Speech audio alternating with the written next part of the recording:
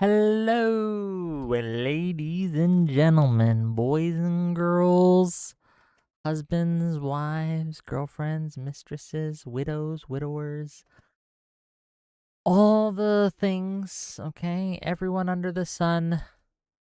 Me, oh my, we are going live now, today, for a special pre-stream. Okay, I was gonna go to live at 8. I gotta talk to this cool Vic guy who accused me of ambushing someone. That's gonna be fun. But wow, yesterday's results on the primaries, shocking, gang, shocking. So for those of you who do not know, what time is Vic on? 8 p.m. Eastern. And we will be bringing him on then. You want me to ambush you, constitutional restricted? About what? The Almighty Pat says, hi, Wick. Hi, Almighty. D. Wayne says, I'm regarded. Wait. Yes, I thought about that when I made the title. But no, I'm not going to... Look, just say retard. I don't know why you guys use regard. Just say retard. That's the word. Making it into regard just ruins my statements and jokes. Jeez, you're making things harder on me. Hassan's having a normal one about all this. Look, I've seen a few clips. Okay, it's funny. I'm not gonna lie, but we're gonna talk about it. We're gonna talk about it. We got a few things to cover. As those of you who have... Is that an Autobot drift behind me? It's my nephew gave this to me a few Christmases ago as a present. He thought it was a cool robot, and my nephew got it to me, and I don't know, I just keep it here. It's like it's a cool little thing. I don't know. The Kugler says, after sleeping on it, how do you feel about yesterday's ambush? So, if you didn't see yesterday's show, I went on a gentleman's stream by the name of Caligonian Elixir. His name's Vincent. He invited me to talk about Ukraine. And when I got there, it was supposed to be a debate panel. That's how I thought it was, at least. That's how it was presented to me. It was a debate about Ukraine. I got there, and it was 5 Kremlin stooges, basically.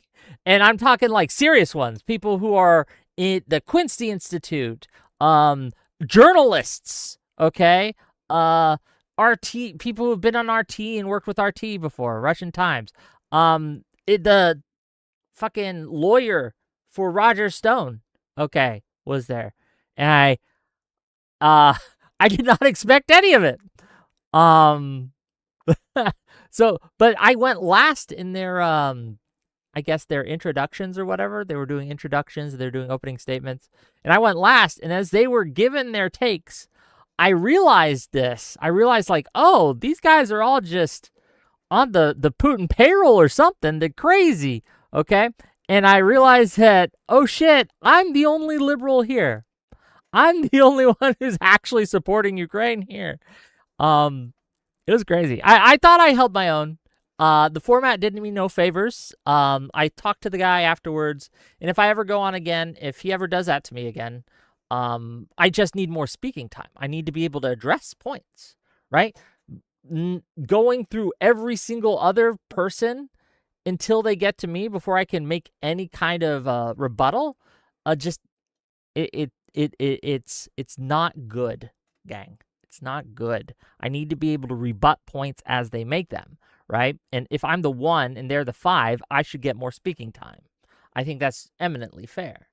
That said, I think I smoked them. I asked some pretty kill shot questions, and I did well for myself. So after sleeping on it, no, I feel really good about it. I think we did well. I did get Destiny in for a little bit for those of you who like Destiny. He got so frustrated, I think he left. But yes, it was fun. It was good.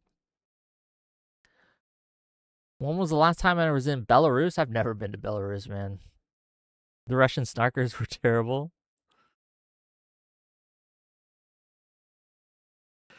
Kennedy, Ivy says Wick, Stevens lost it. I know. But you know what?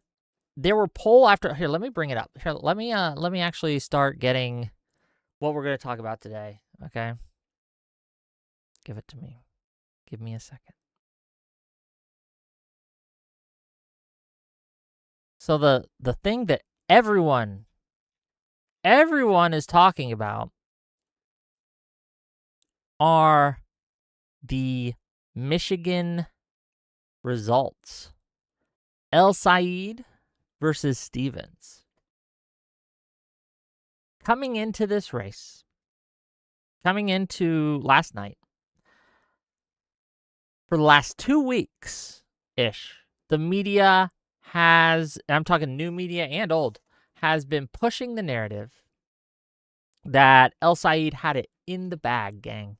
He was 10 points ahead, 15 points ahead, 14 points ahead. In one case, one researcher had him 19 points ahead. We can look at this, right? I'll show you right here. Right, look. You can see on the screen. Here are the primary polls. El-Sayed up 19. El-Sayed up 17. Emerson College, who's actually, some of these are like actual, like legit polling paces. Not all of them, right? But some.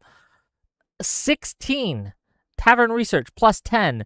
Tulchin Research plus 16. This is what we were coming into. This is what we saw in the weeks leading up to this. Just poll after poll after poll. Many of them were internal polls by the El-Sayed campaign, okay? But not all of them. And we're gonna talk about that dynamic because I think there is a possibility, and I don't know this for sure, this is just the possibility, I think it's worth looking into, on whether or not the internal polls were purposefully astroturfed in order to psyop the reputable firms into changing how they were polling the electorate in order to also get these skewed results. Because that is why the miss happened, to be clear, is assumptions were made about the electorate, whether they purposely assumed this or whether it was intentionally in order to skew for El-Sayed or just this is what they actually thought the electorate would look like. That's a question we can discuss. But young people were wildly overrepresented, and minority voters such as black people were skewed heavily towards El-Sayed in a way that did not reflect reality. Needless to say, the actual results of the election, and this is what had me up all night waiting to see how it would resolve.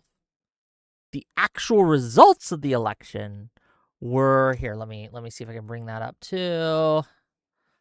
Oh, I have it on this side. Bloop, bloop, bloop. Move it over. Sorry, gang. I'm bad at Here are the actual results.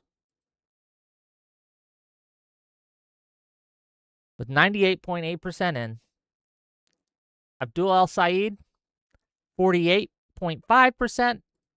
Haley Stevens, 47.5%. Are you noticing something different here than what was on those polls? Are you noticing a little bit of a discrepancy? Are you noticing something's just not quite the same? I noticed. We all noticed as the drops came in and the actual votes were being cast and tallied. Tallied, not tally bots, but tallied, right? Suddenly, oh shit, this is an actual fucking close race. Like, legitimately, no one knew who was going to win. razor-thin margins here. And it was also funny because, again, when it was like 3% in, the skew was like the polls showed, right? It was like a 15-point skew or whatever. And so a lot of people started making tweets, okay? A lot of people started making tweets, okay? They'd be like, Abdullah El-Sayed has this in the bag. Ooh, it is done. We cooked him, gang. We cooked him. I got a couple saved here. Let me let's have a little look-see. Okay, at least one of them. Our friend. And I razz him. But he is someone I like. But we're gonna make fun of him a little bit. Okay. Our friend Pisco here. 8:33 p.m. Okay, early into the night. The polls had just closed. We just started getting counting in. It was 3% in. Congratulations to Abdul El-Sayed. They had bought the PSYOP hook, line, and seeker. To be clear, later on, 3 hours later, he comes back to this. He says, was under the impression that the absentee ballots were coming in first. Pulled trigger way too fast. Regardless of whether Abdul ends up winning, bad take at the time, you gel. So he acknowledges it, right? Others haven't. There's been a few people who made the same sort of oopsie. And that's why I wonder, okay? That's why I wonder whether or not this miss, so to speak, wasn't intentionally designed in order to suppress turnout for Stevens. I don't know that that's true. I don't know it for a fact. But I think it bears looking into. It bears thinking about. It bears discussing. Okay. Even worse, though, I think that there was a tweet made about 2 days before the election. We're going to bring it up for you. Okay. I'm going to bring it up for you. Give me a second.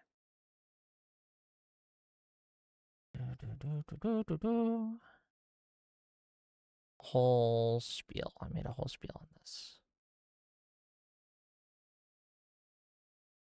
So, about 2 days ago on August 2nd, we saw this gentleman, Mitch Fodor. He put out this tweet. Allegedly, Haley Stevens' pollster has called her up and told her there is no path to victory. Also, in this inside campaign leak, she's down about 14 points, matching the polls at the time, right? The polls that had been coming out again and again, the internal polls from El-Sayed. The phone call happened this afternoon.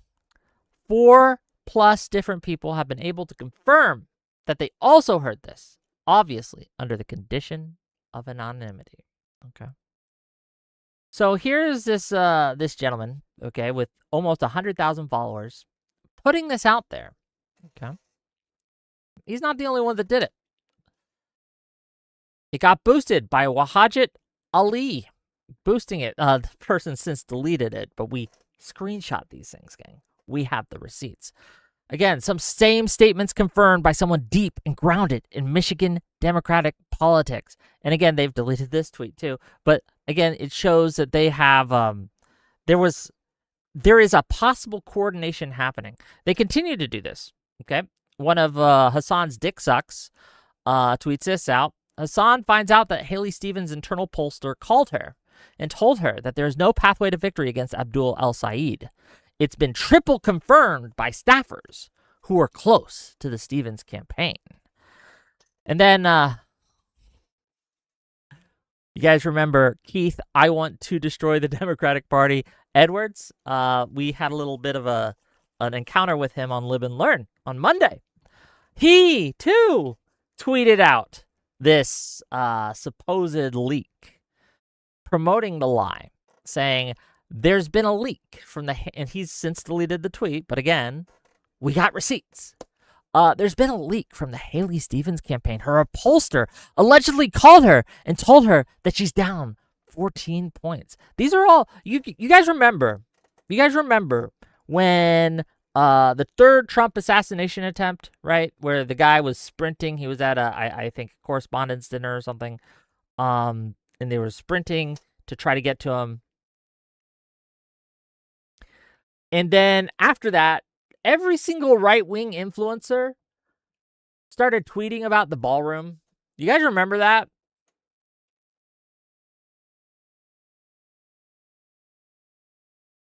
You guys remember that?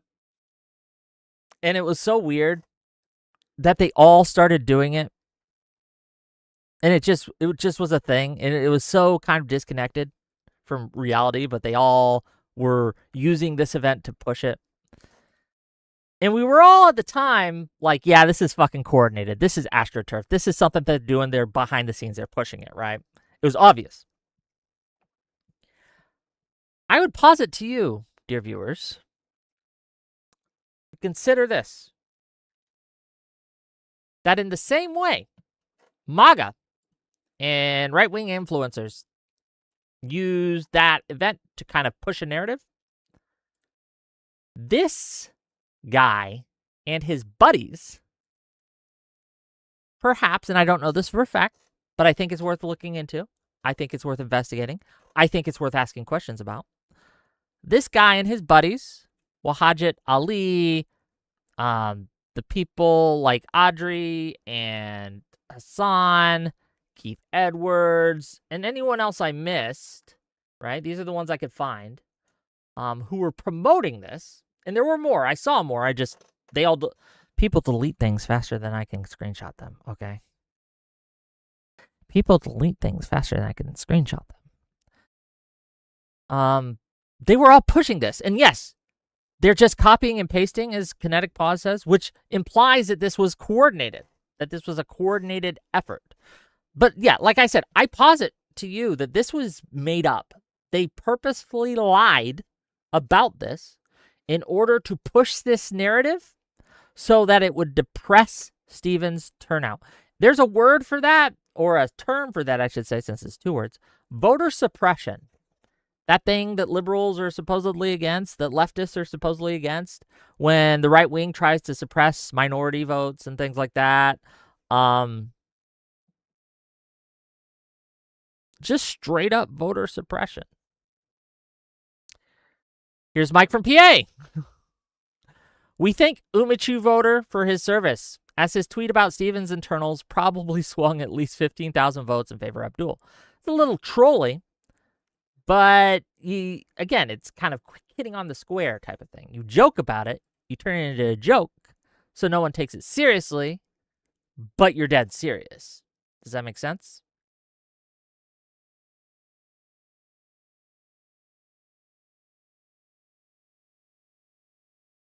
A.K.A. Batozai says, oh, the left isn't against messing with elections. Don't let them fool you.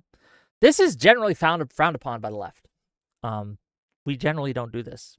However, Mitch voter and his buddies, again, I don't know this, but it's worth looking into, engaged in voter suppression by lying, by purposely spreading a false narrative, just straight up lying about a supposed leak that Stevens was down by 14 points in her internals. That was obviously not true. This combined with the internal push polls that were being made by the El Said campaign makes me wonder if the El Said campaign wasn't in on this too. I don't know that.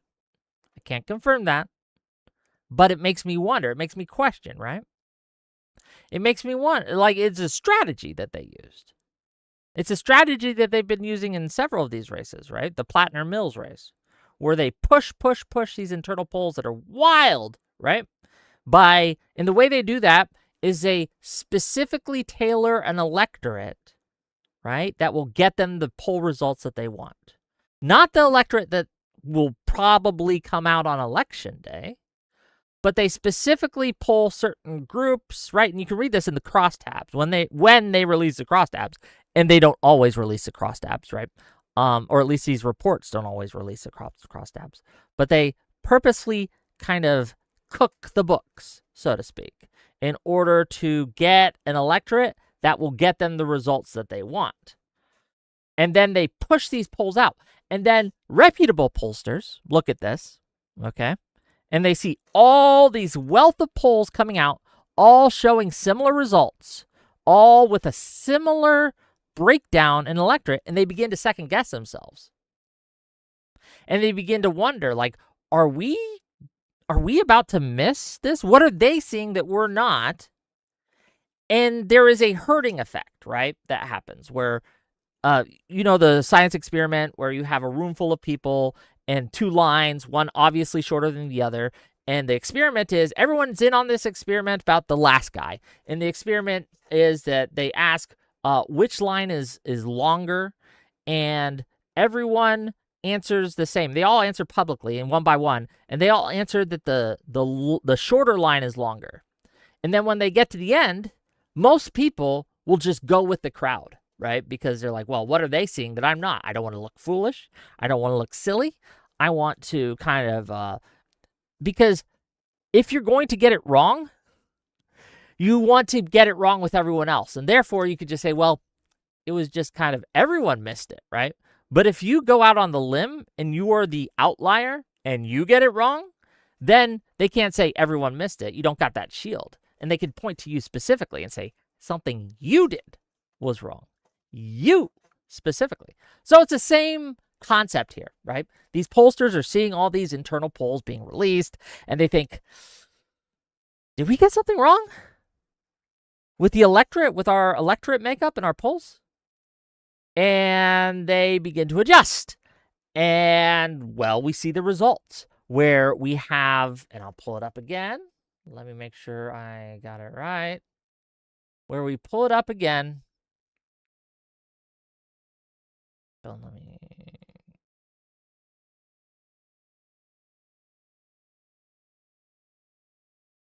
Where we have this result.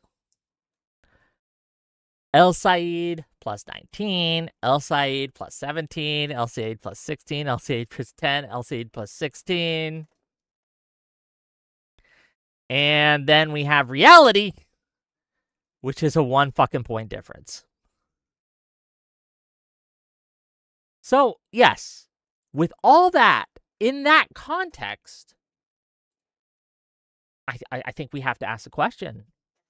Did Umich voter purposely and his friends purposely and intentionally make up a story and then with coordination push that story onto the into the media in order to suppress turnout for the Stevens campaign?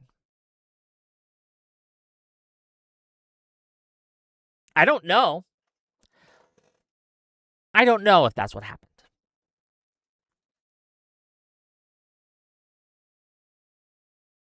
But I think it's worth asking the question. And I think it's worth looking at. I think it's worth an investigation.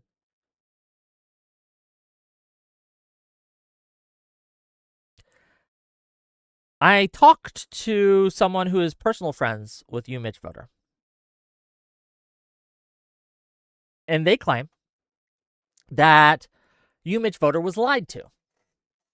That someone fed him this story. Okay? And he ran with it, and he was negligent in confirming it. Okay? Now, again, I don't know if I believe that. And some of the reasons I don't know if I believe that is because, again, in his tweet, and we can read his tweet, and I'll bring it up for you just again, okay? He says that 4+ different people have been able to confirm. They also heard this, right? So, I mean, it's possible a bunch of people lied to him. It's possible that might have happened. But then my question becomes, who was lying to you, sir?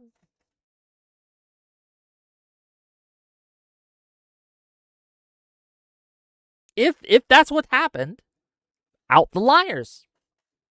Out the people who fed you this false info. You'll still get dinged for your credibility, and deservedly so. But I think that's a far lesser thing. Like, if you were just fucking fooled, okay. We all get debated, okay? We get excited about information that we here and like, oh, and we run off with it, and that's not great, but it's a far lesser thing than purposely lying and knowingly and intentionally spreading false information, right?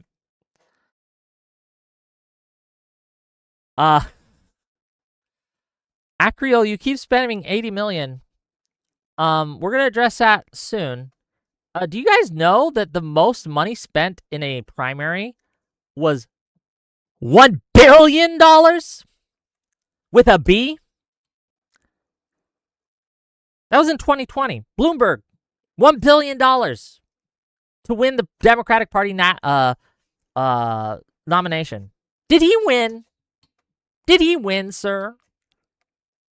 Were we electing Bloomberg in 2020 or 2021? I was going to say, is that what happened? So this constantly spamming of money around when money doesn't have that big of an effect past a certain point, it just makes you look stupid. And that's why your argument only got 1% with all the fundamentals on El Said's side here. He had all of the new media pushing for him. He had pollsters lying for him, cooking their books for him. They had possible intentional malicious voter suppression going to bat for him. They had again, all of the left caucuses coming out to campaign for him. All these endorsements from these superstars, these rock stars, all these fundamentals in a year where the establishment is supposedly a weight around candidates' necks. A lot of candidates are distancing themselves from the establishment, right? He had all these fundamentals at his back. He should have blown her out by 10 to 15 points if you just looked at the metrics, at the fundamentals. And yet he wasn't able to get it. And remember, they're rounding on this. They're rounding on this. This is a rounded up number. I checked the actual number, the 2-digit percentage points. It's less than a percentage point. He wasn't able to get a fucking percentage point against people, one of the weakest candidates that people have seen, or at least that's what I was told. Stevens was so weak. No one liked her. She was going to get blown out by 20 fucking points. That was what you guys were saying. And with all that, El Said, the generational talent, wasn't able to get a fucking percentage point. My God, how weak, how feckless, how useless.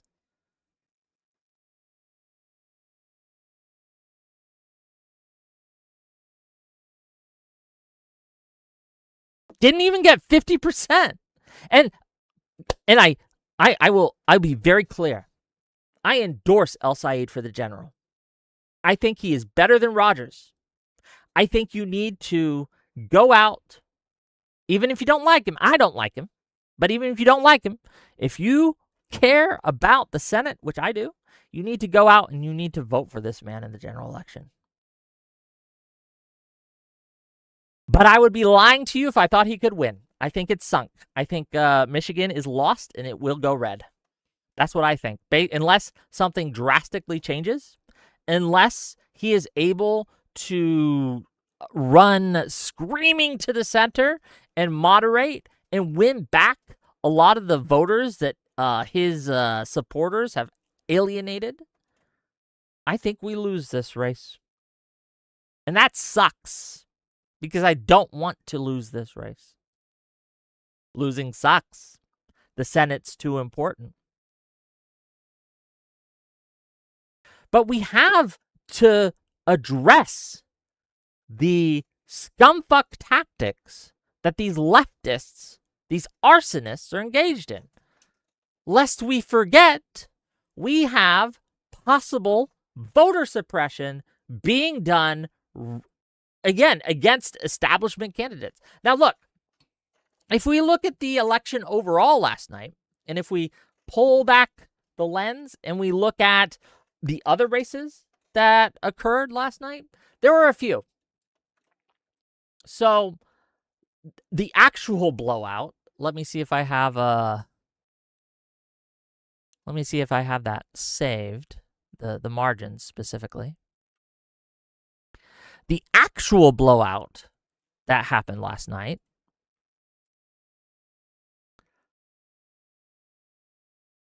Oh, let me move it for you.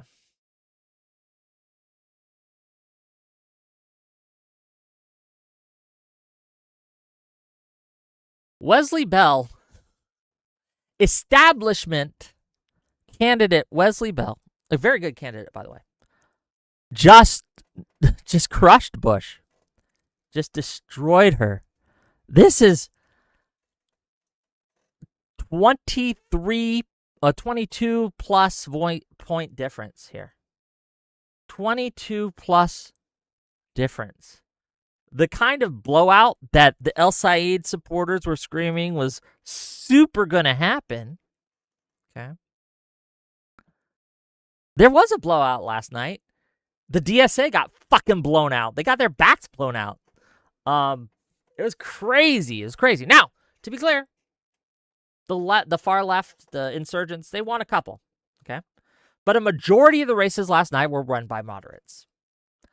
There was the other DSA-esque candidates that won.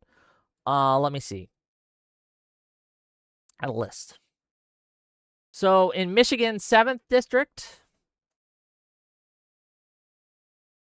William Lawrence. I think he's actually a DSA candidate.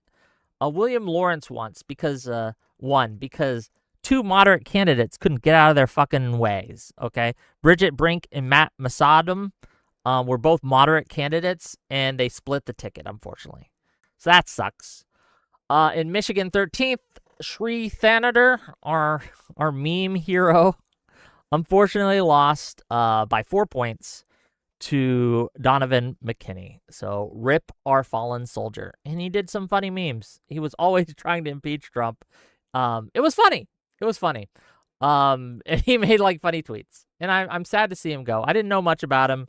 I don't know much about his opponents, but it's sad. The other big win, of course, for the far left, against the mainstream, against the establishment, was Abdul El Said by less than a percentage point. So it's rough, but you know what? Life gives you lemons. But as I said, in Missouri 1st, Wesley Bell, 22.3 points. It was a massacre. Shannon Taylor beat out Salam Badi by 31.6 points.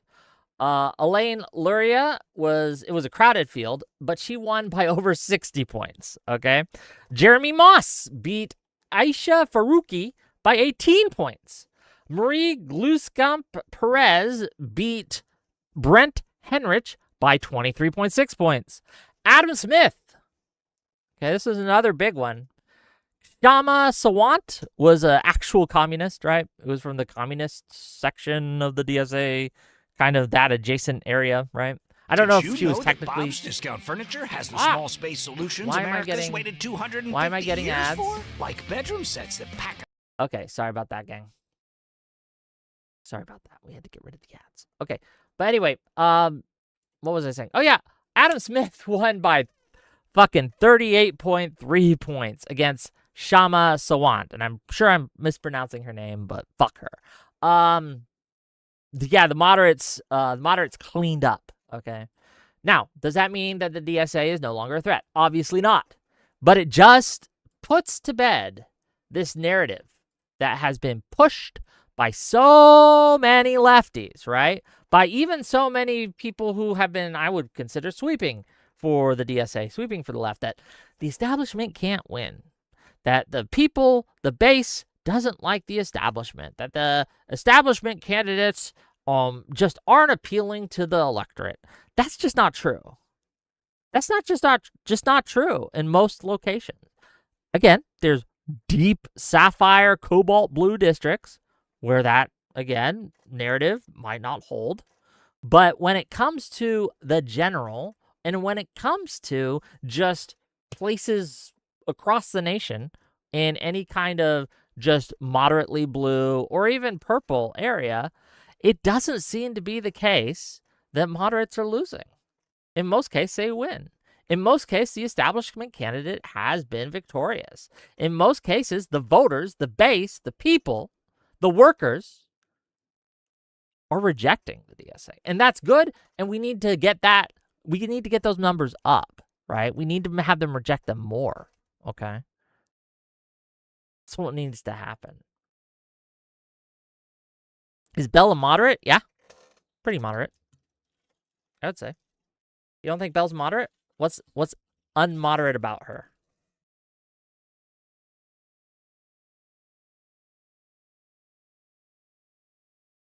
An APAC stooge. You guys love to use the APAC stooge thing. You know, Al Saeed got a bunch of PAC money too, right?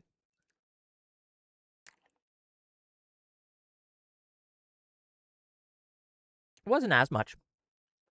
But for some reason, the only PAC you guys seem to care about is APAC.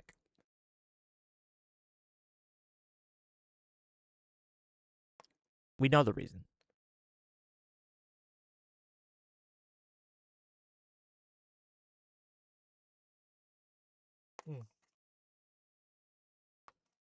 Sorry, gang, I'm a little hungry.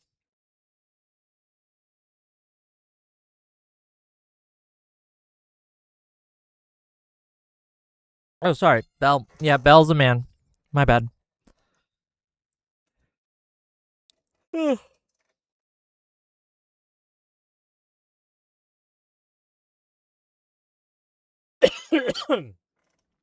Excuse me.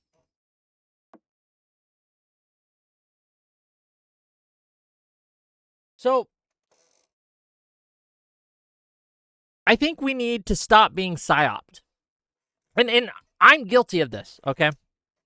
I got psyoped. I'll admit it. I got psyoped. I saw all these polls. I saw all the new media push. I saw all the propaganda. And I fell for it. I fell for it, gang. I was coming in last night as the polls were closing, and I was like, man, in the day before, and the days before, I was like, I don't think Steven's got a shot here. I don't think it's. Ooh, I think she lost. Right? That's how I was feeling. Right? I was like, well, damn. Okay. Well, we got to hype ourselves up, endorse El Saeed anyway because it's that important. We're gonna take our lumps, and we're gonna lose by 10 to 15. And that's gonna suck. But we're gonna we'll push through. We'll push through, and we'll concentrate on the wins we get. Okay, that was my thinking going in. Because I was basing this off of what I now know was just total lies. Just total fabrications. Just illusions that were being propped up and presented to me. And it's doubly damning for me because I know that these people do this. I've known that for a while. This isn't the first time they've tried this shit. So I shouldn't have fallen for it. I should have been more resistant to it. I should have trusted my own intuition. I should have trusted my own research. I should have trusted my own gut, but I didn't because everyone around me, left, right, and center, was saying the same thing, telling the same story, right? Except for there's a few. There was a few who were like, this doesn't seem right at all. This doesn't seem right at all. But I made a mistake.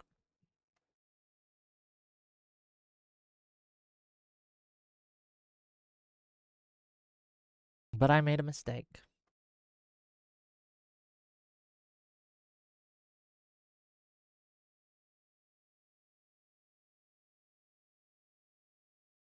I saw that with Plattner. They did the same thing with Plattner. They tried to fucking... And luckily I resisted that one. They tried to psyop me with Plattner.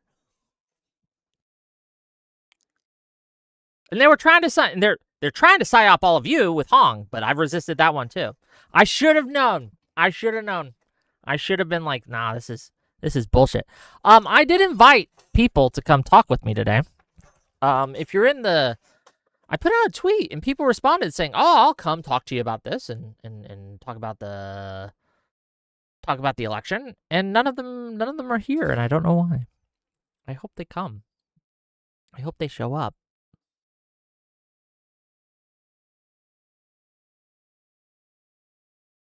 But we have to understand the general election is going to be rough in Michigan. I was watching right-wingers because I like to see what my enemy is up to. And they were rejoicing at the results last night. They got exactly what they wanted.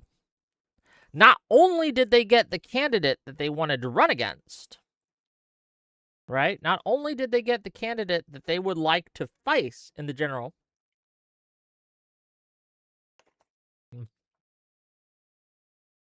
but they got razor-thin margins, right? They got razor-thin margins, which is good for the Republican candidate. And because of the brutality of the primary, there is a divided electorate in Michigan going into the general election.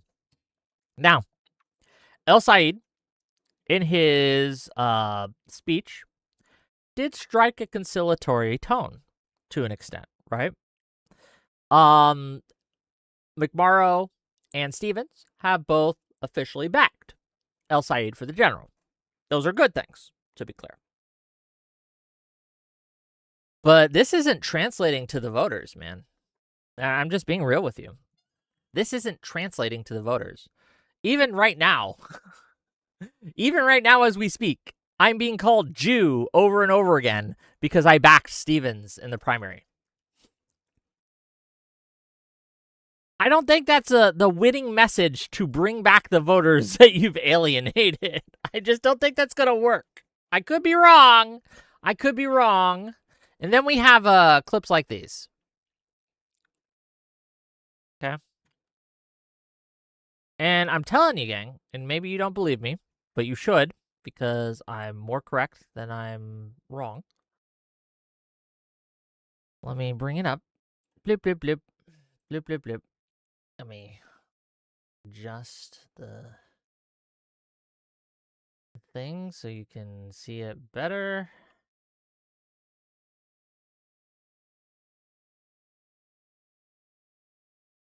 Then we have gentlemen like this who were interviewed. It says it this. If El-Sayed wins, I will not vote Democrat. I'll switch over, and I'll vote for a candidate with character, whoever that might be. If El-Sayed wins, I will not vote Democrat. I'll switch over, and I'll vote for a candidate with character, whoever that might be. This isn't an uncommon thing. And you can say that he's making the wrong choice here. But well, let's see what some of the responses have been.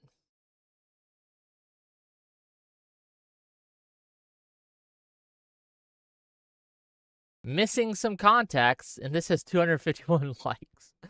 Missing some context. Yes, Tigay is a Jewish surname. So, the leftist strategy in order to win back the voters that they have alienated, right? The people who are unsure that they're going to vote for El-Sayed in the general election, is to call them Jewish. This will surely work as a strategy. This will surely get people back on the El-Sayed side. This will allay people's fears that he's an anti-Semite. This will stop people from doubling down and voting against him or staying home out of spite. This will surely be the thing that does it. And again, if it was just one random Twitter shitter, that would be one thing. But it's not. This is a consistent pattern by a sizable group of El-Sayed supporters that have been doing this all day, right? And look, we can survive that if it stops in like a week. But if it continues, if that is the continual push by these people, we're not going to win the general. And look, I've endorsed El-Sayed officially, but I'm not enthusiastic about it. Will I campaign for him? At this point, no. I'll go to Texas. I'll go to Iowa. I'll go to Ohio. where I think we can actually flip, right? Because my resources are limited, gang. My time, my energy is limited. I can't spend it everywhere on every single race. I have to pick. I have to choose what races I want to focus on in order to flip seats. I think Texas has probably the best chance it's ever going to have, or it has had in my lifetime, of going blue, right? Or at least in my voting lifetime, I should say. Like, Texas is up for grabs. Talarico's an amazing candidate. We can absolutely get Texas. That's winnable. Why should I waste time with Michigan, who's going to fucking lose, right? Why should I waste money, resources, or anything when Texas needs my help right now, right? Or Ohio. Oh, the polls in Ohio? That's a possible flip. I am bullish on Ohio, gang. Why shouldn't I spend my time there? Why shouldn't I spend my resources there instead? I can't be everywhere. It's not possible. I don't have the resources. But you know what? Here's what I'll say. If you want my enthusiastic support in the general election, you can get it. You can win me over. I am a gettable supporter, right? Enthusiastic supporter. I've already endorsed you. El Said, right? I've already endorsed you. That's the bare minimum. I don't know if I'm going to campaign for you. Probably not. But I can be swayed.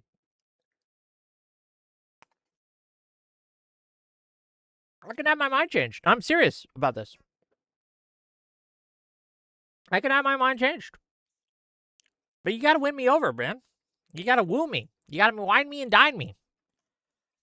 You got to make me want to support you.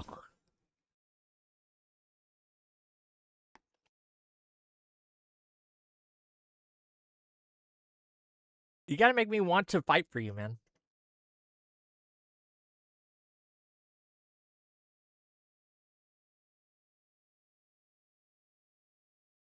Blue no matter who's never really been a thing. It's never really worked. Telling voters to, well, you just got to vote blue because it's blue. Doesn't really work. It never has. We should get rid of that. Abandon that strategy. You need to win people over. You need to persuade them. You need to woo them. You need to tell them why you're worth voting for, why you're worth supporting, why, when we have legitimate grievances, when we have things that we've seen you and your supporters say and do that makes us distrust you, that makes us worry, that makes us wonder, right? You're hanging around with terrorist supporters, right? You're hanging around with people who doxed me and doxed my friends. You probably need, if you want my enthusiastic support, you probably need to cut that shit out. That I think that's step one. You need to stop campaigning with Hasan Piker. That's step one. And I think it would go a long way, not just to me, right? I'm a small boy. What have we got? 300 people watching right now? Small boy.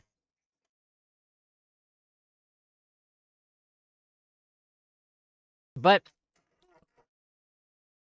and not to toot my own horn, I have a better theory of mind about the average voter than a lot of people in this space.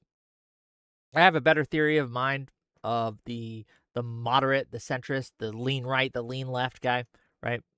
I have a better theory of mind for how they vote and how they work. Okay. I'm also not the only person who has said shit like this. We have Carville, James Carville, saying much the same, right? Saying he doesn't even want to be in the Democratic Party if Hasan Piker is a major influence in it. You have people like Bill Maher saying, you know what, fuck it, I'm not a Democrat anymore if you guys are going to work with these people. If you think the answer to that is to just call us names and say, well, fine, go be Republican, and you think that you're going to win in the general election doing that? Come on now. Be real. I want to win in the general election. I'm a Democrat. I want to beat Trump. I want to beat MAGA. But the way y'all are acting,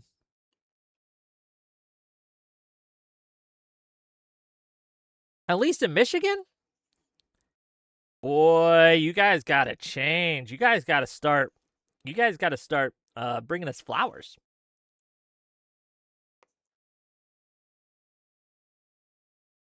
As Headless Chicken says, I don't want to vote in Hitler to defeat MAGA. There are limits. Yes. Dwarven Beardcraft for $5 says, what about Roy Cooper in North Carolina? I don't know. I don't know.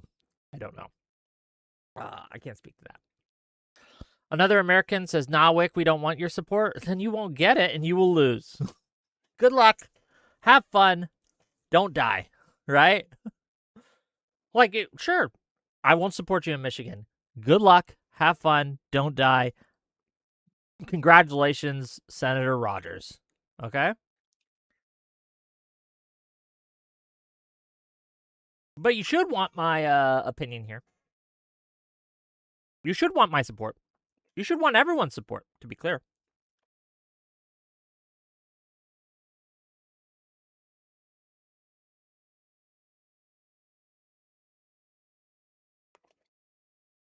So it becomes a question.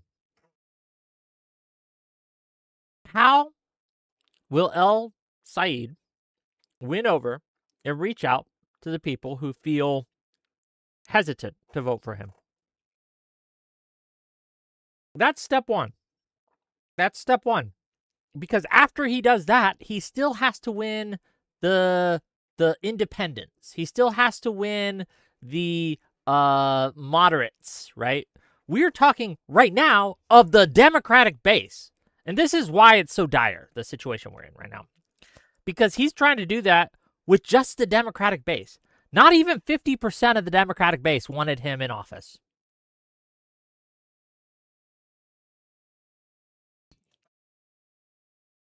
Not even 50%.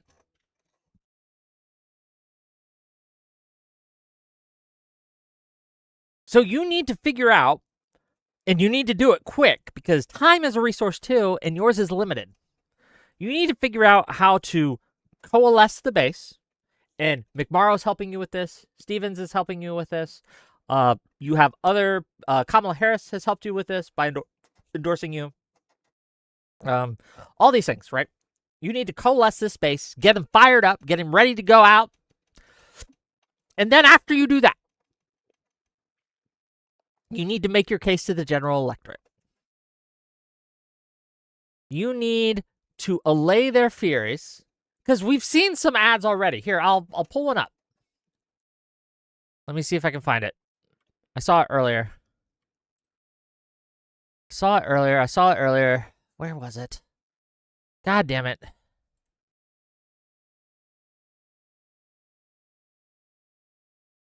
Does anyone have the Rogers ad that he just released? Yeah, here we go. Here it is. I think this is it. I'm pretty sure this is it. Because this is what the Republicans are going to hit you with. Okay? This is what the Republicans are going to hit you with. This is their opening salvo.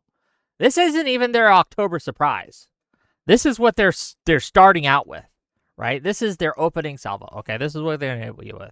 My whole name is Abdurrahman Muhammad As-Sayyid.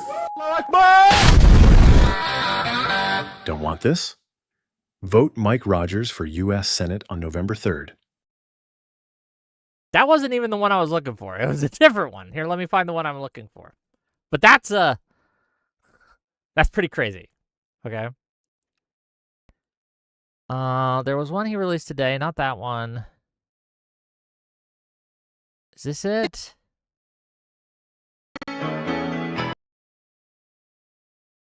No.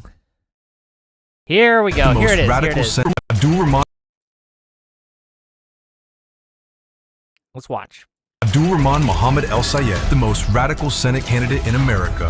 Pretty dangerous. El-Sayed pledged support for the leader of the Muslim Brotherhood, a designated foreign terrorist group. He wants to hike taxes on Michigan waitresses, delivery drivers, and seniors on Social Security. He joined a sex offender and a murderer to demand the mass release of dangerous prisoners. And when his ally claimed America deserved 9/11, America deserved 9/11, dude. El-Sayed refused to disavow it. I'm not here to disavow people's views. Abdul El-Sayed, too radical, too dangerous, wrong for Michigan. That's something he's going to have to answer.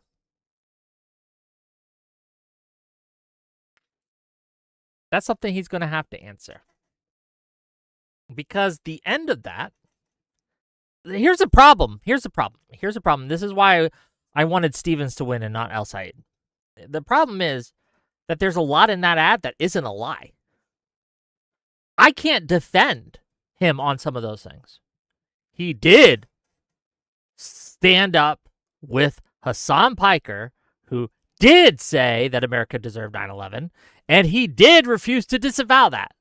That just happened. I can't defend that. That's just true. And a lot of people are going to see that shit, and the average voter isn't going to like it. So you need to figure out a way, and you need to do it quick, to counter that. Look, all hope is not lost. There's a lot of juice to be squeezed out of Orange Man bad. Orange Man is bad. Trump sucks, okay? There's a lot of juice to be squeezed from that, from focusing on that, from pushing that. But I don't know if in Michigan's case that's enough, given the fundamentals at play and given the people that you have campaigned with, Mr. El-Sayed. I just don't know.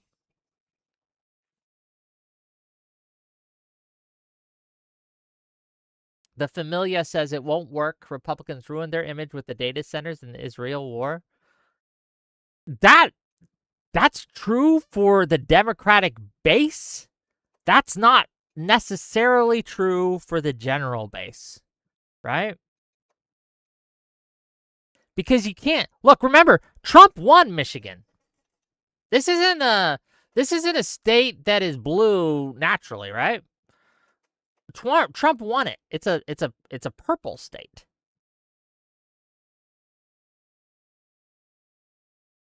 He didn't win it by a lot, but he still won it.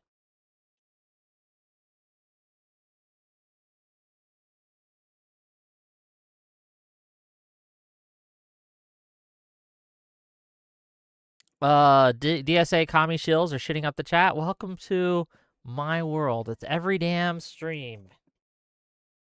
The unemployed strike. But they can watch. They're just fans.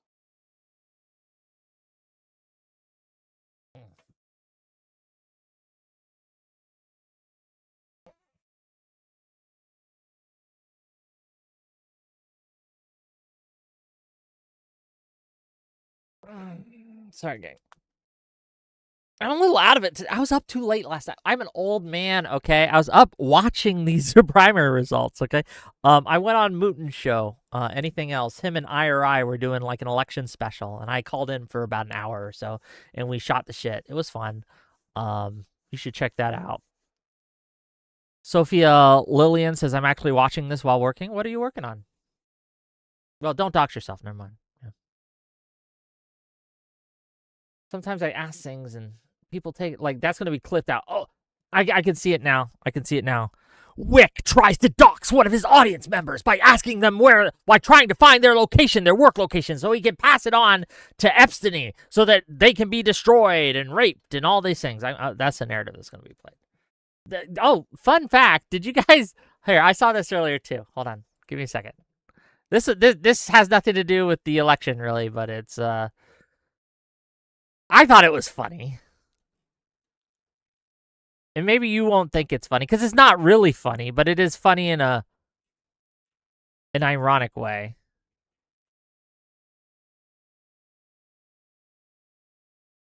Oh, that Umich voter guy blocked me, by the way. That's not going to save you. Like, blocking me is not going to save you. I don't know. Do you think that I can't find your tweets? That I don't? That I'm going to shut up now that you've blocked me? Do you think that's going to happen? Anyway, they're calling me Jewish again, as an insult. It's kind of funny. This Rezi guy has apparently declared war on me. He says that he says that I'm Israel and he's Hamas. There's a clip. Let me see if I can find it.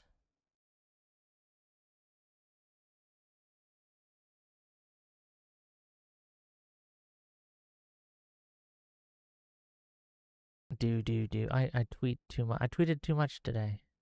Okay. I tweeted too much.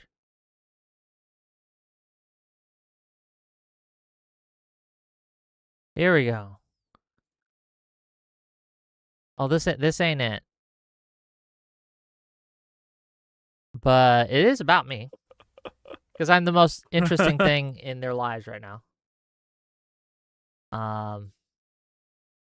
Look, everyone can, here, let me so you can see it.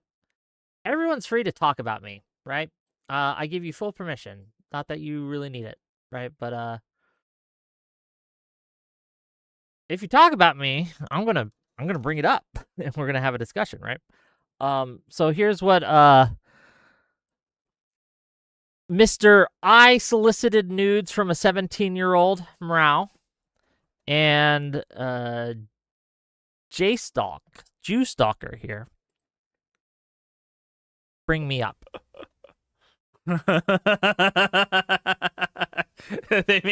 They made his Jewish hair out of cup noodle.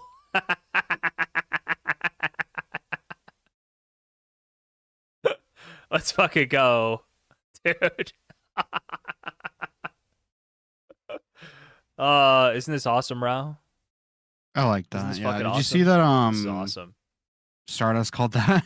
Remember, Mrao's the guy that was soliciting nudes from a 17-year-old, knowing that they were 17-year-old, asking to see her tits. Just remember, he was 21 at the time. I called it like. Well, let me send you the clip. Stardust called it like anti-Semitic or something. So to be clear, it is anti-Semitic. This is anti-Semitic, right? It can be funny, right? Racism can sometimes be funny, but this is portraying someone as another race in order to insult them. It's anti-Semitic or racist, depending on the race, right? It just is. Okay. Is it anti-Semitic to call Wick like the lowest rung of Goyim? Because it's accurate. Yeah. I don't know why you call it anti-Semitic, but it's just accurate, no? The lowest rung of Goyim? What is that? I don't know Groyper talk. It doesn't sound good. Right. The fuck? God. A Shabbos Goy? What is that? Jewish cattle is what it means? Oh, that doesn't sound great. But that's actually not the clip that I wanted you to see. Here it is.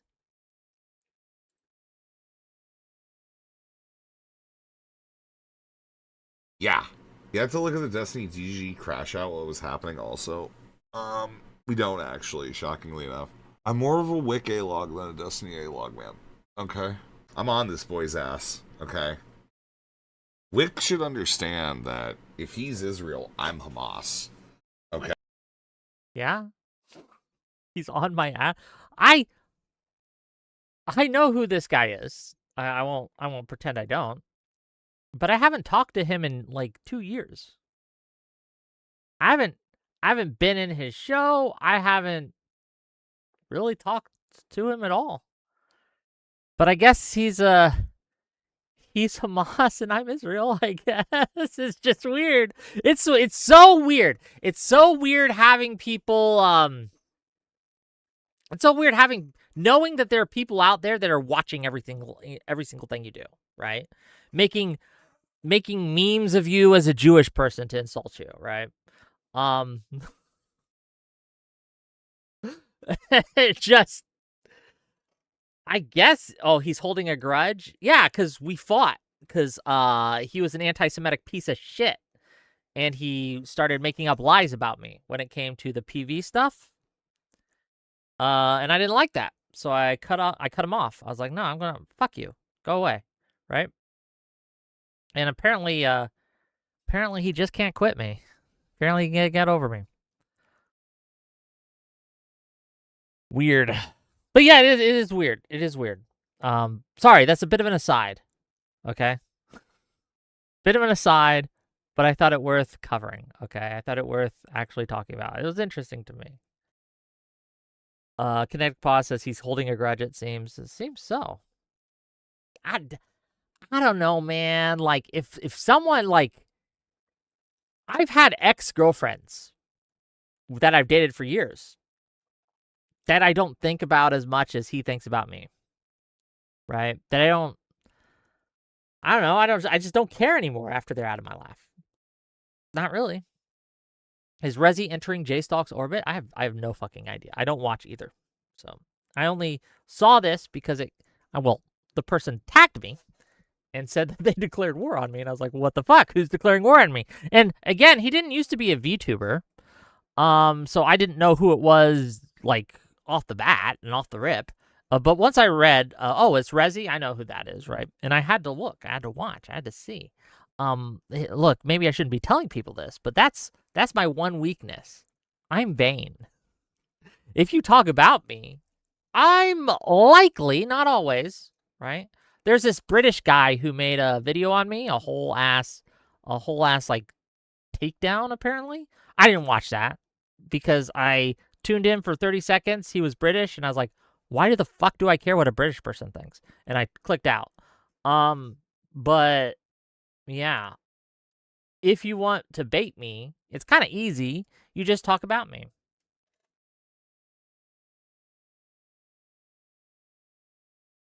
I wonder what, look, Eon Wagner says, Wick makes himself a public figure, creates online drama, and then wonders why he's covered by drama streamers. Brilliant guy. What drama have I made recently? You mean the drama of me getting doxxed? Was that me making drama?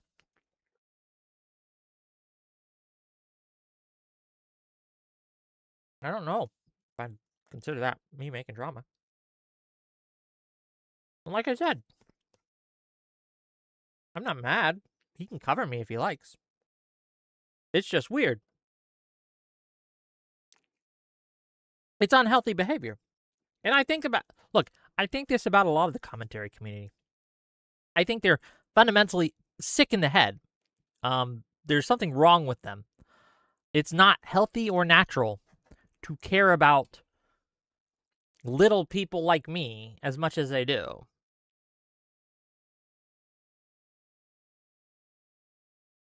But hey, usually it's harmless. And whatever.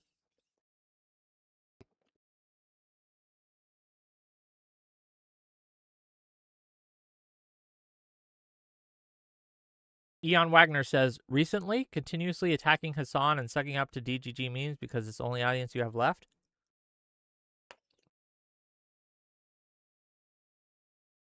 Eon Wagner, why don't you call in? Let's have a talk.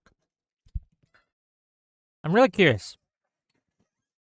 I'll link my Discord.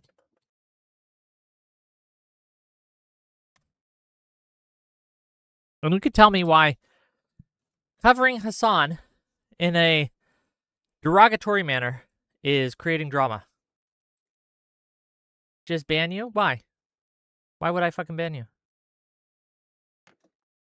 Look, I'll tell you the same thing I told that Acreal kid. You're actually good for me. You come in, you humiliate yourself, and it makes me look good. You're helpful. You're helping me. But I'd like to milk you more. So come on in. There's the link. Hit the button.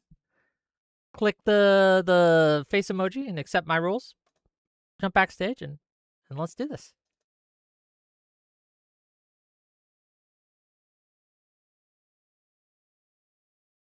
then gang, I don't think he's gonna come. I don't think he's gonna do it. I think he likes to spout off in chat, but I don't think he likes to back up what he says. I think he's kind of a pussy. $2 from Prawn to say call him out, Wick.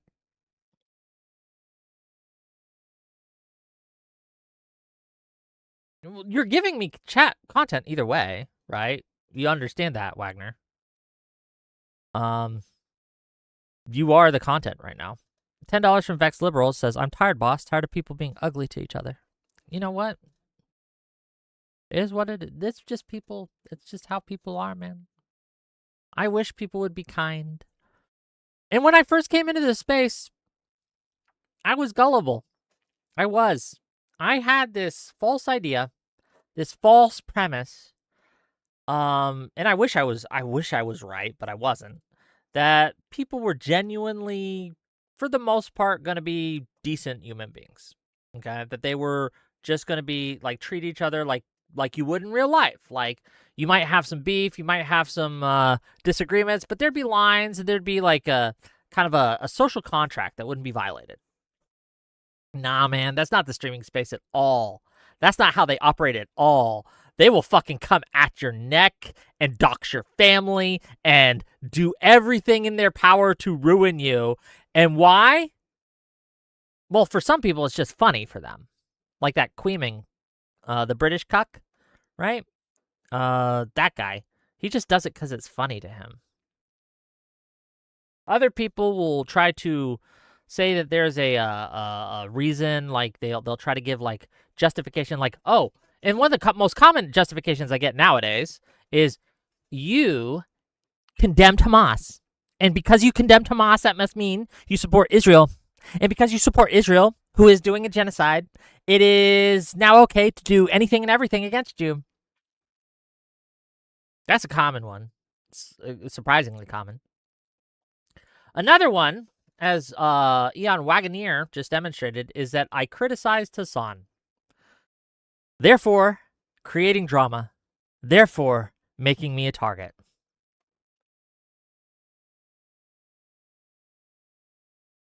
And therefore, it's okay to come after me.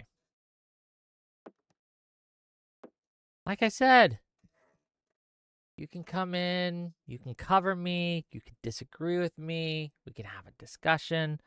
Guy who just said he wanted to come in, you got to accept the rules. You got to accept the rules. Click on my face emoji on the rules page. There's my face emoji.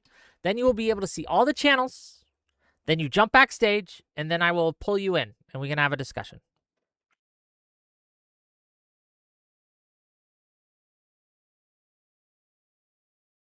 You serious blood says, to be honest, I think Hassan fans should be more worried about Fox News at the moment. Look, we did have some fun with memes last night. I won't lie. I do make fun of Hassan. I think he's funny to make fun of. And I do think he's a threat to democracy. I think he's a really bad person.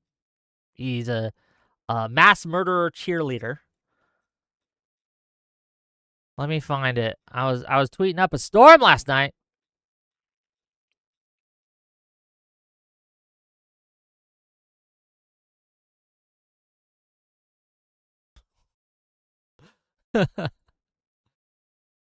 Here's one of my bangers. It's Hassan looking at his phone, and we photoshopped him looking at me, Dan, and Destiny. That was funny. Let's see. What else?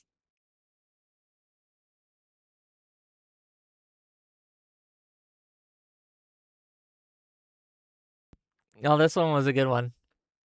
If Stevens pulls this off, I'm going to be the most petty man imaginable. You have no idea.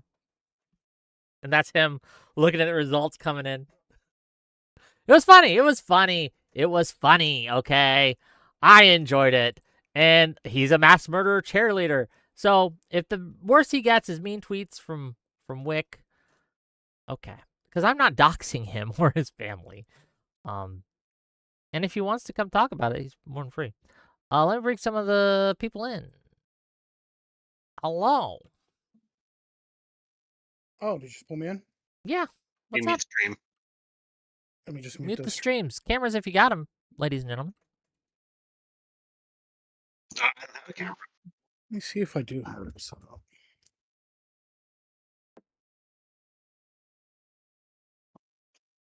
Dude, Mantzu says it was hilarious to see lefties white-knuckled the entire night while we were just chill as fuck because AOC wasn't that bad. Look, AOC is not a great candidate. I'm not happy about it.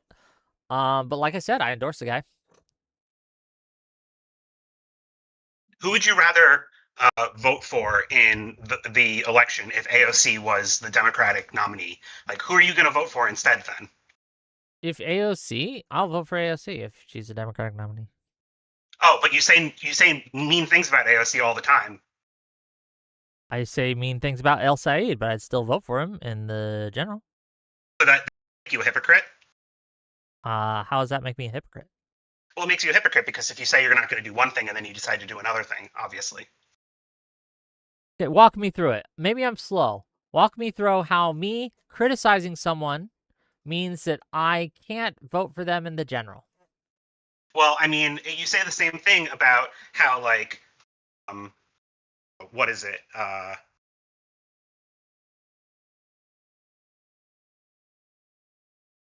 Where you're like, if Hasan criticizes this person, he's criticizing them and he's doing so much damage to be able to, he's doing so much damage to the candidates. But then when you criticize the candidates, it doesn't do damage to them, huh? Do you think that that's my problem with Hasan?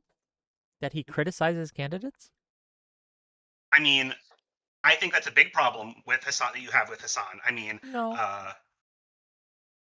No, it's that he continues. We can be annoyed if they criticize someone I like, but that's on a scale of 1 to 10, that's like a 1. My problem with Hasan is he's a cheerleader of mass murder. That he praises Mao Zedong, right? That his favorite flag is the Hezbollah flag. That he cheers the Houthis blowing up civilian ships and kidnapping civilians. That he is a Hamas supporter. These things are the reasons that I think he's a threat. I think that he's a bad person. A guy puts on a music video and all of a sudden he's a terrorist propagandist. Is that what you're saying? Okay, whoa, okay, did you listen to anything he just said? This guy can't be real. Did you just... No, this is... Hold on, you're... Okay, here, I know what's going on. You are actually a Wick supporter, aren't you? You're trying to make the other side look bad. This is an op. Listen, I don't believe in gay ops or anything like that, okay? That's just kind of, like, ridiculous, all right? I'm here to challenge you because apparently you're some great debater, and here you are, and you're like, oh, well, Hasan's favorite flag is one that I personally think isn't good, so... Greg, what do you think about Hasan actually getting on a Houthi terrorist on stream, interviewing him in a good light, and then calling him the something Luffy? Which everyone knows Luffy is like a One Piece dude. Basically. I don't know the anime. One Piece dude, yeah. Guy. So is just that saying? Oh, he just puts on a terrorist. So he's a terrorist reporter, or like, what is your rationale there to defend it? So Hasan has a guy on who may or may not be a terrorist from. No, he is. He is a terrorist. It was confirmed. It was a confirmed. How do you know it was confirmed? Do you have like video or pictures of him like shooting a rocket or something? Besides, all Hasan was doing was asking him about like what anime he liked, and he was like, "Oh, I like One Piece." What's the big deal about that? I mean, like Putin liked dogs. Nah, this ain't real. Like dogs or whatever. This ain't real. You're trying to make the snarkers look bad. Man. No, I don't believe it. I don't believe you're real. No, this is a fake out. I'm not falling for this shit. You are a Wick supporter. No, I know it. You're a Wick supporter. This has to be. This has to. I don't support any of this online debate. I don't know the words that I'm allowed to use on here. I don't want to actually get you in trouble. Pervertry? Pervertry, yeah. Okay. Wait, I gotta be honest. So, Greg, will you not call someone like a race? Like, let's see here, someone says I'm part of the KKK. You'd be like, no, not really. I haven't seen you in a robe. I mean, like, I don't think the KKK even exists anymore. So if they said that, okay, so let me ask you again.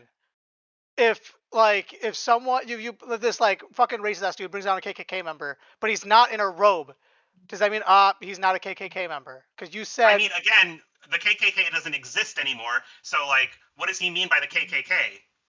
Like, what kind of organization is he doing? Because like. Fine. Can someone name me just like the Proud Boys? Do they have a logo? Like, if someone brings on someone from the Proud Boys, but they don't have a fucking like Proud Boys symbol on or whatever, are you gonna be like, not really? He's not true because he doesn't have it on. Because apparently like, how is a You terrorist? guys be good. I gotta get a drink. Hold on. To only confirm someone's a terrorist is if they have a rocket. Is that what you're saying? Is that the No. only way you can confirm? That's what not you the said. only way. Then being a Houthi, like a Houthi terrorist, and bringing someone on, that's not enough. Do you watch that stream, or are you just like going based on our words? Like, what is your? What about when he brought that friend on and he showed him the video of Hezbollah? It's like, oh, these guys are good. These guys are great. We like these guys. Yeah, he was like they're a musical people or something like that. Yeah, these guys are great. Yeah, that was pretty fucked up. Okay, so if what was that? You went his mask off. his friend was like confused. I'm like, what are you doing? Yeah, can we go see this band? Okay, so the guy was self-proclaimed a Red Sea pirate, identified himself as Rashid. Well, I'm going through Forbes, right? A 19-year-old Yemeni from IBB governorate in central Yemen. He was a Yemeni pirate, and who has posted numerous videos about seized cargo ships, right? And he said, and like he was also seized by the Houthi commandos. So are we like all this stuff has been confirmed multiple sites? Wait, he was seized by the Houthi commanders, so he was like, wait, is that what you said? I'm sorry. Yeah, he joined the Houthi commandos, but he stopped short of ever saying he was a Houthi part of the Houthi military. So you have all of this there, but he stopped short of just saying, confirming it, yes, I am. Is it safe to assume and say, yes, this guy's probably a Houthi terrorist? Well, yeah, I guess he is a Houthi then. That sounds fucking. Wait, are we discussing like does Hassan openly like support terror organizations? Yes, Greg is saying just because you put on a music video. Oh I've got there is a clip. I don't have it on me. I'm 100% sure someone in the chat could find it. Hassan has basically said in any conflict in the Middle East, look at the side that is supported by the West and every liberal democracy on planet Earth, and follow the opposite side, which is normally the guys that are blowing themselves up in the name of God. 10 toes down in support of Hamas, 10 toes down in support of Houthis, 10 toes down on support of Hezbollah. Haven't heard him say anything about Boko Haram. Claims that ISIS was an organization created by Israel to suppress Iran. Basically, every word out of this man's mouth about the Middle East is either avowed terrorist support or it is the most closeted non-support of him basically trying to hide that fact so he doesn't get banned off Twitch. Don't forget him glazing batshit burrito and trying to send support to that guy who, by the way, had to flee Australia. So. Oh yeah, and is currently in Argentina. So, Greg, what was your point in like pushing us on this? Like, what's your point? Because obviously you were defending him like 5 seconds ago.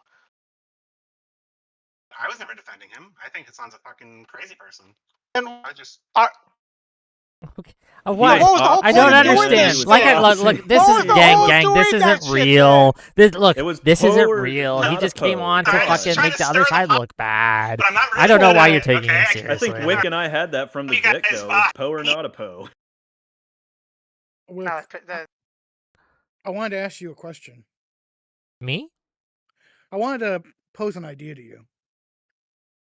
I'm listening. So, I noticed that a lot of Democrats, usually one of the go-to things was we want to raise taxes on the rich and such.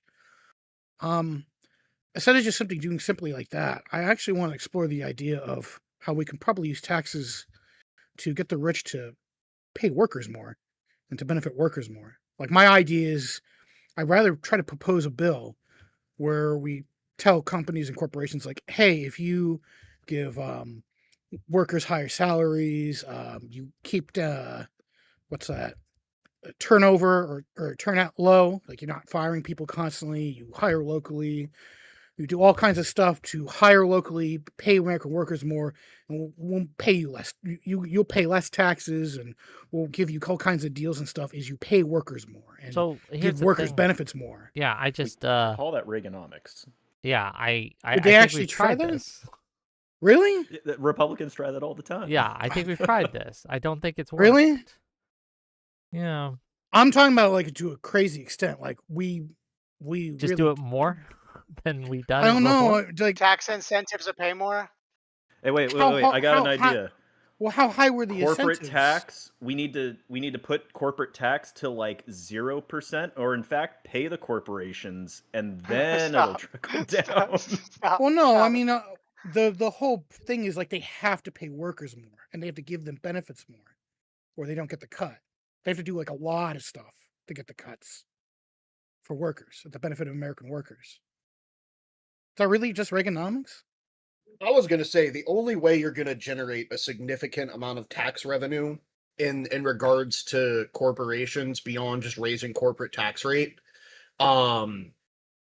is something involving corporate stock buybacks and then taxes on the trading of shares.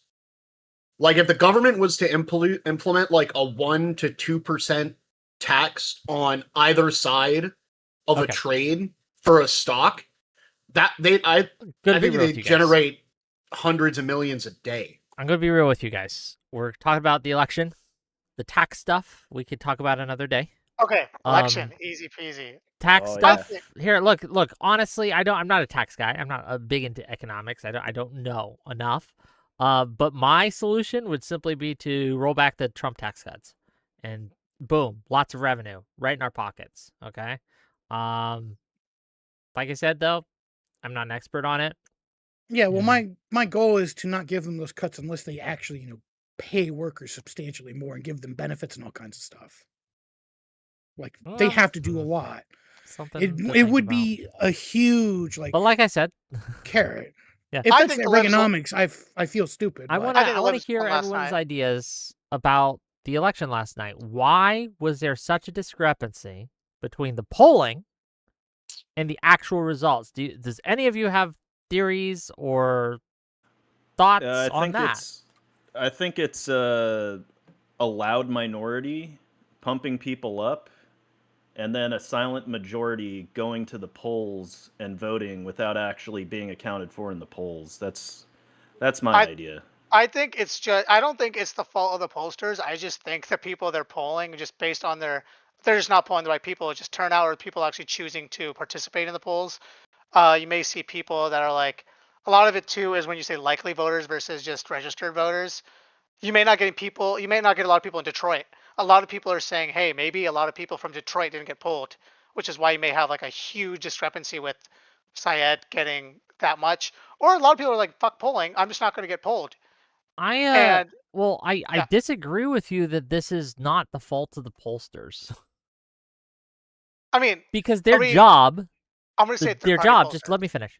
Their job is to get the right mix of people that match, or as close to possible, the electorate that actually comes out and votes. So that means, like if you look at the crosstabs in the El Said plus 19, plus 16, plus etc., and you look at the demographics, the age groups, the races, the income levels, etc., that they were looking at, it was the wrong group. That group, that same electorate, did not show up on election day. Now, one of the pollsters' jobs is to anticipate what sort of electorate is likely to show up on election day. And no one gets this right 100% of the time. There are misses on occasion. But what is suspicious to me is how the internal polls of the El Said campaign seemed to drive a certain a narrative and an electorate that were later picked up by reputable pollsters. And my theory here, and it is just a theory, is that this was an intentional astroturfed campaign in order to get a herding effect on the reputable pollsters to see all these internal polls coming out, all these paid-for polls coming out, showing a certain electorate coming out, and then second-guessing themselves, basically, and saying, oh, shit, our electorate is probably wrong. We need to change to the one that's probably right, because there is an incentive. If you're going to be wrong, you want to be wrong with everyone else. You don't want to be that lone guy, that only one who gets it wrong, right? Because then you're singled out. But if everyone gets it wrong, you can kind of pass the blame between each other. It's just easier. So that's my kind of like rent control on what happened. I do know one group that I don't think may have been hit in the polls with. I just looked it up. Primary elections in Michigan's, it says that any voter can participate in a party's primary election regardless of that voter's partisan affiliation. It's an open primary, yes. Yeah, so there's a very good chance you had potentially independents who want nothing to do with a candidate like El Said, or even moderate Republicans who don't want potentially, well, they would probably vote for Collins, but if they could vote in the Democratic primary, they might not vote. They might vote for Collins as well because they think Collins would be, well, I guess in their eyes, they would see Collins as a more difficult opponent to defeat, but... Well, so it's funny. It'd be the other way around because El Said is the weaker candidate, so they would be voting for El Said in a primary. So that doesn't really make sense in that way. It's funny because our friend here, Emma Vigland, right? I'm showing this on the screen. I know you guys can't see it, but Emma Vigland had a similar thought to you guys, right? Here, let me just make sure I don't show anything I don't want to.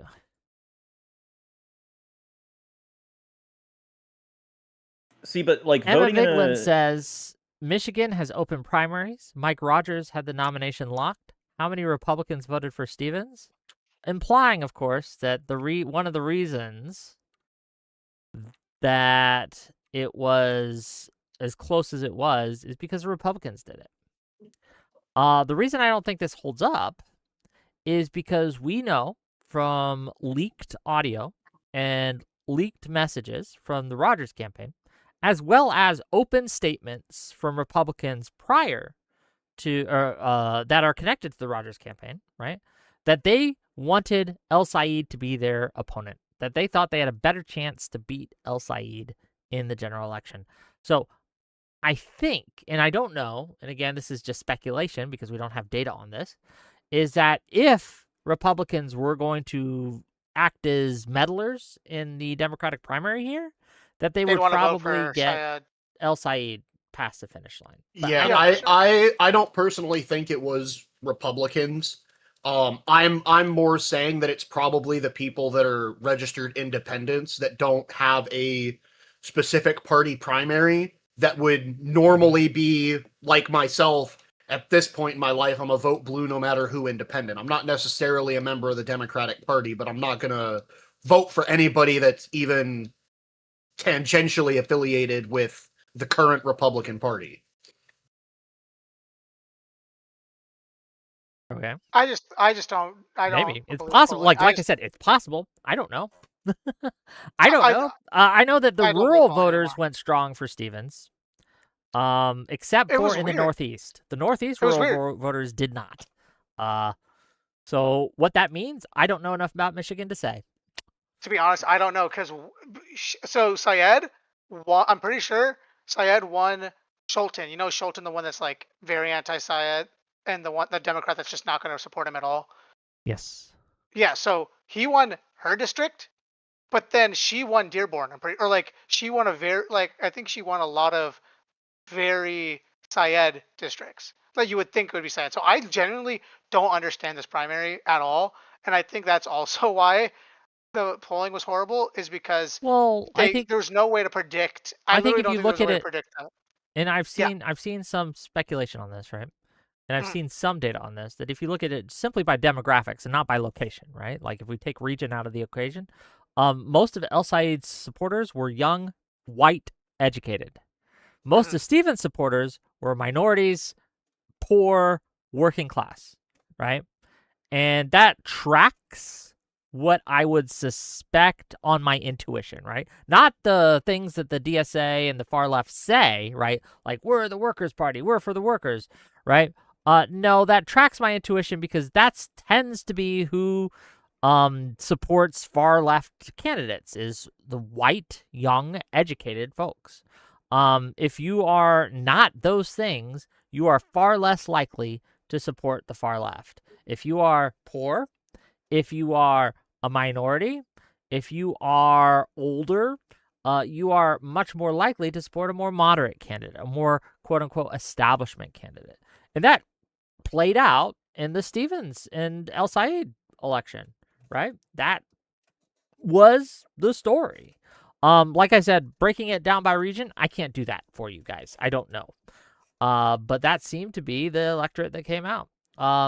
And a lot. It was close. It was super close. Let's talk about McMorrow.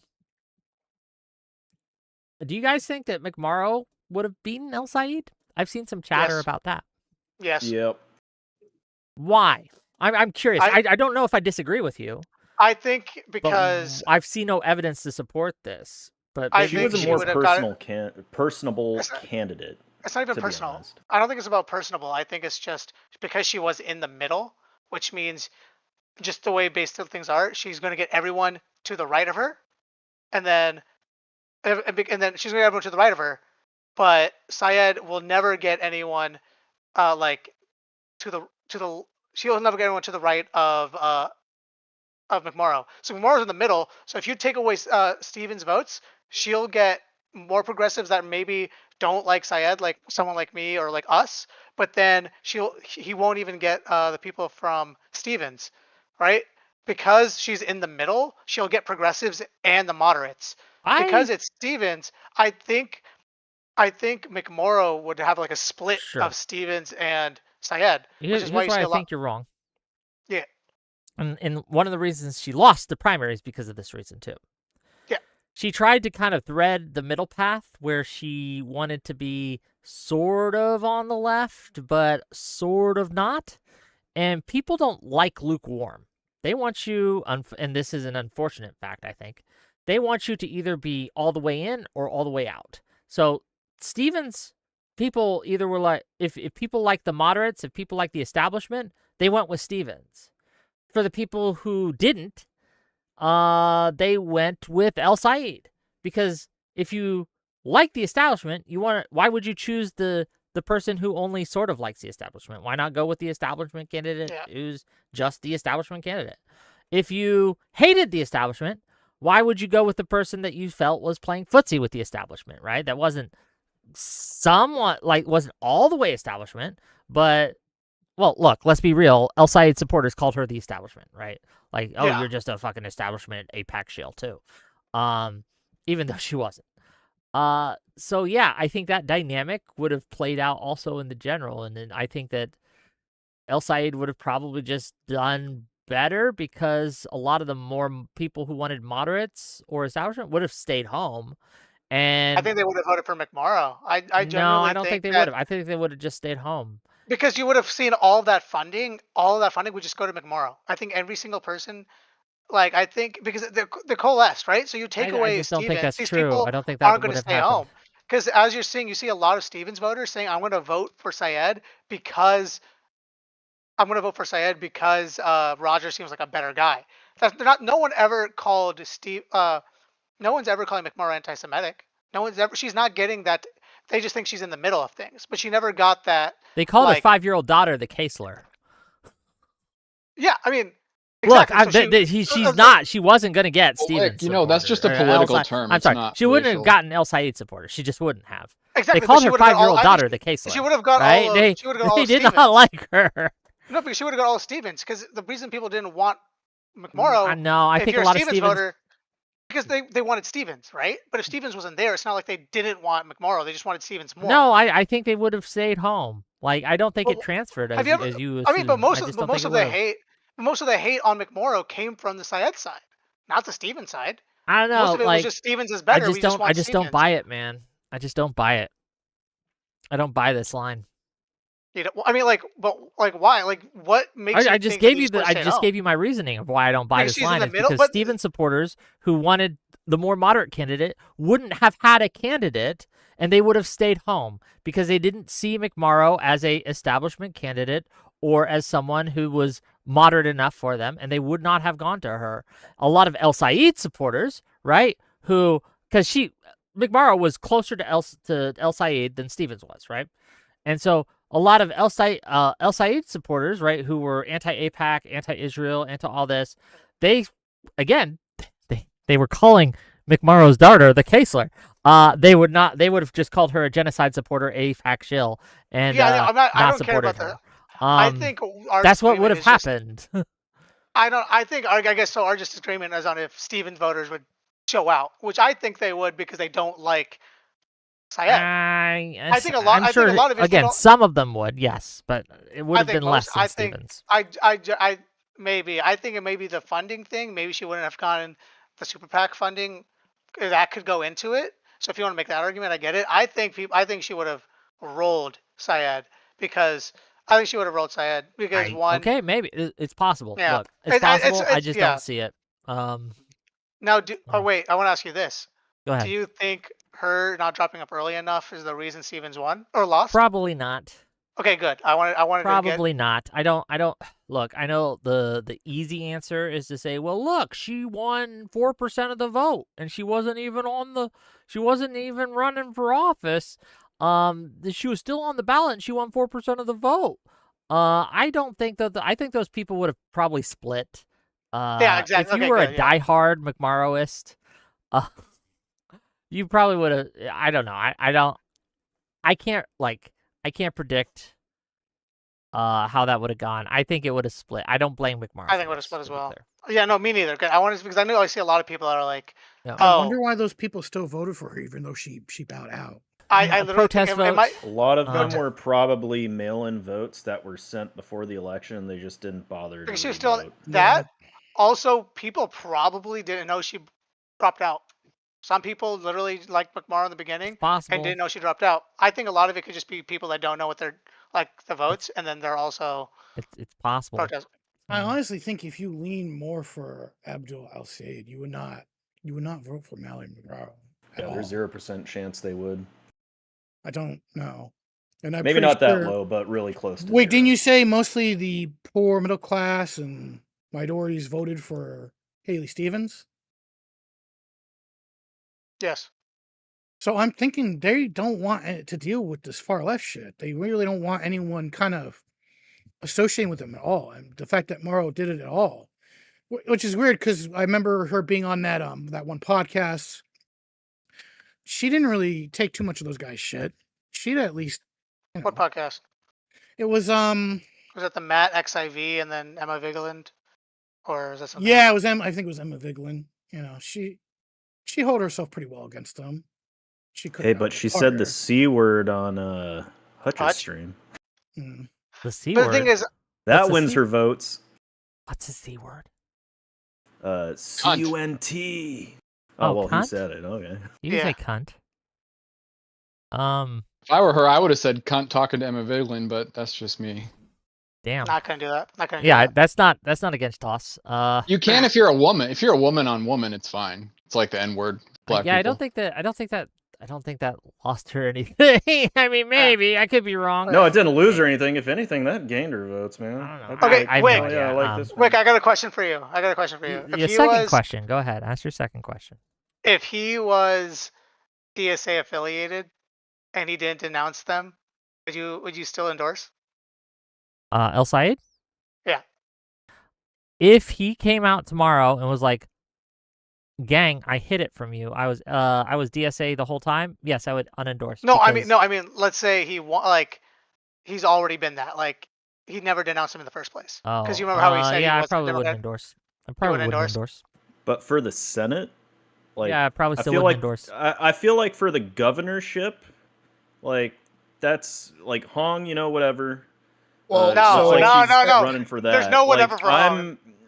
Hold on, Like- hold on. So I'm gonna defend Wick here on this. I believe that Wick's stance on this is similar to what Republicans should have had during the rise of the Tea Party.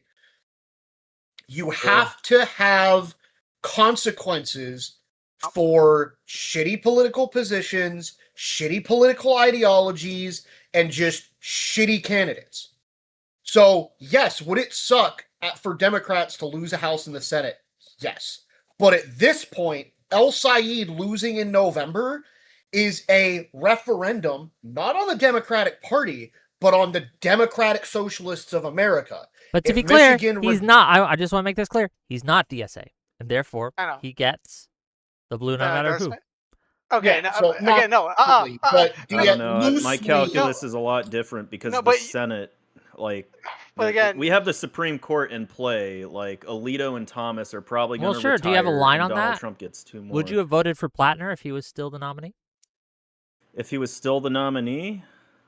Yeah, in Maine. Yeah, I probably Yes. would. See, I can't. I couldn't do it. I don't blame you for it.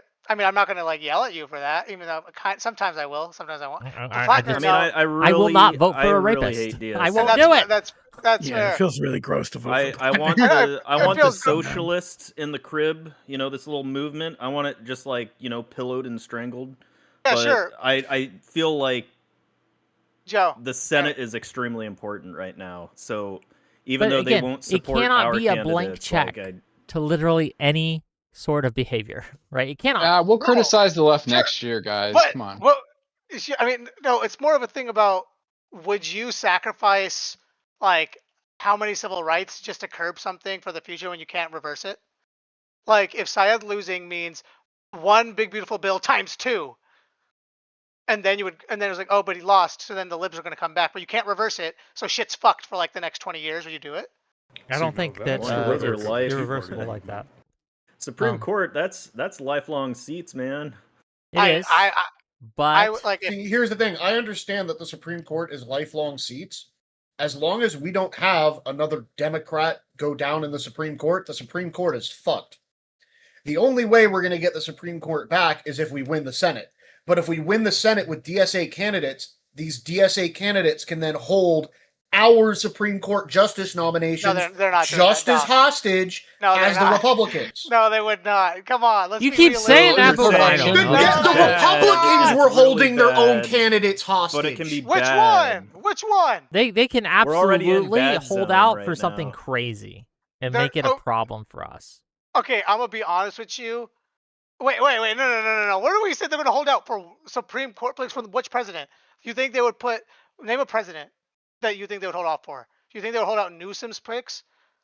No, I'm not talking about an individual president. I'd say that they'd make a demand. Our new justice has to hold this position, right? And it'll be one of their fucking extreme, Yeah, they're gonna period test them. anti-American positions, like abolish the fucking police or some shit.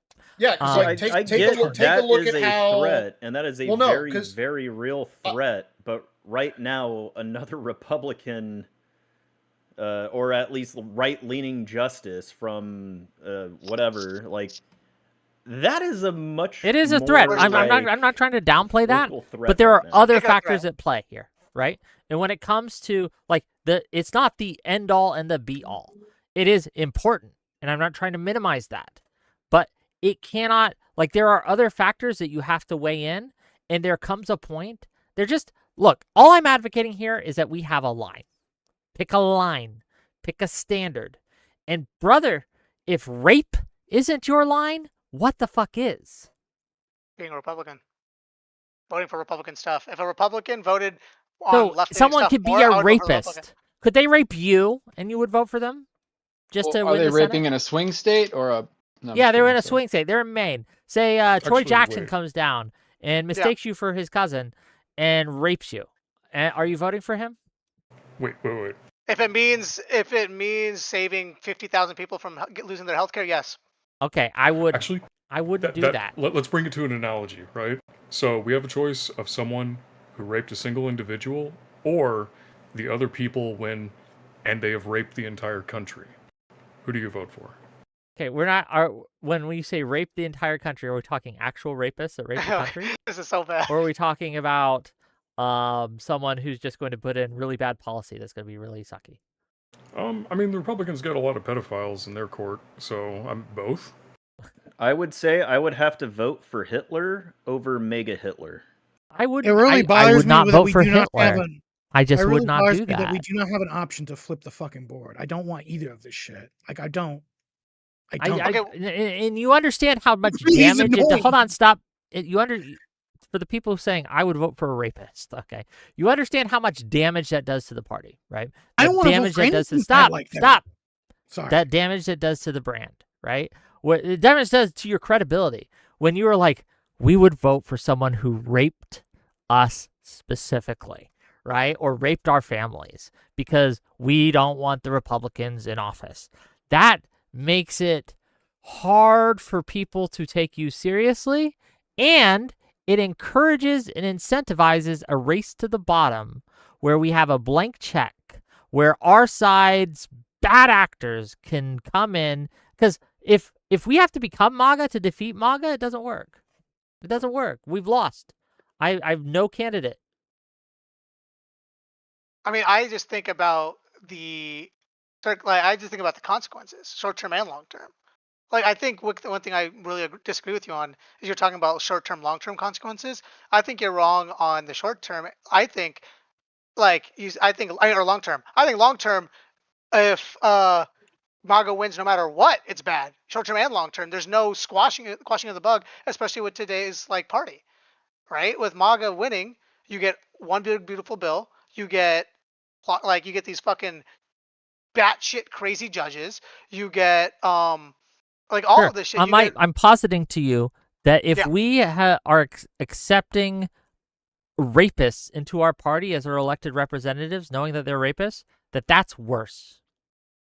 To be fair, once it was revealed and everything came out, everybody kicked his fucking ass Yes. out of the party. Yes, that's true. But I just asked the gentleman below me, would he have still voted for Plattner if he didn't get kicked out?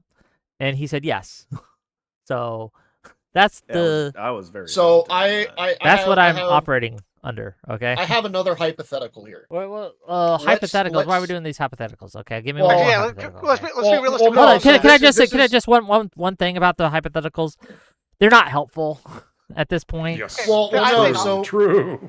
Well, yeah, no, but so I want to I'm- know what else can we do besides not voting? Because I don't want those kinds. I don't want Plantners getting into power. see- and if they do, I want Okay, to do here's the something thing. about that. It sends a signal to the party. It sends a signal to the people who might want to run or promote others, where this is our line, and if you want Don't our cross it. support, you do not cross this line. And I think it's eminently reasonable to have the two lines that I have elucidated here. No raping. Okay, I think that's a pretty reasonable line. Do not be a rapist. Okay? And do not be a DSA member. Okay? Do not be a commie fucking scum. Okay? I think those are reasonable lines. Okay, can we let's go the more realistic one then. If we're not doing hypotheticals, Hong, commie fucking scum to you? Yes. Not a rapist. Yes. Let's talk about Commie Hong. fucking scum. Okay, so let's talk about Hong. I think that would be a really good thing because this is realistic and it's no fucking hypotheticals that gets us down rabbit holes. Hong, you say I'd rather vote for Trump. Wait, really? No, you're joking. You're joking. Joe, tell me you're joking. Joe. In a governor's race in a semi-unconsequential state, you have MAGA on one side and communist on the other. Yeah, I'll take MAGA over semi-consequential. To be clear, I probably have a couple more lines than those, but I think those are two. No, that's fine. No, I think you're minimizing the power of what a governor does on a swing state, or with a. So the reason why Wisconsin isn't fucking lost to the void right now is because of Evers. I don't in Kansas. Kansas has been kind of saved a little bit because of a blue governor. Blue governors in red states are saving shit from batshit crazy fucking Republican bills. Yeah, as terrible as yes, Manchin but and Sinema were, they still here's helped out. the thing. Someone as extreme as Hong The backlash is the very next election cycle in that state house and that state senate, it is going to be the absolute largest backlash to the Republican side you've ever seen. Once you then lose the House and the state House and the House state Senate in that state, Joe, it's already and lost. they lose it. Yeah, and it's already here's lost. the thing. Here's the thing. It's red. Then it's you'll red. see. Yeah, it's red now. So if Hong gets elected, she'll have it's blue. No power regardless ever. No, whoa. You can have power as a blue governor. Like, you have your appointments, you have your executive order equivalent, right? You have the veto. That all still have to get confirmed by the state house and state senate. No. That's not. I'm pretty sure the state house, there's no appointments like that. If we can look at Wisconsin, someone want to check that. I'm pretty sure it's not the same thing. Also, again, you have so much power as, like, you can stop really bad shit bills, and because they don't have a supermajority, the veto works. And what I'm telling you is, after Hong gets elected, I wouldn't be You can surprised if primary the her. next election cycle, And if she's bad, you get you a primary her. supermajority in the House and state senate. And if she's bad, you're primarying her, and you're probably not going to get a very split primary. You're going to get one person. You're not going to get a Crowley and a Mandela Barnes. You're going to get one person. Look at Sharif Thanadar. He just lost to a DSA candidate in Michigan, right? The first time he won because he split 5 black people in Detroit, and he won. Now it was 1 versus 1, and he lost. What's he doing to You're black gonna get people? No, he split the vote between 5 or 6 like black candidates in Detroit. Okay, like I'm like, wait a minute, No, hold up. Sorry. What's he doing to black people? I What's should've going said that. on I here? apologize. Like, He split the vote he split the vote against so many people. yeah, and if he's he won. splitting black people, he probably should have Yeah. lost. It's probably a bad Yeah, thing. Yeah. But this one, that it was just one candidate, that DSA McKinney candidate versus Shree, and then he lost. Okay. The same thing. Hong split Mandela Barnes and Okay. Crowley. Okay. Or Okay. And we got a couple people here who haven't said much. And I want to hear from them. Pisco, you want to jump on real quick too? You can jump backstage. Lawson Harrison, and I want to hear from you. I'd rather sir, have the AI chat. over Hong. Yeah. I wanted to ask something more specific. Go ahead. If you had to choose between, sorry, it's hypothetical.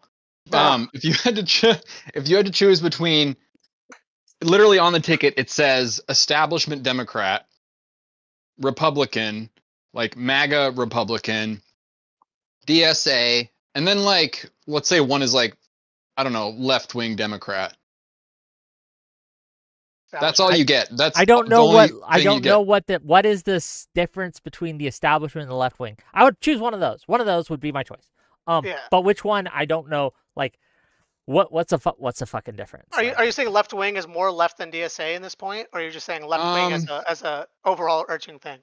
Let's say I don't know, like AOC maybe, regardless of like AOC whether or not she versus moderates who? to moderate because or like So wait, you're AOC saying would be AOC like left wing Democrat. Okay, and we're AOC's just coin fine, flipping but who's which who's the establishment?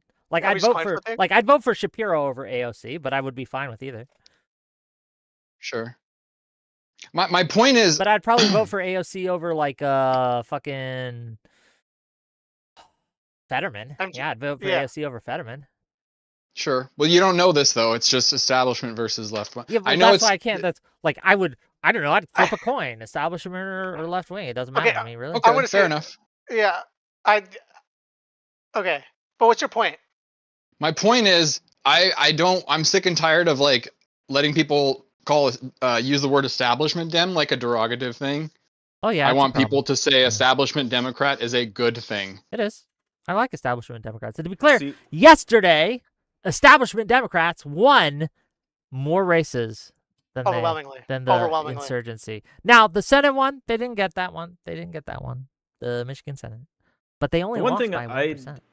I really don't like is just the ownership of like establishment dem. Like why is it Why? that moderate candidates just started using establishment? Because that's They didn't. populist terminology. They got no one uses establishment down. They got just get called that. establishment down. But it's one of Yeah, those they things. get called it as a one of the options derogatory. you have. Hold on, just real quick. This is an important concept to understand.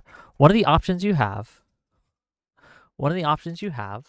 when you are insulted is to wear that insult like a badge of honor. Like, for example, me and Pisco, like since Pisco's in the chat, I'll use him as an example. Me and Pisco Keith Edwards, I want to destroy the Democratic Party Edwards, retweeted that we were freakazoid sex perverts. Okay? He retweeted someone calling us freakazoid sex perverts. I had an option, okay? I could be like, how dare you call me a freakazoid sex pervert? But I could, if I wanted, say, hell yeah, I'm a freakazoid sex pervert, baby. Hell yeah, that's what I am. And you lean into it, you adopt it, you make it your thing. I thought he specifically called Lib and Learn freakazoid sex pervert. Well, why you sex pervert? Hell yeah! Into that? Like it's just an option you have. So to bring it back to the establishment stuff, a lot of people when they were just real quick, a lot of people when they were being called establishment candidates, a lot of them decided to just adopt the label. Like, yeah, I'm an establishment candidate, and that's a good thing. Now, some did not, but I think it's good to adopt that label. I think like, no, yes, we are establishment. And that's good. And we are strong. And we are wise. And we have your best interest at heart. And we are the base. The establishment, yeah.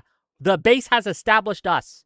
The people have put us as the establishment, as their representatives. I think it's I think it's something we should adopt. It will defang the popular rhetoric. That's my theory. Like quite a few cons to doing that because it's like kind of like ripping the mask off. Like, we are establishment. It's like.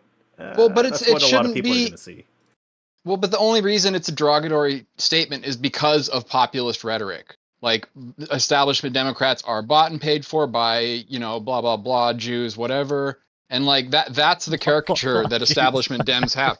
Well, I mean, it's funny. I mean, no, but you're it's right. Like you're right. That's kind of the undercurrent for some of this. Dude, if Not I had all it my of it, way, but some of it is like I would say the Jews, Sorry. right? That's if I had it my way, I would fight against the fact that taking AIPAC money is a bad thing. I think that's stupid too. But also, you're cutting out the fact when you say that because it's just like that's what they're trying to say. They just don't want to say it because it has a negative connotation. To blame it on. He's not here yet, but just to let you guys know, hold on, just to let you guys know, housekeeping thing. Cool Vic's supposed to be here at 8. He's not here yet, but when he gets here, I'm kicking you out. Okay. Cool. Yeah, let's argue more about Hong. I want to ask something more important. Well, hold on. Before you do that, I want to give it to Usurp, who hasn't said anything. Honestly, I was going to agree with you. I'll let him go if he has a question. Okay, go ahead. Go for it. So, what I wanted to know is when people like Al Sayed get elected, what are we going to do to keep him in check as it goes on? And like, should we try holding him to things he tries to say he'll do? And, I just don't want to like just sit here and just accept it. Like, whoa, okay, he's a candidate now. We vote for him. I want to keep very these reasonable. people. Yeah, no, I'll answer your question. I think it's very reasonable to have certain expectations of El Sayed. If he wins the general, okay, which is not a sure thing right now, I think it's perfectly acceptable to say, hey, we want you to govern in this way and get this accomplished. And if you do not do this, we will primary you. I think that's absolutely okay. And that's okay to do to all of your elected representatives. It's okay to say, hey, you need to govern in this way, and you need to push for these things. And if you do not, we will primary you. One of the things that I was talking earlier about El Sayed, because I have officially, and I want to make this clear, endorsed El Sayed for the Michigan Senate race. You should vote for El Sayed in the general over Rogers. But if he wants me to enthusiastically campaign for him, he's got to earn that. He's got to earn my enthusiastic campaigning. And he can do that. There are ways and things he can do. But he's got to woo me. He's got to win me over. TikTok. We got a few months, okay? Couple months. TikTok, the clock's a ticking. But I'll endorse you. But if you want the full backing of the might of the Wicker Army, you gotta win me over, buddy. You gotta convince me. You gotta allay my fears that you are playing footsie with a cheerleader of mass murder. Okay? You gotta do all that. Yeah. I'd go a bit further. Like, if he does make it through the general and he is the senator, if he does any crazy, socialisty kind of shit while in office, or he starts like punching against Democrats, I'd pull him from any committees. But for now, I'd say like he'd probably be great on the help committee. Like, I'm just more that upset would be when one where I think he'd be a good candidate for help committee. But other than that, just don't put him on committees. Pull him from them if he does go, rogue. Like, that is a consequence. I just want to be careful when they try to also do sneaky things and try to do stuff past us. We need to keep a lock on that, and bring stuff up, any little odd things that they do. Well, be more specific. I also don't like it when Mondati, I didn't have a problem, too much of a problem at first, but then when he, what was those members he promoted? Okay, those we got DSA members. That was really bad. Hey, we got my guest here, so I'm gonna kick the rest of you out. Okay.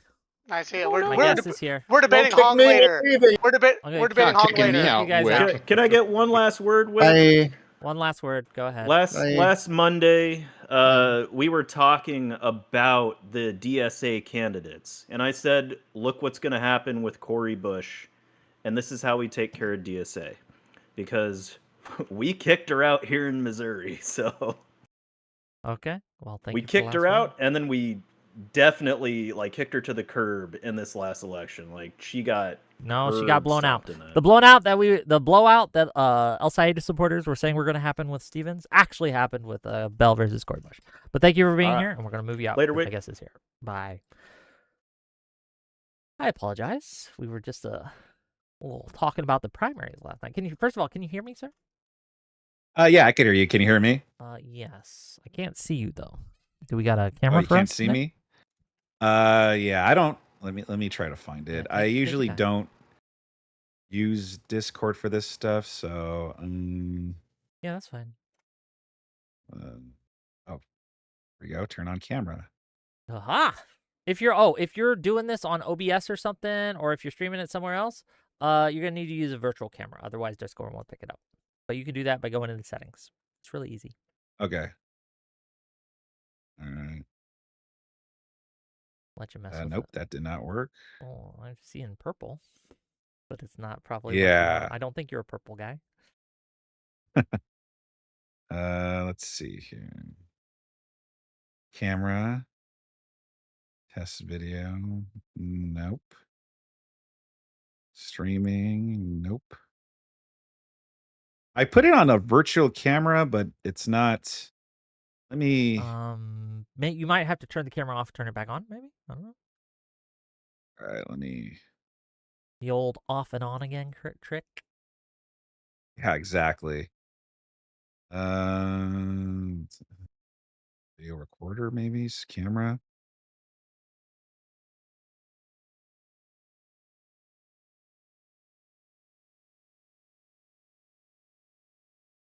While he's doing that, gang, in chat, if you want me to do more content, hit that like button, hit that subscribe button, send me more money. I see you guys. There's a lot of you there.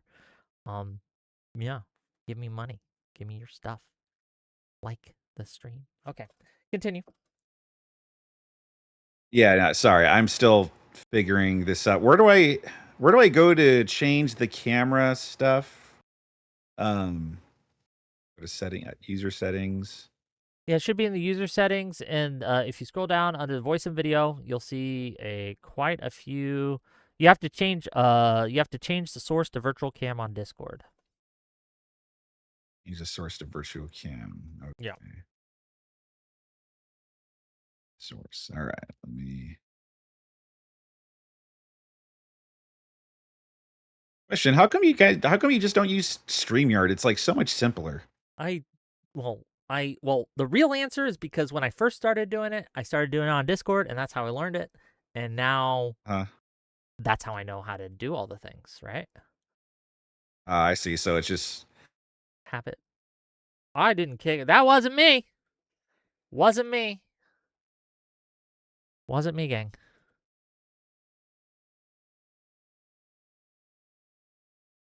That wasn't me. I didn't kick you. Yeah, I know that was me. That was my bad. Thank you for the 10 tier 1 gifted subs. Dijati, I appreciate you. Yeah, look, okay, we might not get to see your lovely face today. We might just have to do with the voice. We can hear you, which is the most important part of this discussion. And we don't get the, unfortunately, I am at a disadvantage, and I won't be able to see you, and so I won't get to see your facial expressions, but that's okay. We'll be fine. How you doing tonight? How's life going on your guys' end?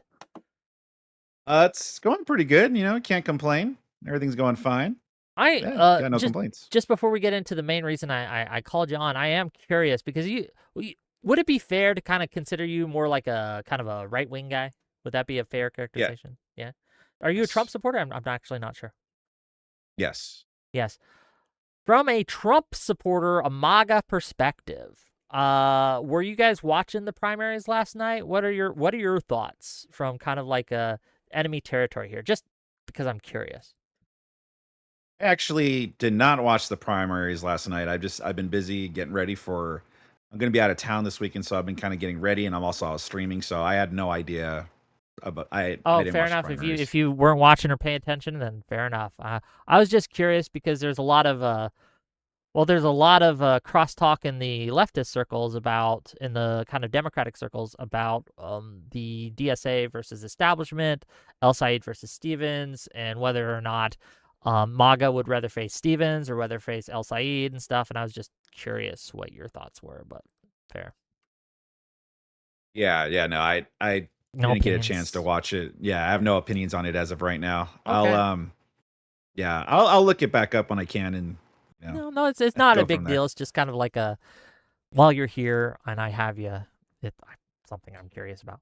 Okay, as to the reason that we're talking today, okay, the reason I called you on, I saw that you did a video where you went over, how did you put it?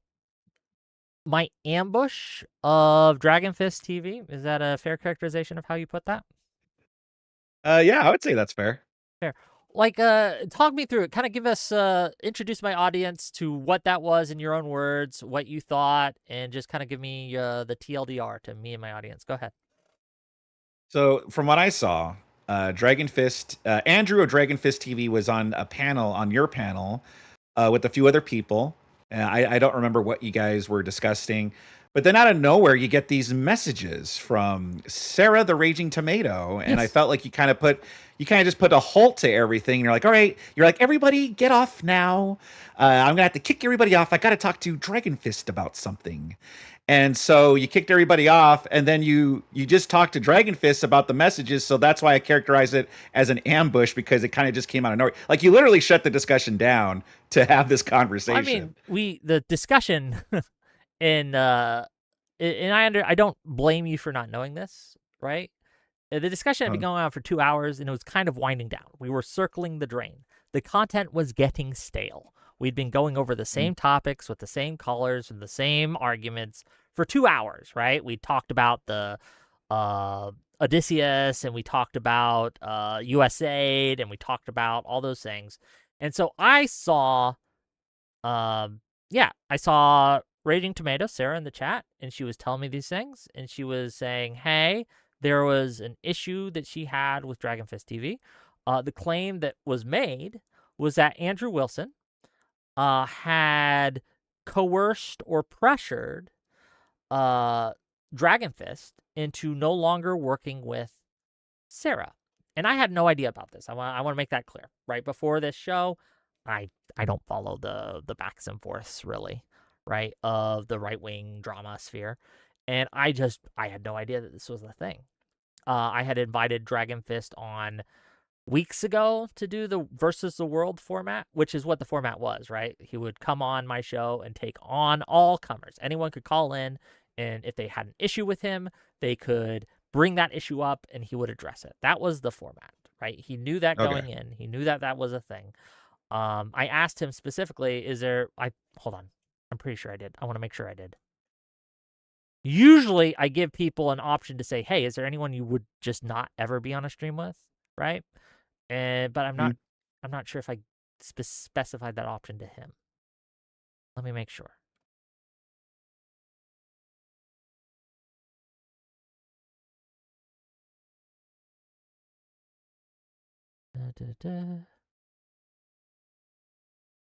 Tech stuff. I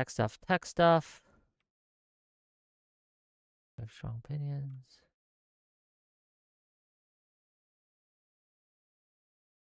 Okay, so yes, I did say they will be able to call in about anything, and this is on 7/9, so July 9th. So again, weeks before this happened. They will be able to call in about anything, but the takes are to get the ball rolling and allow folks who may not know you to engage, if that makes sense. Because I asked him what his big takes were, his big, hot takes. Let's see. I'm looking to see if I actually gave him that option. I might not have. Looking at this, my bad. So no, usually I give the people the option to not have someone on. Doesn't look like I did, but I did make it clear that anyone that they could talk about anything. So I don't know, right? If that means me getting this information and then sharing this information with him, saying, "Hey, this is what's happening. Sarah's DMing me and showing me that this accusation is being made. I want to talk about this." I don't know if I'd characterize that as an ambush. That'd be ambush implies intent, doesn't it? I don't know. Well, how far of an intent do you have to have? Does it have to? Do you have to have a long-term intent about this, right? But that wasn't the whole stream, or was it just in that moment? In that moment, when I got the DMs and I saw what it was, I was like, "This is juicy. Let's talk about it." But I did not know this was coming. I did not prepare for this. But it was just good content, and it was well within the bonds of what he had agreed to. And I thought it was eminently fair. And I asked him, "Are you okay with this?" And he's like, "Okay, let's do it." And I did. I moved everyone off because I was the only one with access to the DMs I was getting. And rather than have birds chirping in my ear the whole time, right? And interrupting and going off on tangents, I could just sit him down and talk about it. But I do want to make it clear, I was not satisfied with his answers. I felt he was very weaselly throughout it. I don't know. You watched it, right? What was your view on that?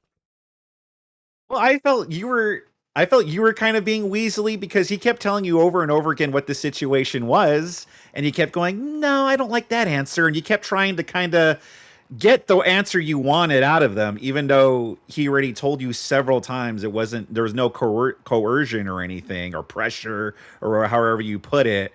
So I don't think he was being weaselly in that instance. I think you were kind of more being the weaselly one in that instance. So the reason why I didn't believe him is because what he was saying did not match the text messages that I was looking at, right? The DMs that I was being sent and we were going over, what he was saying there did not seem to match up to me with what he was telling me at the time. And there was a discrepancy there. And that, look, I've been doing these things for a long time. It set my bullshit alarm off. And I pressed him on it. And I want to be very clear. I wasn't there. I didn't see what happened. I don't know for certain what went on.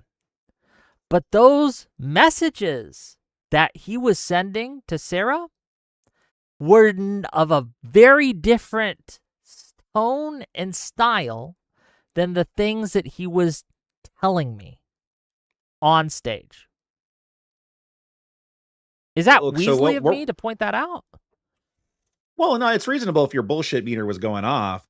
What exactly were the contradictions there that were setting off your BS alarms? So let me see if I can bring up the DMs again. But basically, what the issue was is in the texts that he was sending, he seemed to imply that he was getting pressured by Andrew Wilson, right? That Andrew Wilson was giving him a soft ultimatum, right? And I want to be clear that the way he was pointing it was pretty manipulative, at least from the texts. The way that Andrew, I'll just call him Dragonfist because otherwise we're going to get mixed up with our Andrews. Dragonfist was putting it in the text. It did come off as pressury, right? That's how it was coming off to me. If someone came up to me, it's like, if you continue to work with certain people, I don't know if I can work with you anymore. It's not an ultimatum, but, I don't know if I can. That feels like pressure to me. And when I asked him about it directly, he was painting it in a different light. He was saying things like, well, there was no pressure at all. There was nothing. And these are not the same. And so I don't know if he was lying to Sarah in those texts to try to, like, I don't know why he would be lying there, right? But I'm sure there are reasons. There are social pressures, right? Why you want to do something like that. Like, I'm sure he knew that Sarah and Andrew were beefing, and I'm sure he kind of wanted to try to soften the blow a little bit, and I can understand why he would portray it that way. I don't know if he did. I'm not making an accusation here. But then when you're up on stage and we're talking about it, and I'm asking you directly, and you're portraying it a totally different way, I need to know which time you were lying, there or now. And I just didn't get a satisfactory answer from him. Okay, so maybe I missed it, but what in the messages? Because you put the messages on the screen. I did. Okay. Oh no, I have too many DMs. Raging. Popular guy. Well, that's the problem with channel hosts. Discord has a friend limit. Just as an aside. Actually, no, I didn't. I didn't either until I hit it the other day. Wow. So yes, here they are. So let me get the one. Here. Let me see if I can pull it up on stream for us.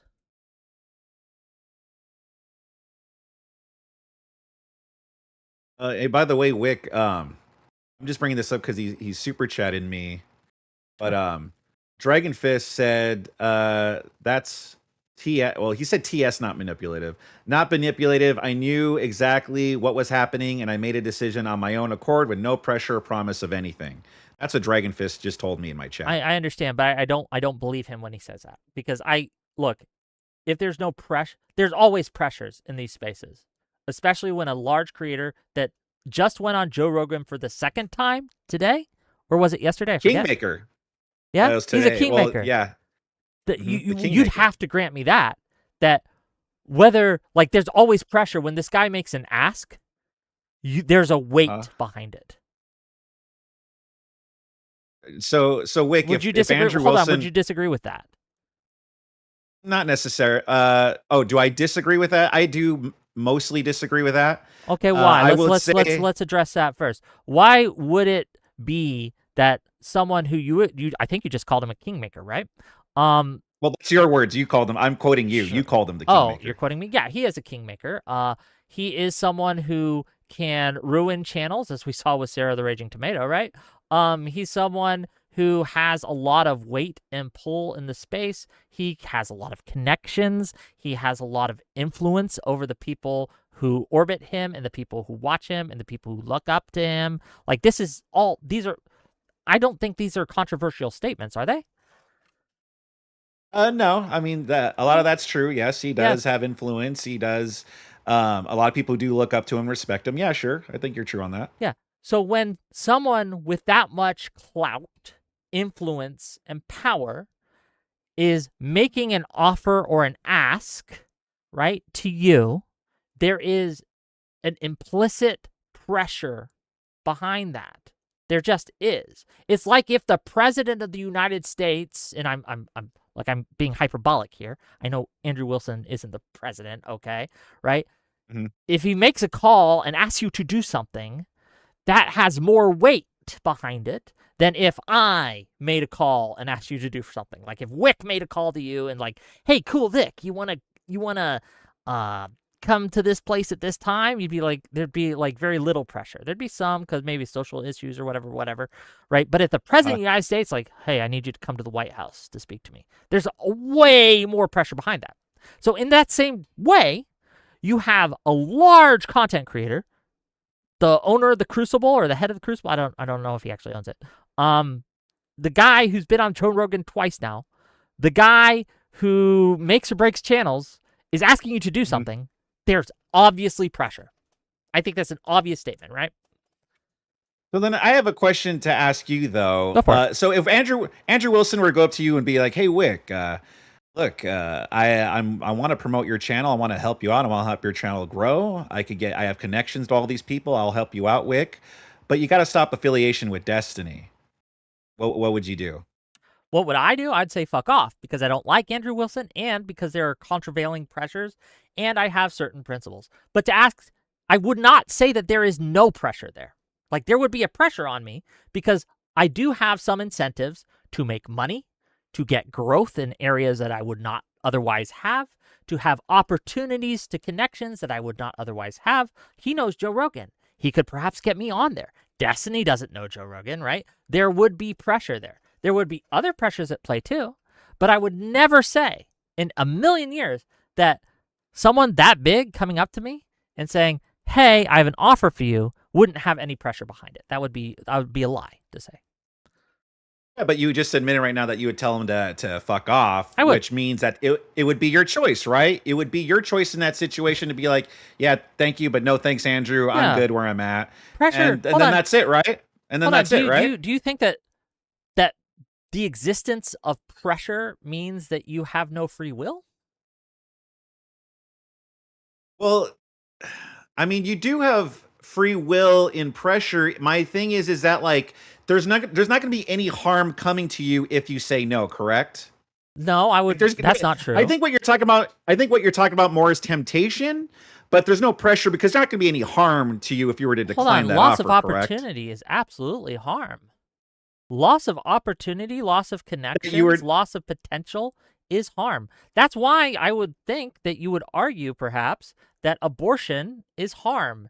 Because even if you believe that a fetus isn't a person, they are a potential person. And that loss of potentiality is a harm. Yes? Okay, dude, I'm not going to compare being able to go on Joe Rogan with killing a baby, all right? That's not comparison to me. We're talking about potentiality and harm. But you're talking about potentiality of being able to analogy to go on Joe compare Rogan. different things, right? It's But not exactly abortion, obviously. Yeah, you're comparing being able to go on Joe Rogan or not to, oh, should we kill this baby or not? That's what you're comparing that to. Yes, that's what an analogy is for, is to compare different things and look at ways that they can be similar in order to help us understand. That's what an analogy is, and that's why I used it. Again, I think that you can acknowledge, and it's weird that you can't. It's just a simple thing. Yeah, obviously there's pressure here. And yes, there are other pressures at play. As I told Dragonfist this when I talked to him. There are absolutely other. He had a connection to Sarah. He was their friend. He had a friend group, right? There's social pressures at play as well. But that doesn't, just because pressure exists doesn't mean, one, you can't make choices that resist that pressure. But also, it's weird when you guys just pretend that the pressure isn't there at all. It's weird, and it sets off my bullshit alarm. It says like, well, this is just such an obvious thing. Why are you not admitting to it? Well, see, that's why I'm calling it more of a temptation, because nothing is going to be taken away from you if you decline to do business with Andrew Wilson. Andrew Wilson's not the gatekeeper. He's not the key holder to Joe Rogan. He's not the be all end all. And the thing is that if you refuse Andrew, he's not going to all of a sudden have your, like, let's say your channel struck, or, you know, tell people, hey, don't go on Wick's streams or anything like that. Nothing will be done to you. He moves on, you move on. The difference is that you're not going to be working with Andrew. That's the only thing. But he's not the be all end all, though. The inability to work with someone with so many connections, with so much influence, is a loss. You lose something. But okay, well then what you're saying then is that you're entitled to Andrew Wilson's time. Not at all. That's what you're saying when you're saying that's a loss. No, but therefore, Andrew Wilson, the hypothetical that we're working under is that he has made me an offer. He has made me an offer where I have a choice, where I can accept the offer and gain access to all these things, or I can reject the offer and lose access to all these things. But the rejection implies a loss, does it not? That would be like saying, hey, hey, Wick, you come to me and you're like, hey, I have $1 million. Vic, do you want this $1 million? And I say, no, thank you. And then you're like, okay. And then I say, you took that $1 million away from me. It's an opportunity cost. Yeah. That's the concept behind an opportunity cost, right? Is when you have the opportunity to make different choices. And because you make one choice, you lose the opportunity, right, to make that other choice and the benefits it might have brought. It's an opportunity cost, but it is still a cost. You would never say that. I would never say you took that $1 million away from me, right? Like, it wasn't mine to begin with. In order to lose something, it had to have been mine to begin with, and it wasn't. Same thing with the Andrew Wilson, Joe Rogan stuff. It's not yours to begin with. But if he's making me that offer and I reject that offer and I lose access to it, I have lost something. That's just true. Why are you fighting me on this? We can move on to whether or not this pressure was outcome determinative or whether this pressure mattered, whether it was intentional. We can move on to all that, but I don't know why we're stuck at this. Was there pressure? Obviously, yes. Yeah, but again, then what you're saying is that you're entitled to work with Andrew Wilson. Then, if you're saying you lost something, it's like you're entitled to it. He took something from you. Okay. When he makes an offer to you, he is offering you a set of rewards or access or what have you, right? And when you reject that offer or refuse to do what the things he has asked you to do or implied that you needed to do to gain that offer, you no longer and lose. He withdraws, right? Those rewards. Mm-hmm. So you have lost something. Am I entitled to it? No. It's not an entitlement, but it is a loss. And no, having something taken away from you does not imply that you are entitled to it. A job offer, right? If a employee, right, or a potential employee offers you a job, and then because you take the drug test and you fail the drug test and they rescind that offer, you are not entitled to that job, but you have still lost the job. Yeah? But it was at your own decision, though. The person made the decision. If you turn it down or you did the drugs, that's because of your own choices, not because of the job. No one is claiming that Dragon Fist didn't have a choice here. He obviously did. He made a decision. Yeah, he made a decision. Yes. Yes, but those decisions can be pressured and people can be coerced and manipulated into making a decision, right? Yes? I mean, yes, people can be coerced. Yes. I don't think that's what happened here, though. I don't know if that's what happened here. What I do know is that, again, looking at these text messages, and I have one on the screen. If you want to click the watch stream thing, you can see it too, right? Mm-hmm. When he says things like, also, the Andrew thing was so weird. I don't know why he even said anything in the first place, because then he made it seem like just stay where you're at. It was very strange. He was like, I'm not offering a binary or something like that, but just for me, I can't. It put me in mind and again, I don't know if this is an accurate representation of what Andrew Wilson said. I don't know. But this is what Dragon Fist is saying, he said.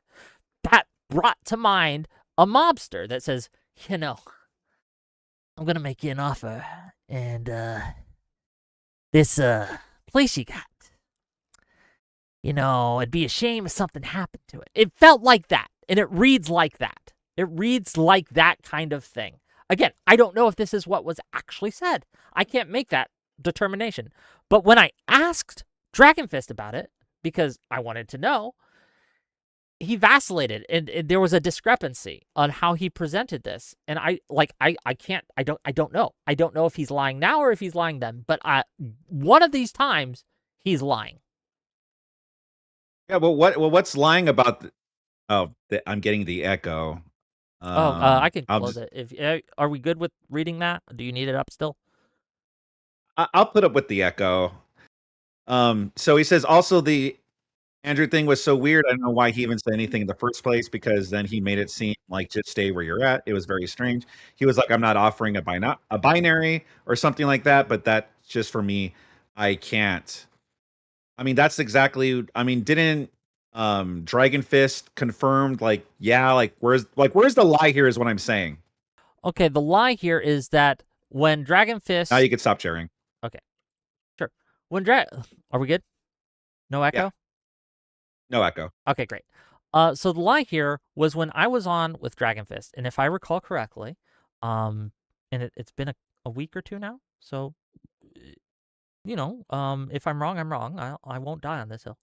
But it seemed to me the impression I got was that he was implying that there was no kind of implicit threat. And I know the word threat has a lot of negative connotations here, but I'm not meaning it in that way. When Wilson comes up to me or came up to him and said, hey, because this is the accusation from Sarah. Sarah claims that Andrew Wilson came to Dragon Fist and said, I can't work with you if you work with Sarah. And when I read a message like when Andrew comes up to me and says, I would love to keep working with you, but, if you're working with people who are going against the right wing or going against right-wing creators, I don't know if I can anymore. And as Andrew Dragon Fist admitted on my stream that he knew this was referring to Sarah, that's obviously an implicit threat, right? Like, if you don't stop working with Sarah, I will stop working with you.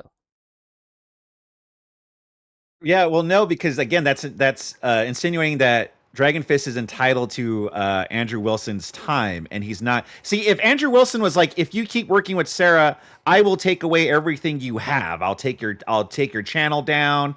I'll make sure that no one wants to work with you. Things of that nature. Then yeah, I think you would have a point. But again, Dragon Fist isn't entitled to Andrew's time. He's not. It's just okay. Well, I just won't work with you, and then that's it. Do you think I'm accusing Andrew Wilson here of trying to tear down Dragon Fist's channel? Not explicitly, but when you keep saying let me be explicit about it. No, that's not my accusation. My accusation, or Sarah's accusation, to be clear, and this is what the lawsuit is about, is that Andrew Wilson is trying to tear down her channel, and one of the ways he is doing that is by making these kind of implicit threats to other creators that are around her, saying, if you work with her, I'm going to cut you off from me. So it's not something that he's trying to do to Dragon Fist. It's something he's trying to do to Sarah. And Dragon Fist is a weapon here, right? Is a tool to get at Sarah. That's the accusation. I don't know if it's true. I only pay attention out of the corner of my eye to this, right? So I can't make any claims on the truth of this. But that is the accusation here. My accusation isn't that Andrew Wilson is coming at Dragon Fist to try to tear him down. My accusation, or the accusation being made, I want to be very clear about this, is that Andrew Wilson is coming at Sarah and using Dragon Fist and trying to isolate her and make sure no one that works with him will work with her and to hurt her specifically. And judging from what he has... Well, let me just ask you this. If it's true that Andrew Wilson made this implicit kind of it's either her or me type of threat to Dragon Fist, would that be evidence to you that he used Dragon Fist to try to isolate Sarah and hurt her channel? No, because we both agree that it was Dragon Fist's decision, right? We both acknowledged that earlier, that this was Dragon Fist's decision and his choice. Dragon Fist could tell Andrew, no, I'm still going to work with Sarah, fuck off. And that would have been it. Yeah, he could have. But if you're if you were applying pressure to people who work with Sarah to get them to stop working with Sarah, you are attempting to harm her channel. Yes? Well, is Sarah's channel contingent on Andrew, Dragon Fist, Andrew? Like, is her success hinge on Dragon Fist being there? her success hinges on her access to debaters. She does a debate show where she acts as a moderator, and in order to be successful for that, she needs a large stable, right? If you'll excuse the metaphor, of debaters on who hold different positions in order to come on her show. The bigger the debaters are, the more success she will have. Like, having someone on with 1,000 followers is not the same as having someone on with 100,000 followers or 1,000,000 followers, right? So while no, Dragonfist isn't going to make or break her, if there is a pattern of him doing this to different creators to try to isolate her, it will hurt her channel. Yes? There is a pattern, sure, but there's no pattern though. Okay. But if it happened here, it also, and she can show it happened in other instances with other creators, there would be. So what we're trying to establish today, right now, is, did it happen here? And it looks like it did. I don't know for sure. I'm not going to die on the hill. I could be very wrong. I wasn't there. But it looks like from the text messages and from Dragonfist, how he was like weaseling out of this and kind of like squirming as I was questioning him. It seems like, yeah, he got isolated and he made the decision he made, and that's on him. But the pressure was applied by Andrew Wilson. Okay, Wick, I have a question for you. Let's say me and you started working together, right? Sure. I don't know, maybe you come on my streams, I go on your streams, and we're working together, right? Yep. And then all of a sudden, I for whatever reason, I sue Destiny, and I'm taking him to court and I'm suing him. And so Destiny tells you, hey man, look, you could keep working with Vic and all, but just know that if you do, because he's suing me, I kind of don't want to be affiliated with you. Would that be pressuring? Like, what would you? Yes, and I'll tell you, So it happened. It happened. I don't know if you watched the whole show, but I gave the example to Dragonfist. Destiny I heard the came- example. Was that? I heard that example. Was that person suing Destiny though? He wasn't suing him, but he was. Well, there that's was different then. That's a little different. Is That's it? a little different. I'm talking about suing. Yeah, He was suing helping is a someone lot who was different than suing just. him. Oh, he was. Yeah, Pixie's suing him. Oh, so this person was helping Doobie is Pixie. helping Pixie, yes. Or at least Okay, that's so is that- Destiny believes that. Whether it's true or not, Destiny believes it, right? Okay, so Destiny believed that this guy who was in the Discord was helping Pixie. Yes. Is that why Destiny wanted him kicked out of the Discord? One of the reasons? Yes. It was one of the reasons. Yes. What was the main reason, would you say? Well, I think it all ties to that, right? One of the things, I'll give you some lore. So, Destiny has, for years, been under the attack of what he determines the snarkers, okay? I have unfortunately felt their attacks too. They doxed me, right? And they spread my address and name and all these things, and they had a whole doxing server and a whole harassment server. It's been a whole thing. It's been a real issue, okay? His accusation was that this gentleman, Doobie, was financing them, helping them, aiding them, abetting them, right? And one of the avenues that they were doing, because they wanted TDD, they called it TDD, Total Destiny Death, okay? They wanted to kill his channel, to kill his finances, to kill his personal life, right? Like to ruin him and to isolate him. And one of the ways that they did that, or at least this is the accusation, is that they convinced Pixie to take him to court and sue him for $15 million. And that is what they've been trying to do. And they've been trying to kind of like manipulate public opinion against Destiny, and by going into people's VCs and, giving creators lots of money in order to look at Destiny in a negative light. Destiny accused Doobie of doing this, and he decided to cut off creators, or he was thinking about cutting off creators who would not who would not get rid of Doobie from their communities, right? And so what happened was, I heard that he was doing this, And Doobie was in my community and a member of my community. And so I called him up, and this is on stream. You guys can watch this if you like. And I was like, hey, I heard you were doing this. And he's like, yeah, I'm thinking of doing this for these reasons. And he gave me those reasons. And I was like, I don't know if I can kick someone out for that, but how about this? I will allow you to jump into my VCs and record them and see if this is actually happening so you can show people that it's happening. And Destiny found that acceptable. And we're like, okay, right? There was pressure in that conversation. That was something he pressured me to do. Now, was it inappropriate to pressure me in that way? I don't know if that was. I think it's perfectly fine.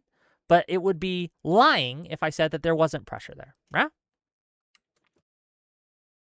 Yeah, sure, but okay. So then, what happened when Destiny, he recorded the voice chat thing? Did he work everything out with Doobie? What happened is Doobie had a crash out and started fucking going at my neck, and I had to kick him anyway. So I mean, so Destiny was right, pretty much. Yeah, pretty much. So yeah, it's like it was a whole thing. So fair enough. But another creator that was a Destiny Orbiter by the name of Counterpoints took the different route. I don't know if you saw that whole shit show. I saw some. I had some of it. I saw some of it, not the whole thing. Yeah. But anyway, he chose a different route, and he's now not in orbit anymore. And he's been I wouldn't say blacklisted, because Destiny will still come on to argue with him time to time, right? But he's been he's not in favor. Okay, he has been isolated from the Destiny community. I think that's a fair way to put it. Yeah. Okay, so do you affiliate with Connor anymore, or are you kind of just I'll like, talk to him. like... I don't mind. Yeah. Okay. All right. Me and but him point have is that beef below that, right? But that's not. Look, I have beef with a lot of people that I'll still talk to. I don't mind. Okay, but the point is, Connor made a choice in that situation, even knowing. Sure, but there was still pressure.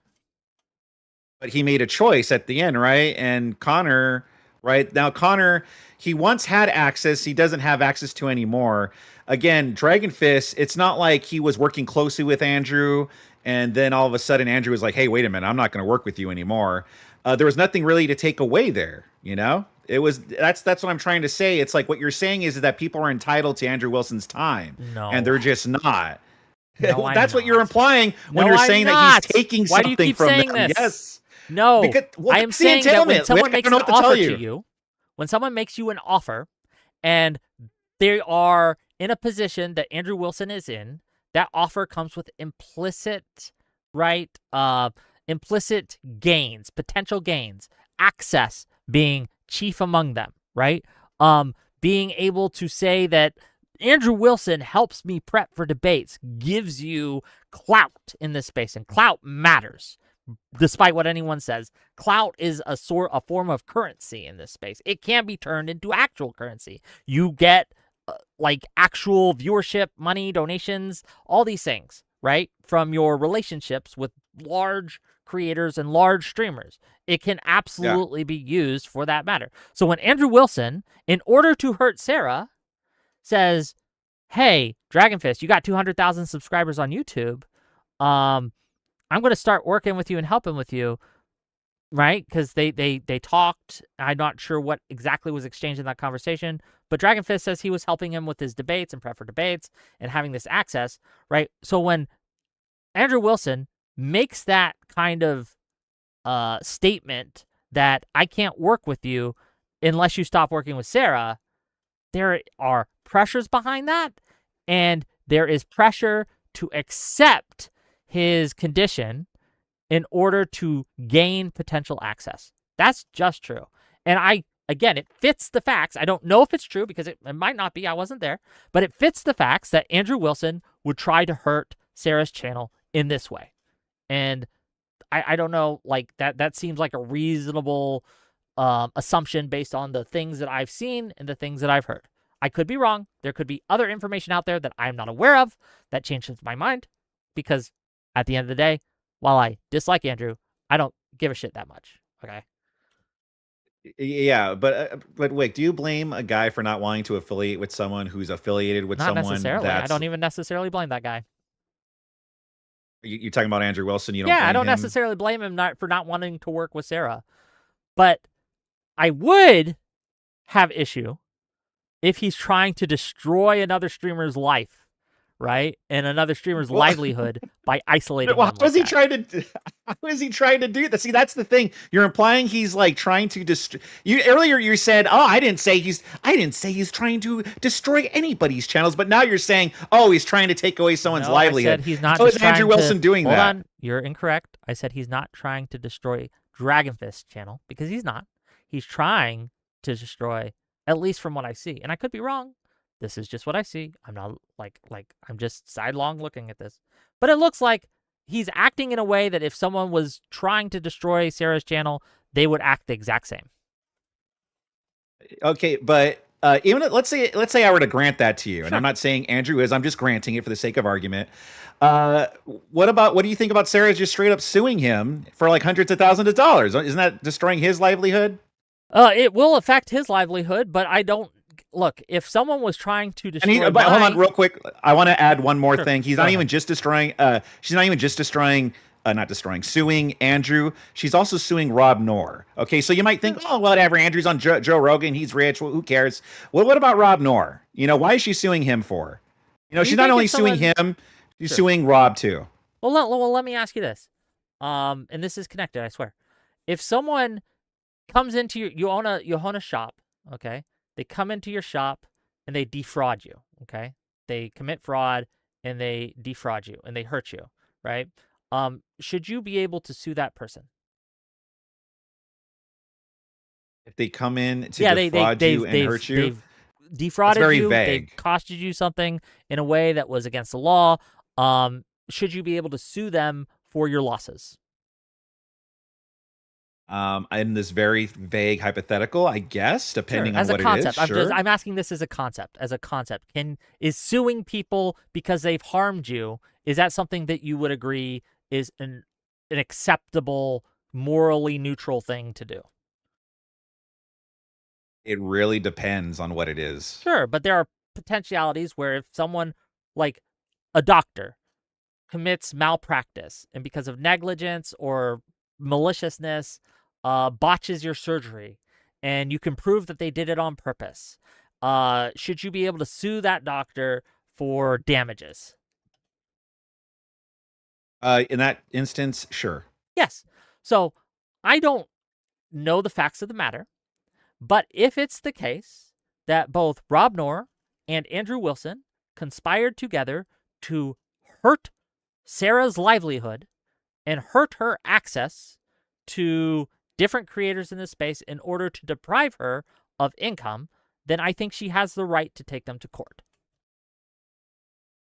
Yeah, I disagree with that. First of all, you have to prove that they conspired, that they were working behind the I'm scenes. saying Like, if we're this going is to take down true. her channel. If this is true. If that's, yeah, but that's the. I mean, look, that's Well, that's why we have something they're courts, gonna right? have She to- has the burden of proof here. She'll have to prove it, right? If she can't prove it, yeah. she doesn't get it, right? But I don't. I don't think that's what's happening here. Okay. And also too, how is Sarah's channel hurt when she's close to like 20K subs again? Like she's established a new relationship with Digital Social Hour. So how is her channel like suffering? She's even said herself that she's like doing good and stuff. Do you think that, well, because it's, again, we'll go back to this term, opportunity cost. Do you think that she would be doing even better if she also had access to the Crucible and Andrew Wilson? Doing better? Yeah. If she had both. She would if be had doing Digital better? Social Hour and Andrew Wilson.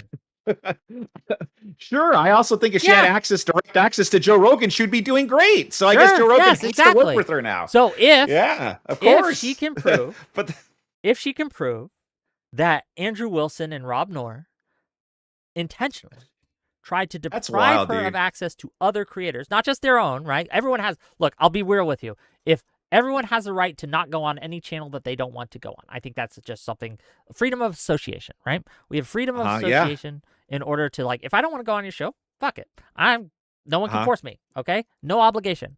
But there is a difference between doing that and then going to other creators and pressuring them and applying pressure to them and coercion and saying, if you work with this person, I'm never going to work with you again, in order to hurt their channel. I think that's the difference. I'm not familiar with the law. I'm not a lawyer. I don't know if this is something that rises to the level of something you can actually get damages for, but that's what a court is for, right? That's what a court is there to decide.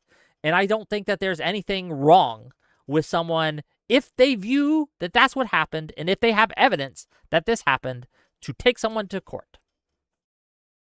Yeah, I don't think there's evidence that that happened, though. And again, when I bring up the Digital Social Hour, is that it shows, because you called Andrew Wilson the Kingmaker, it shows he's not the be-all, end-all here, that you don't have to have access to Andrew Wilson in order to make it on YouTube or whatever. He is not the be-all, end-all. No one's entitled to Andrew Wilson's time or to work with them. And Andrew is entitled, like you said, freedom of association, that if someone is working with Sarah, someone who is suing him and his friend for hundreds of thousands of dollars, it's fair if he's like, I really don't want to work with you. Sure, but the accusation being made is that they were doing this before the suit, right? That's why the suit's being brought. That they were doing this because, as I recall, Sarah was mean to Rob Noor. And because Sarah was mean to Rob Noor, they cut him off and decided to isolate them, right? By going to other streamers and saying, you do not work with this person or else. Now, the lawsuit was brought. Again, I don't know the facts of the matter. I don't know who's in the right here. But I'm saying that that's an eminently reasonable. I don't think you're going to find a single. I don't think you're going to find a single person who will say, Andrew came to me and told me to stop working with Sarah. He never told that to me. He never told that to. Do you know why? Jake Rattlesnake, Jim Bob. I don't think you're going to find someone that said, oh yeah, he told me this. Yeah, because if they speak out, they're going to be isolated too. No, Wick. They're going to be cut off. No. That would be why, right? I'm not sure. Again, I'm not saying that this is happening, but I'm saying that the answer to that Sarah would answer, right? Or that someone like Sarah would answer, or someone on Sarah's side would answer, would be like, well, yeah, of course they're not going to, because if they do, they will be punished and lose access and income. Yeah, I mean, that's definitely a theory, Wick, but that's just a theory. There's no proof That's of true. that at It is all. just a theory, but it fits the facts. And again, the incident with Dragon Fist, to bring it back there, makes me wonder if there isn't some teeth to this, because this seems to be what they did to Dragon Fist. Well, no, Andrew Fist already. Andrew Fist. You should just call Andrew him Andrew Fist. Fist for That's sure. a good name. Yeah, by the way. You Andrew should change it Fist. to that. That's funny. I like it. Yeah, Dragon Fist. I do already said wish I that could that's not see what you, because I happened. can't tell like with your facial. Like, I like talking to people with their facial expressions, but I understand that didn't work the tech wise. But whatever. I don't Yeah. And earlier in our conversation, I was still trying to figure out as I was listening to it's you, fine, and It just ain't working. I did try. I'm just letting you know I did you're try. fine, I'm not trying to be like, yeah. I'm not blaming you. I'm just sad, right? Anyway. But anyway, you were saying something. Go ahead. Sorry, I didn't mean to interrupt. Yeah. Well, I'm trying to. Oh yeah. So Dragon Fist already denied that that's what happened, though. Dragon already fist like several times to your face, and you just did not want to believe it. You're like, nah, he has to be lying. And he's in my chat like right now, like he said earlier. If Dragon Fist, if you're in my chat still, do you want to come on? Because yes, he was denying it, but I just did not believe him. It felt like he was lying to me. Well, yeah, so I'm not Dragon Fist. I can't, but I know from watching that he's already denied it several times. So I don't know how else you want him to explain it to you. But he wants a link. Do you not have a link to my? Hold on, he's DMing me. Hold on, 1 second. All right, yeah, no worries. Oh, he's backstage. He found it. Okay, cool. What are we doing here? Do you have a camera for us, Dragon Fist?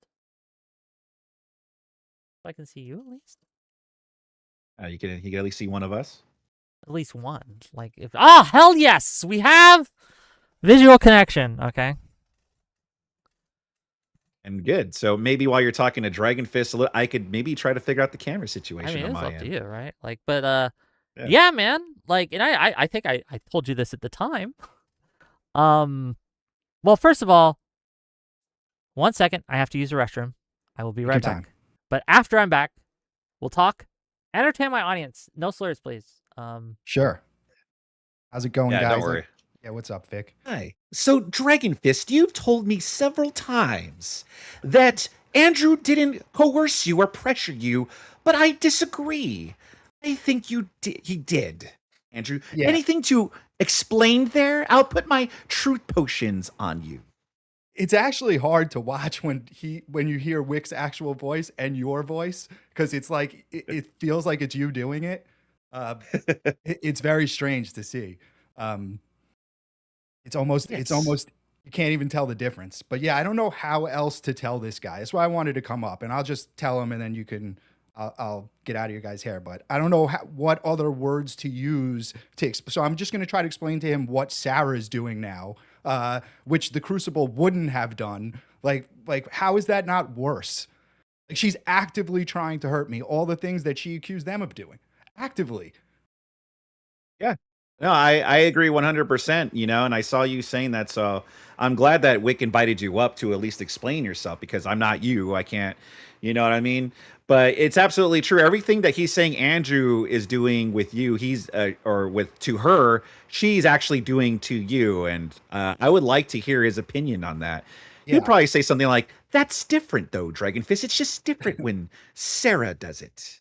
I like Sarah," That's it. Yeah, and it's been nonstop from that side since this happened. And like you said, if it hadn't worked out with Andrew, he's not the end all be all. Like he wouldn't have went on a campaign to hurt me. I know that for a fact. And Sarah does do that. Like the intentions are bad. So I don't even. Did you know Wick was going to be talking about this? Yes, I did. Yeah, when he messaged me, it was specifically to talk about pressure. He didn't specifically say the Dragon Fist and Sarah thing, but he did say about pressuring in our spaces and stuff like that. So I knew he was going to talk about this, and it was after he put out the Wick put out the wanted poster of me on X. Yeah, it was a wanted poster. It was kind of. That's what it reminded me. Yeah. I just think it's a. No, you're correct. That what it was, because I didn't know who you were, but someone had so someone had posted something in my Discord saying this guy's talking shit. Okay, and I was like, who is this guy? And I was told who you were soon, but yeah. So, anyway, I'm back. So hi. Okay, so Wick, have you heard anything about what the active campaign that Sarah's been on to hurt me since this happened? Have you heard any of that? Well, I have been told something. Okay, go ahead. What have you heard? I heard, and Gibbs told me this. Okay. I don't think it was in confidence. I think he was fine with. I hope he's fine with me sharing this. I hope. Oh, now do I want to check? Is he even around? I'll just say it. Fuck it. Gibbs said that you accused me of getting you kicked off the panel yesterday with Caledonian Elixir. No, I think Gibbs was a little confused. That's what he was told me, though. He told me that you were accusing me of getting you kicked off that panel. And I was like, bro, I did not do that. I think he reads the messages wrong sometimes, and he takes the wrong. I don't know if he's reading them too fast, but that's not what I was saying to him at all. What I was saying is that Sarah got me kicked off that panel. And Sarah also got me immediately kicked off the Brian Shapiro debate, and then a debate that I was supposed to do with Craig from FTFE. He canceled and specifically cited his good friendship with Sarah. And then I got kicked off your panel as well. So that's 3 appearances in a row directly stopped by her. So to be clear, it wasn't my panel. Right, I just want to made just the correct right that. decision. Don't you agree with that? If somebody just acts real quick. that way. Just real quick. Yep. I want a quick correction. you didn't get kicked off my panel. It wasn't my panel. I had no control over Panel the that you were on. I was only going on that. Sure. panel I to just see wanted you. to make sure. I wanted to make sure because I don't want the rumor getting out that I'm kicking people off my panels. No. I read the messages on my stream. The stream said the messages say from that Caledonian elixir, you have animosity with people I know. I can't have you on until the animosity is resolved. Who could that be, Wick? Do you have evidence that Sarah, like, told him to do that, or was it a choice he made on his own? I don't know. I have no idea. Yeah, I'm pretty sure. I don't have direct evidence. It's Balderson's really good friend. And as soon as I posted about the panel with you, like, you could follow the timeline. Like an hour later, he was hitting me up saying, no, we can't do it. So what definitely happened, just like you're looking at evidence and putting something together, by using the same type of reasoning, what happened is they saw the post, Balderson said something to Caledonian Elixir for Sarah, and they kicked me off. That, to me, is still Sarah doing it. It's like her best friend. Well, If she doesn't want it happening, then she should call off her dogs. Sure. The thing with you is I have text messages with you saying that that's what happened, right? That Andrew talked to you. That's just the last one. The other two were directly cited as Sarah. Okay, did they tell you this? Can you show me this? I'll show them on screen if you got them. Well, the Brian Shapiro one is in the comments. I think this should be enough evidence for you. Is in the comments of the video that I did saying I won't go on Sarah's channel anymore. Is that enough evidence for you, Wick? Can you show me this comment? I'm mad wanna about read the this comment. video. It might I'm be. mad about this video. You're not going on Sarah's channel, and I'm kicking you off my debate panel. Well, again, is that enough evidence? Was that his decision, or did Sarah ask him to do that? Okay, so I stopped working with Sarah, and then Sure. 3 people don't want to work with me right after that, all have close association with her, and you're going to say that that's not the causation, but you No, want to hold on, that's but not you what I'm want to have a saying. huge stretch with the That's Andrew probably the Wilson reason. thing? That's probably the reason they stopped is because they were friends with Sarah and you offended Sarah and they didn't want to work with you anymore. But that's a different accusation than Sarah pressured them not to work with you anymore. That's You white understand the knighting for difference? Sarah. That's white knighting for Sarah. Well, but hold on. That's the Do you accusation. understand My the difference? thumbnail is 5 white knights. Well, sure. Can I just ask you though? Sure. Do you understand the difference between Sarah going to someone and saying, "Hey, I don't want you to have anyone. I don't want you to have this guy Dragon Fist on your Nobody show does that. anymore," Nobody versus does that. someone watching your interaction and saying, "I don't want this guy on my show anymore." Do you understand Nobody the difference operates between like these two that, things? as you were just explaining. Nobody does that. Nobody's going to come right flat out, and she's not going to say that out loud, like directly, but it's all her friends. It's obvious. It's way more obvious than the stuff that you're trying to point out. Way more obvious. Well, no. What's going on. And, Hold on, and the it's reason- a direct attack. Wick, what Andrew did to her is he left her channel and people stopped watching her. What she's doing is an active attack and her whole crew to stop me from going places. That's a different thing. That is an attack on my livelihood. That is what she thought was happening to her. That's the hypocrisy of all this. But what really bothers me, Wick, what really bothers me is it proves I made the right choice, and you won't admit that. It proves I made the Because right fucking choice. You're missing it, man. You're missing it. You're You're missing missing my it, dude. issue here. The You got issue me I have. kicked off a panel with you idiot, with you. We Hold were on, supposed to be on a look, panel together. We were. Look, that panel, to be frank, that was the Kremlin ambush, okay? I didn't know who was going to be on that, but they got Roger Stone's fucking lawyer on that panel. They got the fucking Garland Nixon. They got these fucking reporters and shit. And I'm sitting there like, what the fuck is this? And it was all 5 of them versus me.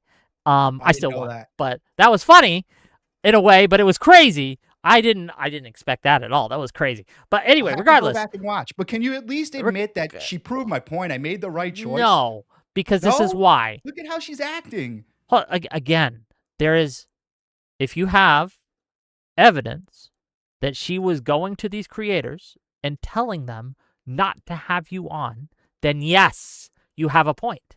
But if you really don't want problems, if it was me and I didn't want problems with somebody, I would tell all my people just back off. Why didn't she do that? I don't know if she said anything to these people. Okay, but if she wanted to tell them to back off, she could, right? Nothing's stopping her from doing that. 'Cause Sure, I if had that's a what she thumbnail up, wanted, but I was don't gonna think go she's. after I her don't think about she's. it. I don't think she's obligated to take that step. What would be bad, what would look bad, is if she was going to other creators saying, "I don't want you working with Dragon Fist anymore." And if you do, I'm not going to work with you anymore. That would be bad, right? I would have a problem with that. Yeah, but what that's I exactly don't what's have a happening. problem with it, I don't really have a problem with it, is if a creator looks at you, right? And looks at your behavior in this situation. Careful. Is this the same thing that you were accusing Andrew of doing? No. Do you guys not understand the difference Yeah. here? What's It's the difference? different.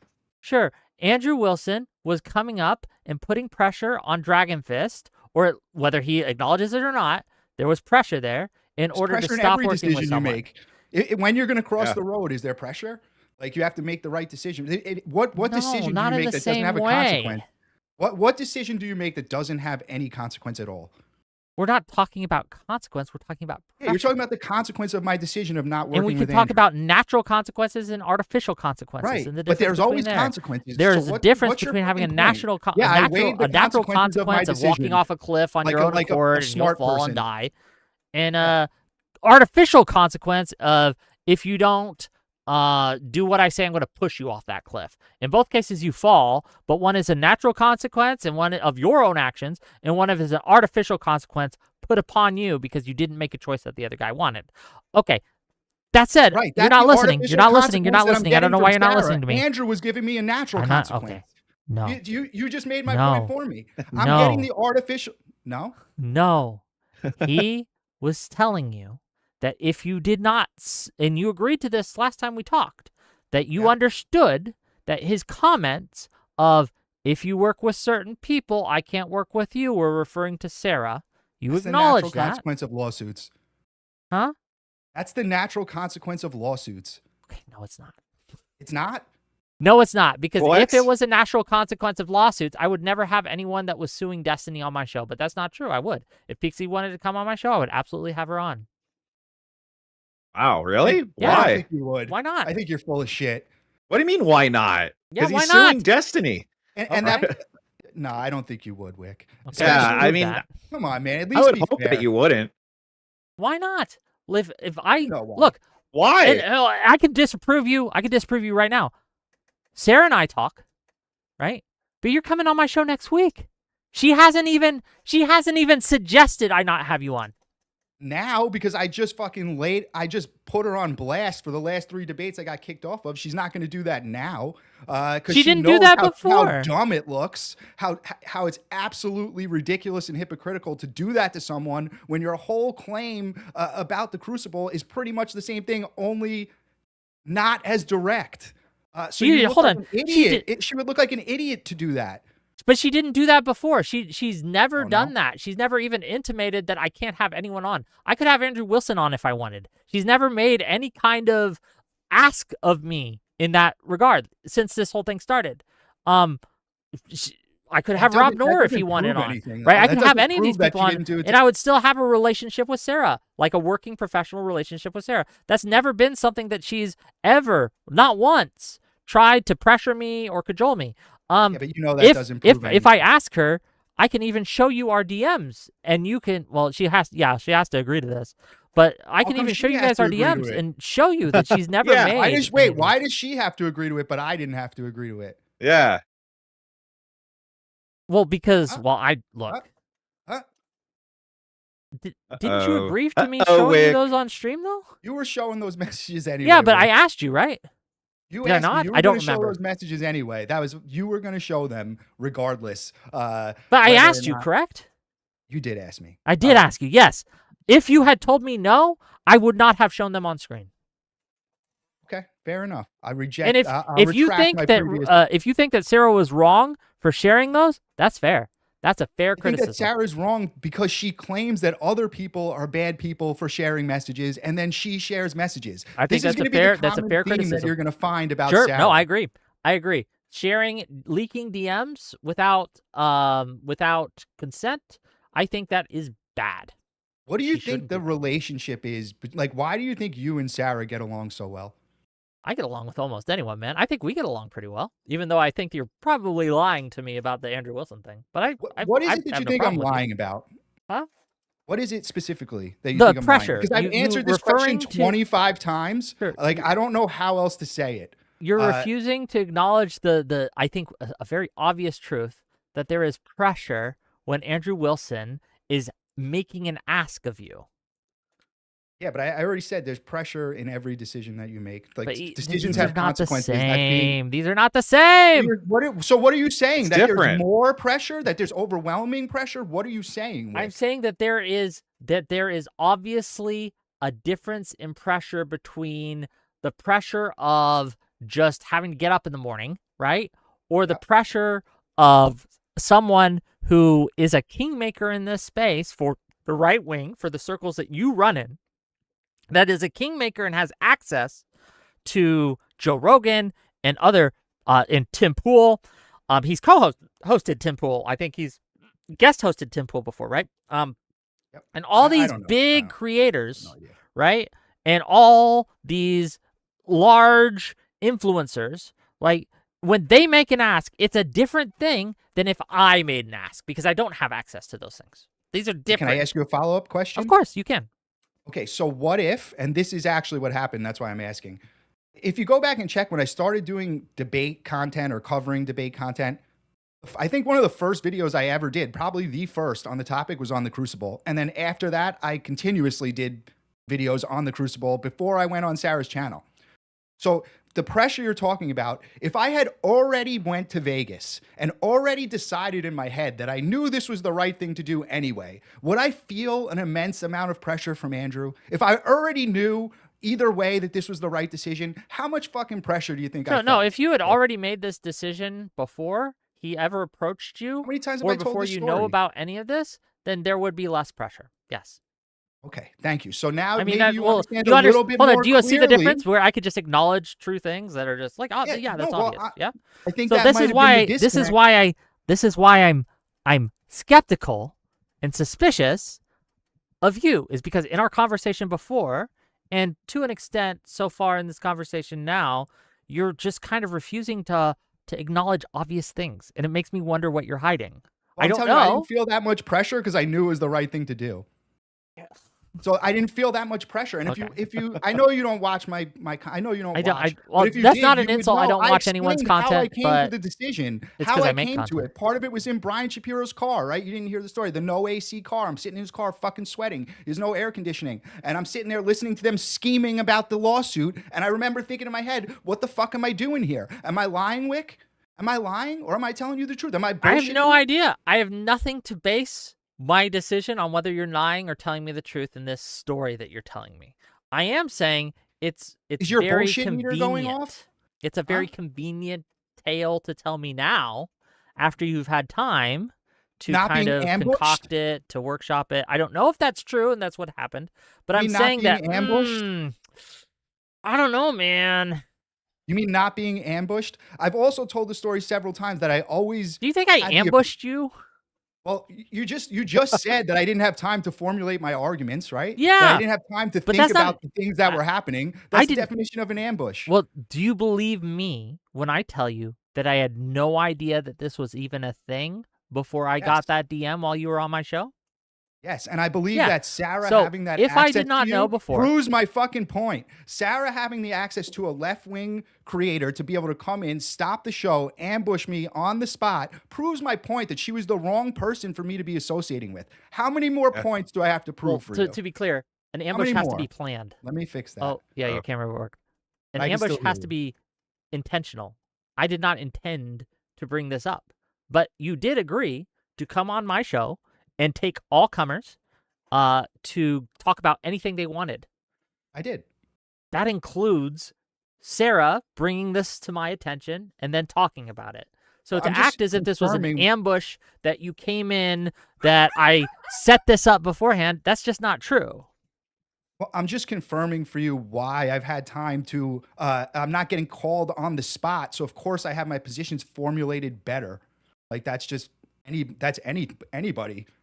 I know just that's how- why yeah. why I think it was more telling of the actual truth of things when you didn't have time to kind of formulate a response and you had to answer on the spot.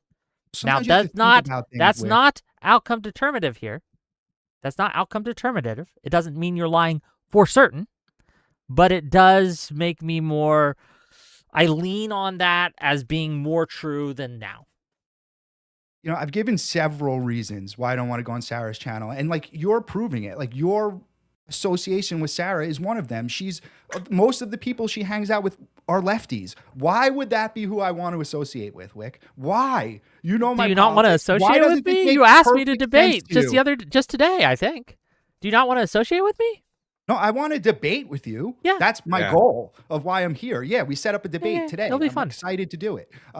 But I don't want to like. That's an association, friends. though, right? I don't want to Like, be friends with you. You don't want to be friends with me? Why not? No, not particularly. Why not? What's wrong with me? I'm not pretty gonna friendly hang guy. out in your chat, right? Because your chat probably fucking hates me anyway. So like, why would I like if Sarah is hanging out with those people and Sarah is trying to hurt the conservative Hold on. movement, No. now We trying got to hurt talk about this me, friendship thing. it Now proves my feelings point. are hurt. My feelings are hurt. What's wrong with me? Well, I wouldn't enjoy Gadvik. Sorry. Oh no, I was just gonna say. I mean, where do we begin, Wick? But go ahead. I mean, no. Oh, you just like that? Well, you can if you like. I've been insulted by all sorts of people. You know, they call me Jewish, right? That's the insult that the left does to me now. That I supported Stevens, and so I'm Jewish. They made You guys want to see something cool? Hold on. I think it was funny, at least. Sure. Give me a second. They're making like little screen things of me, right? Crazy. Let me see this. Yeah, look on stream. This is as an insult. They're painting me as like a Jewish guy with like cup ramen, like curly cues and shit in front of the Wailing Wall in Israel and things like that. This is crazy. It's crazy shit. It's very anti-Semitic. It's really weird. Well, the left hates. Well, I guess both parties kind of hate. But yeah. It's really weird. But like, I don't know, man. Like, I'm a friendly guy. I don't know if I want to be your friend, but telling me that you don't want to be my friend, is hurtful, man. I don't know. Look, okay, your chat is not where I would want to hang out, right? Why is it that okay. Sarah feels? My chat isn't me. Well, but that's Vic, my point. Like, go ahead, Vic. I gotta ask though. You seem to take it kind of very like offended. Like, what? You don't want to be friends with me? But I mean, I thought us right wingers, Trump supporters, I thought we're all awful people. Why would you care if we did or didn't want to be friends with you anyway? See, because you are making a lot of assumptions of my belief. I have plenty of right wing friends. I think that your politics are trash, but I don't know. That doesn't necessarily mean you're a trash person. But aren't we fascists? Not all right wingers are fascist. Generally speaking. No, not in general. What about Nazis? Are we Nazis? No, most right wingers aren't Nazis. Okay. All right. What do you think? Stephen Miller probably is, but you're not Stephen Miller, so. What do you think about them not letting Destiny in that lib conference? We had a conversation about that. I think that was a violation of his I think that was a violation of the principle of free speech, and I think that it was evidence that some institutions on the left have been infiltrated by wreckers, by arsonists, by commie fucking scum. But we're working on that, and we're getting rid of them. You support the DSA? No, the DSA does not get my vote. So you don't support Mamdani or any of his? I don't support Mamdani. I think I was skeptical when he came in, and I don't necessarily disagree with some of his policies, but the fact that he has held open the door for people like Chevrolet, who has abhorrent policy, like abhorrent beliefs, who is created an organization, the CUAD, whose stated goal is to destroy Western civilization. That's bad, and I do not support that. I do not support Hong for the Wisconsin race, right? I do not support the DSA in general. I think that they are hiding their power level and trying to infiltrate my party, and I don't want them to succeed, and I am fighting against them. But what if you realized that this was the natural end game of liberalism And this was just Yeah. the natural ending place. Would you not support left-wing policies anymore if this was always where it was going to lead to? Well, it wasn't always where it was going to lead. No, I'm to. asking if it was, would you not? Sure, support if it was, it's true, but it's not. So I do. And in fact, the reason I don't want my party to be subverted is because I watched it happen with the Republicans. You guys were subverted by populists, MAGA, the Tea Party, and hollowed out such that true Republicans are very, very rare. You've been, again, subverted, and I don't want that to happen to my party. So I have used you guys as a cautionary tale because you guys have lost your battle against extremists. You're gone. You're donezo. The party's gone.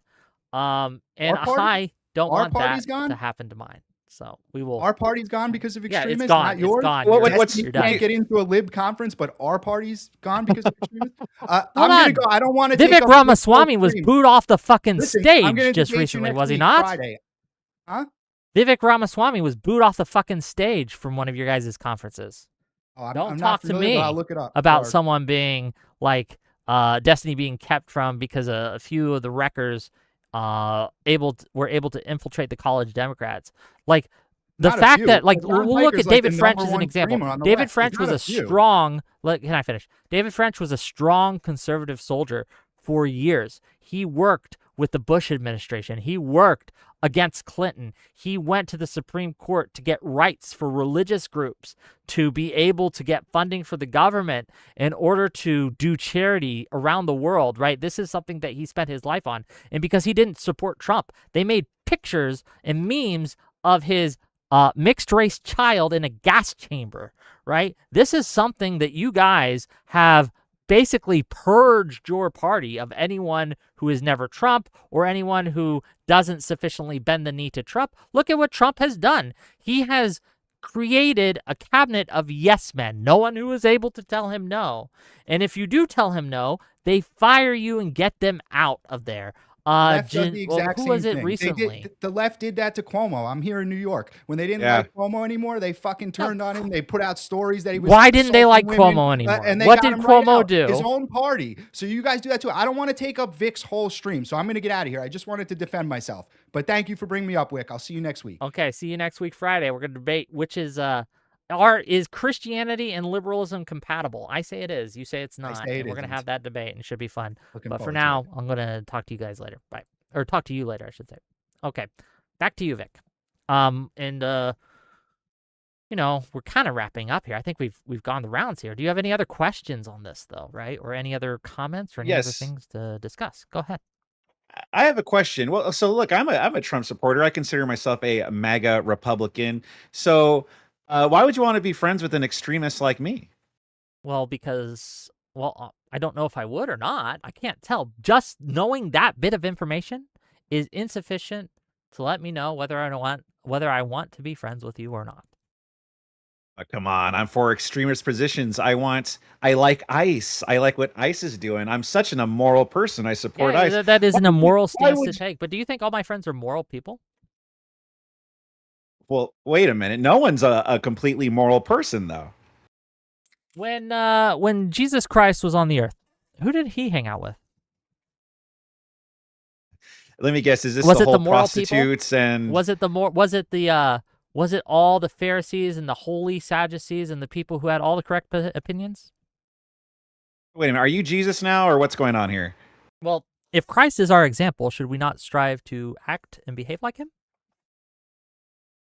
Well, what I'm saying is that, well, then with that logic, then why flip out about it to anything? Why have such a strong moral stance against anything? Just let everyone should just be able to do what they want and cause a bunch of chaos. And why should we come on here and rally against anything? Why should you have a problem then against the tankies infiltrating the party? Why should you have a problem with Trump or anybody in his cabinet or supporters? Or against ICE?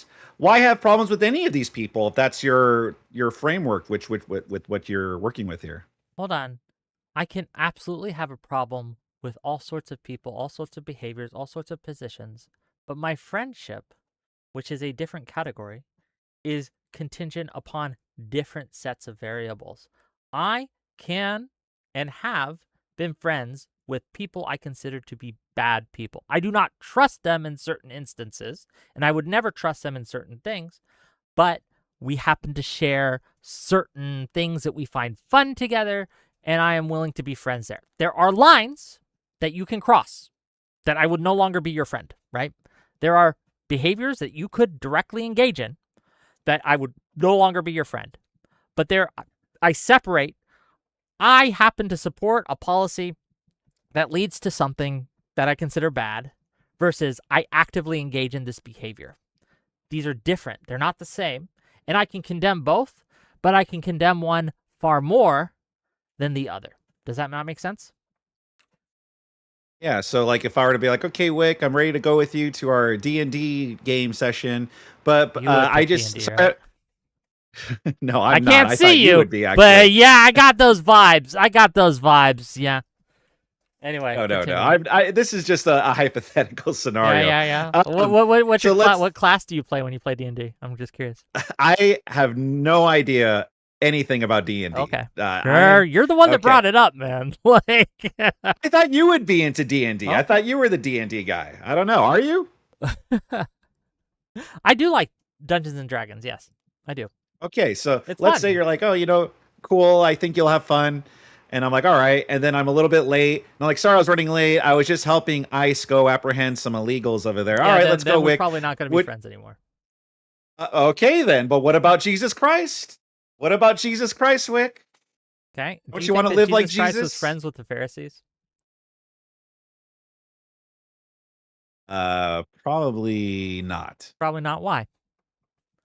You're the one who brought Jesus up in this exact. I didn't bring up Because Jesus when I as talk it about was bringing an up analogy, being friends. Sure, it was an analogy to explain why I would hang out or be friends with someone that I found morally lesser, right? That I thought was engaging in immoral behavior or had immoral positions. That said, there are lines where even Jesus would draw, right? It's just you brought up Jesus to defend why you would hang out with people that you disagree with, but then you also bring up Jesus to be why you wouldn't hang out with people that you disagree with. You brought up Jesus both these are times. different, right? It's behaviors versus I disagree with you. The Pharisees were engaging in hypocritical behavior and were hurting other people directly versus someone who was engaged in immoral behavior perhaps, but to a lesser degree or of a different sort that wasn't necessarily hurting someone directly.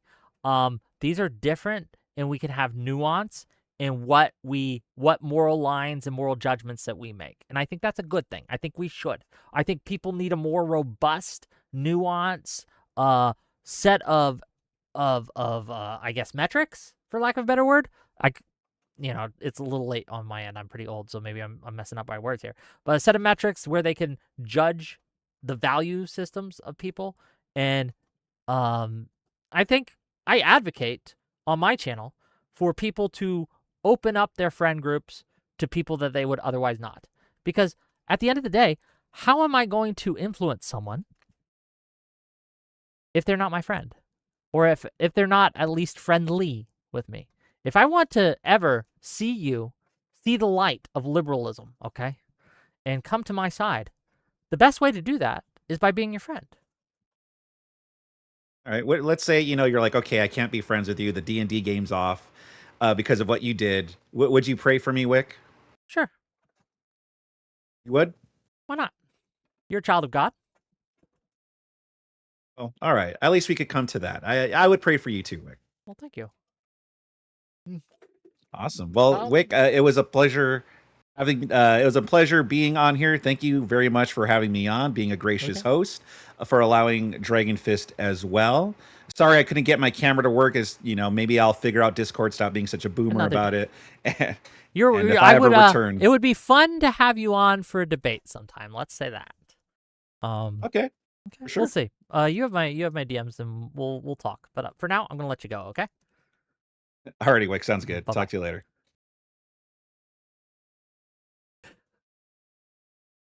I don't know. I just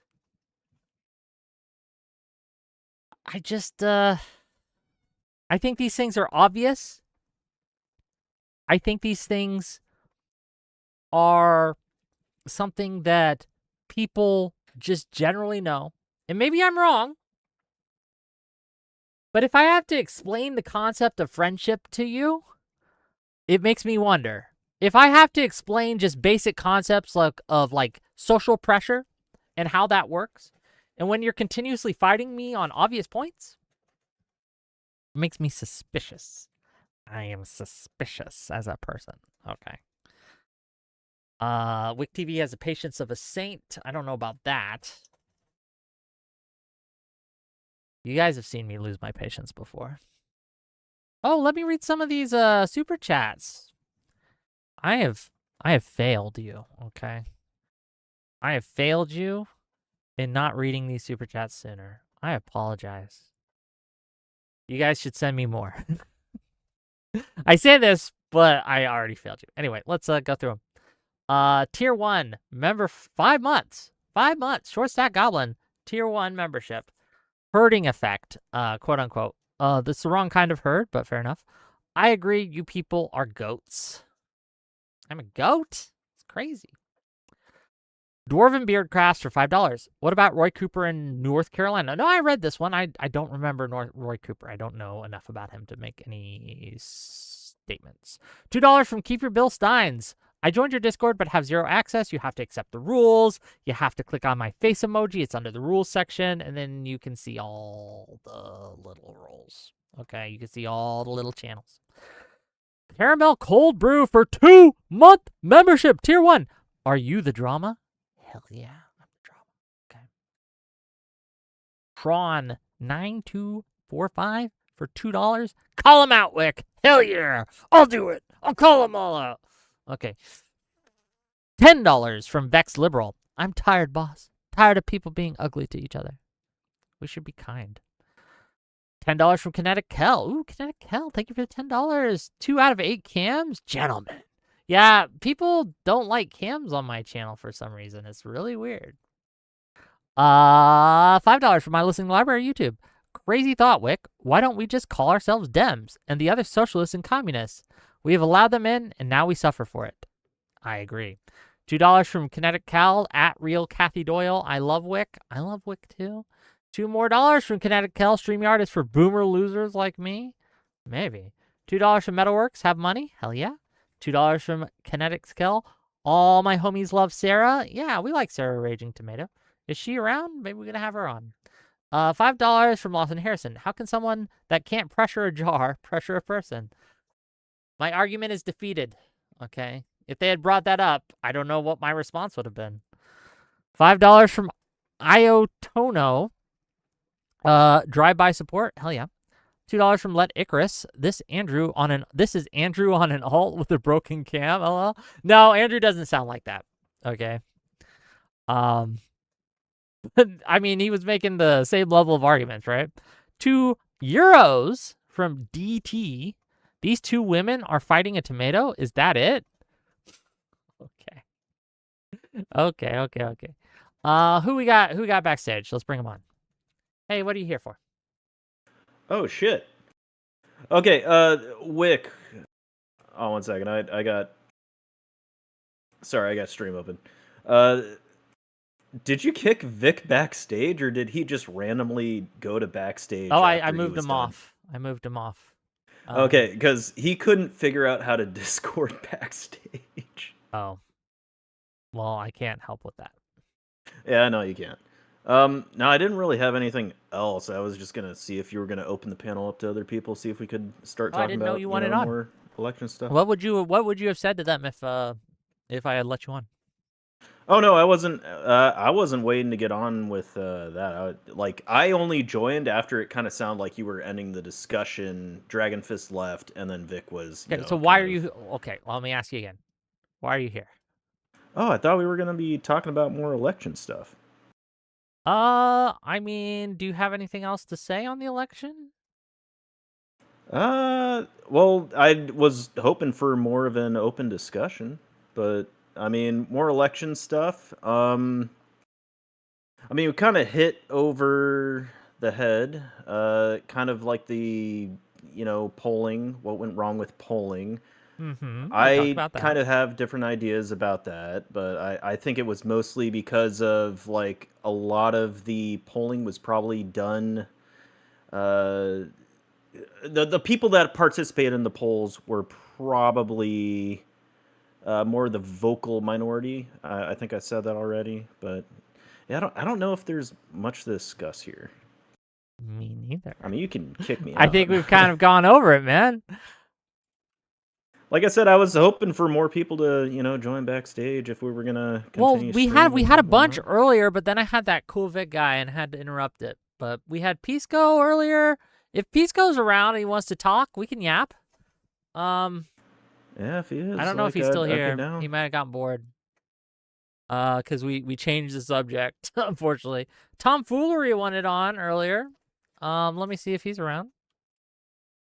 If I did want to say something about that, or about the conversation with Dragon Fist and Vic, I cannot believe that they are arguing in good faith, especially on the being coerced or having pressure. Like that is just completely unreal that if you have an opportunity to do something and somebody tells you you have the opportunity to do something, and then they go back and say, well, in order to have this opportunity, you have to disengage or disassociate with somebody else. Like, that would be pressure. Yeah. And quite honestly, yeah, I'm going to say, like, that's just self-evident, right?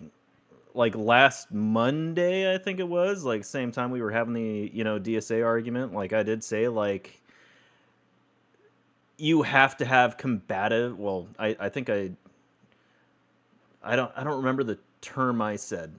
I originally said like stop associating with, but then I kind of like leveled it down to you have to have combative or adverse conversations with people like Pisco when it's about DSA. I don't remember, honestly, our conversation. I don't. Yeah, it's hard for me to remember, too. Sorry, I just don't remember this conversation. Oh, my God, I am old. How about this? But stuff like that, I wouldn't say would necessarily be, like, pressure, even though the conversation would be pressuring. It's not pressuring somebody to disassociate. It's you got to bring on pressure if you're going to be talking to these people about this certain topic. But, yeah. Tom Foolery is going to join us in a minute here. I do have to end Twitch stream because Tom Foolery is banned on Twitch. Sorry, Twitchers. But come to my YouTube. I'll give you a link.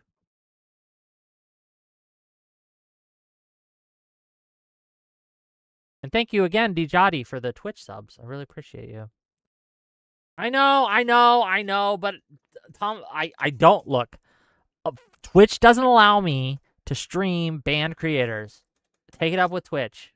Okay? Take it up with Twitch. How did Tom get banned? I don't remember.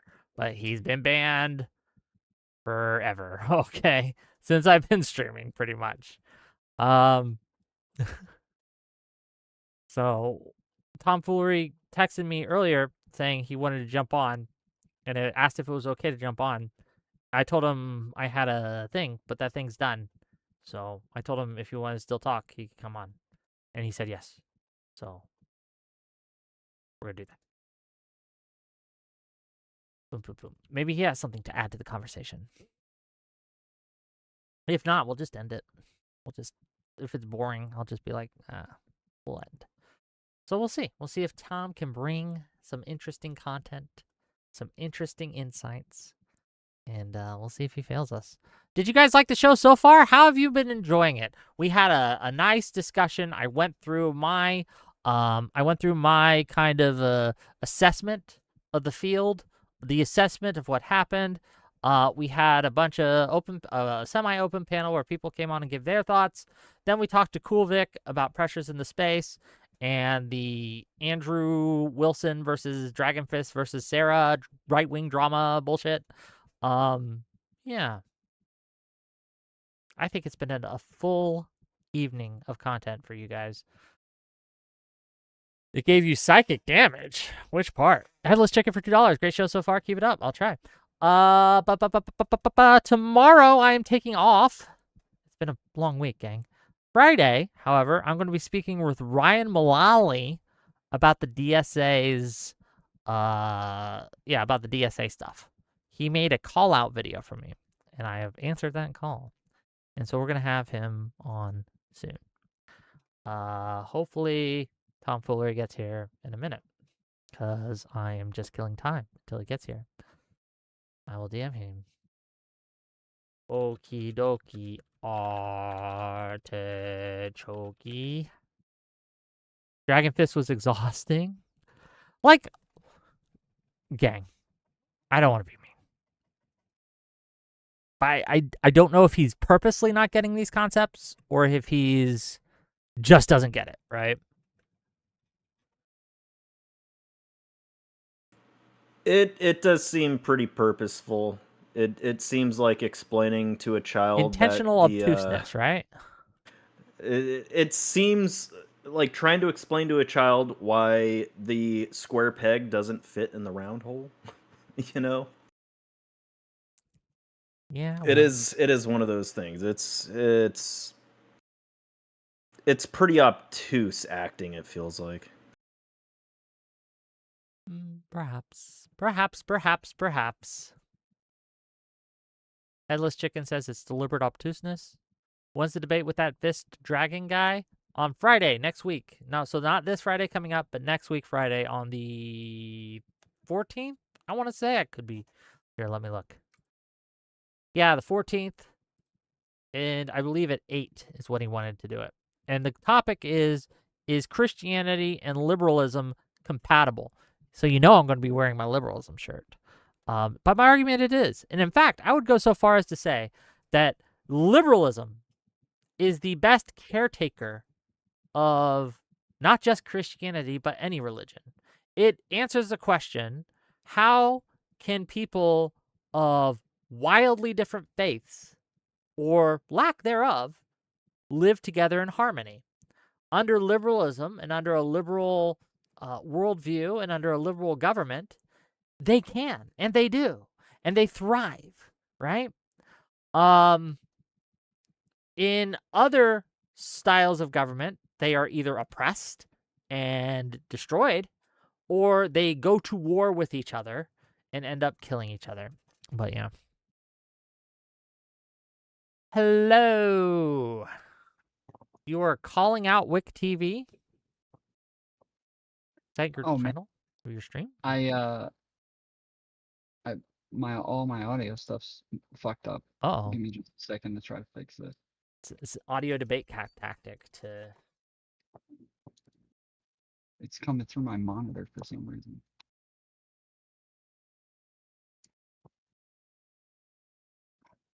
Yeah, you got to switch your default device if it's coming out of your monitor. Jesus. Buddy, I don't know if Tom wants to talk to me directly, so if he doesn't, I'll bring you back on. yeah. But for now, I'm just gonna kick you out. Oh, sounds cool. Womp womp. Give Tom Foolery a chance at a one-on-one, okay, while he figures out his audio. Okay, say something real quick for me. Something real quick for me. Okay, it looks like everybody can hear. I think chat can hear you. Or wait, Chat? say something one more time. Say something one more time. Oh no, I'm still on the wrong one. Okay, I give just him a shut off minute. my computer earlier, and it just fucked up all of my settings for some reason. That Normally they all sounds stay like the same every single time. sounds like a problem. It is a problem. That's I what I'm can't see saying. you either, by the way, and I would like to see you. There's too many camless people on my show of late. Okay, it's not good. It's not good for the content. People want to see you. Okay. Okay, there we go. Hell yeah. And then We got visual connection. all right. I don't even see my output here. The one that I'm trying to change it to. Okay, wait, one more time. One more time. Let's go. Let's do it. Okay, Let's rock and there we go. roll. Got it.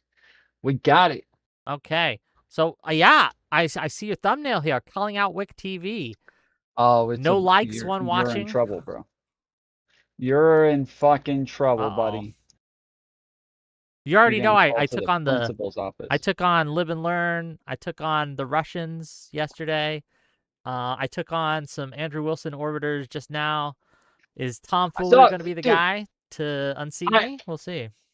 I saw some of that. I was saying in Which chat. one? I was like, the guy that you were just talking to like 30 minutes ago. I watched maybe like 10 minutes of it. Yeah. I kept saying in chat. I was like, ask him if you like wanted to have, if a boss wanted to have sex with a girl and said like, if you have sex with me, I will give you the job. Like, is this pressure? Although he might have said, those are not the same thing. Those aren't the same. He might have said that again, like he did with the abortion thing, because that was. That's the unfortunate thing is like, yes, I don't know if they were actually wanting a conversation or they were just trying to run cover for their streamer daddy, right? So.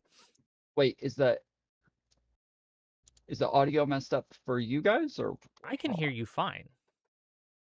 For chat? Okay, it looks like. My voice just sounds like this, okay? Okay. All right, I think I got it. Yeah, my voice just sounds like this. If they're worried about how my voice sounds, it's just that I can't stop it, okay? We can hear you. On my end, people can hear you, okay? All right, cool. All right, so I saw, somewhat of you talking on Live and Learn the other day. Sure. And it seems like, to me, it seems insanely convenient that people are all of a sudden going to have a lot of shit to talk about, Hassan and leftists and the progressives and things like that. But then when it comes to progressives actually winning for the first time, seems really convenient that all of a sudden, like, the blue no matter who sort of mantra doesn't really exist anymore. Well, I mean, I don't really believe you believe in blue no matter who. Obviously, I don't. I wouldn't vote for Trump just because he has a D next to his name. Yeah. But I don't think that these people are that. Like, if they were, a lot of them, like, they're pretty openly disagreeing with the national DSA platform. If they agreed with that outright, sure, that would be a very different thing. Here's the thing. I don't believe them when they say, it's just like if someone was running under the Republican ticket today and was like, well, I don't agree with Trumpism and MAGAism. I would be suspicious of that just due to their association with MAGA, right? They call themselves MAGA. Yeah. They identify as MAGA. They are, and with the DSA, if you're a DSA member, you're a dues-paying member. You are paying in to be this, right? So why are you doing this if you disagree with the national platform, right? It makes me feel like you are probably lying. And to be clear, they have said that they would do this. It's called entryism, where you hide your power level, mask on, lie, and then jump in and start getting what you want done anyway. In fact, there's a great example. I'll take that back. I would still say I would still vote for them if they had those positions, the same as the national DSA platform. So yes. if someone came on, is like, I want to abolish the police. I want to abolish prisons. I want to make it so that private property was gone. I wanted to withdraw from NATO. What else is on their fucking website, right? They wanted to get rid of capitalism. With all those things, and you would vote for them? Yeah, I mean, what is the mantra of vote blue no matter who? This has not always been a thing, right? It kind of came about like as a thing where we have to defeat Trump, or like as a response to the Bernie bros, Bernie or bust sort of thing. And obviously, the sort of thought process that you're using, I feel like, well, then you should have been totally understanding of Hassan and Mike from PA and all these other people not wanting to vote for Democrats, because obviously they have a very different ideology from liberals. So you should have been like, oh, totally understanding. Wrong. Well, their ideology is not dog really shit. Right and wrong I'll give you an there, example. But yeah, it's stupid. Sure, I'll give you an example. If someone comes up to me and says, I can't eat this cake because the cake is poison, and I know the cake's not poison. I baked it myself. There's no poison in that cake, right? That's a very different thing than me coming up to someone who has a plate of cyanide and saying, I can't eat that cyanide, it's poison. Technically, we're making the same argument. I can't eat that, that's poison. But there's a facts of the matter here. And with the DSA and Hassan and Mike saying that I'm not going to vote for liberals because they're fascist enablers and they're fascists, there's a facts of the matter here. They're simply wrong. If I believed that liberalism enabled fascism, then maybe I could see what they were doing. But I don't believe that, and I think that is factually wrong.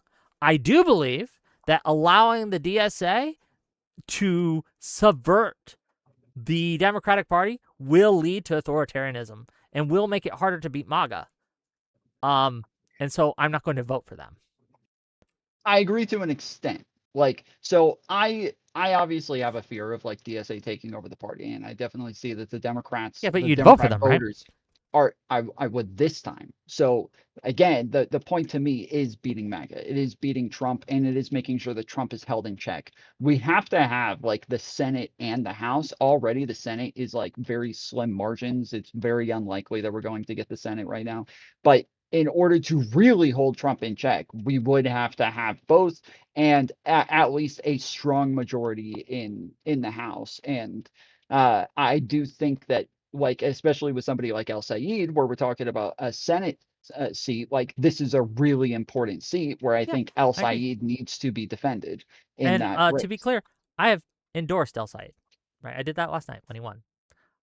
El Sayed is running for Senate, and the Senate is very, very important. And even though I have strenuous disagreements with his associations, and I do not trust the man, he is better than Mike Rogers for this seat. And the Senate, as you mentioned, is that important, where I will give him my endorsement. Now, if he wants my enthusiastic campaigning, he has to earn that shit. But he gets my endorsement. He gets that bare minimum from me. Yeah, I agree that most of them probably do have the idea of the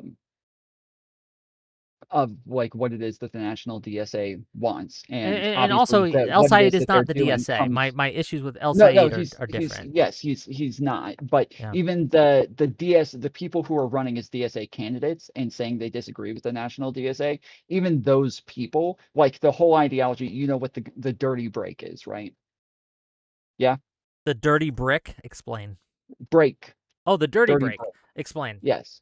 So within the DSA, there's like two separate ideologies. For a long time, the DSA, the Marxists, and the on this specific aspect. Oh, go ahead. For a long time, the DSA was literally set up to be a type of thing for like more moderate types of socialists to be able to run within American politics. That was the whole point of it. And they literally had rules that if somebody was like a communist or an authoritarian, they would literally kick them out. They would literally kick them out of the organization. They weren't allowed it. About 5-6 years ago, they made changes to those rules. So now the whole idea was to, like come in and just slowly work towards incrementalizing more social programs and more like, government owned programs, more government owned corporations, things like that.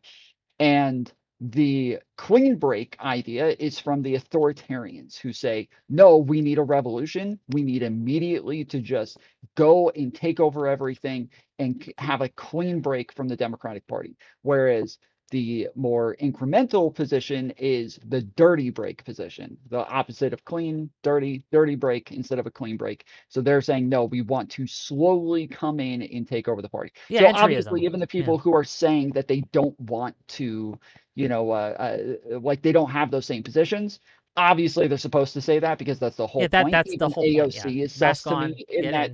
As much as I like AOC, even she's very sus in those terms. But currently, while Trump is still in the presidency, who are the DSA candidates that you're not like? Hong or Hong's the one I'm aware of.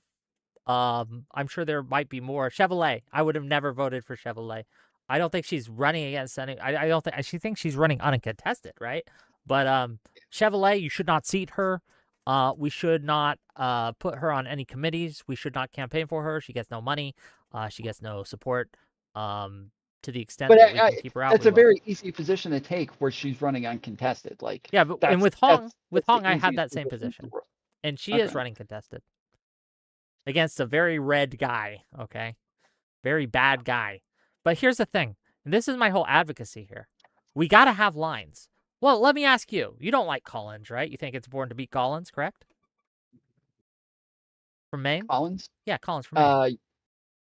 I don't know enough about Collins. She's a Republican senator who has voted with MAGA. Yeah. Yeah.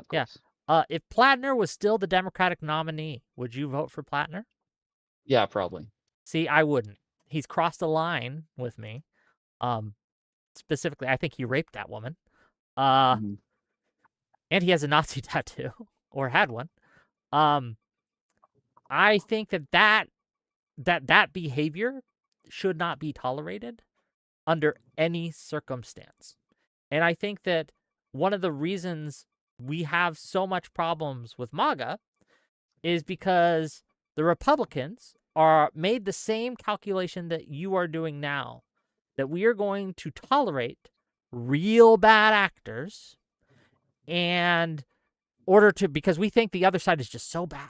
So we're going to tolerate these bad actors. So I was totally in favor of Plattner dropping out because I wanted there to be a different candidate there. Sure. But you would have. But when push comes to shove, the lesser of two evils decision. You would have voted for the rapist. I would have voted for the rapist that was less likely to support rape and rapists than the non-rapist who was more likely to support rape and rapists. Yes. I don't think that is something that necessarily follows. I think it does. We're Someone talking about Trump who has here, the we're character talking about position. MAGA. I think it does. I disagree, and I'll tell you why. If someone is willing to rape another person, if they have that in them, then they would be willing to take positions and make policy choices that would rape us, right?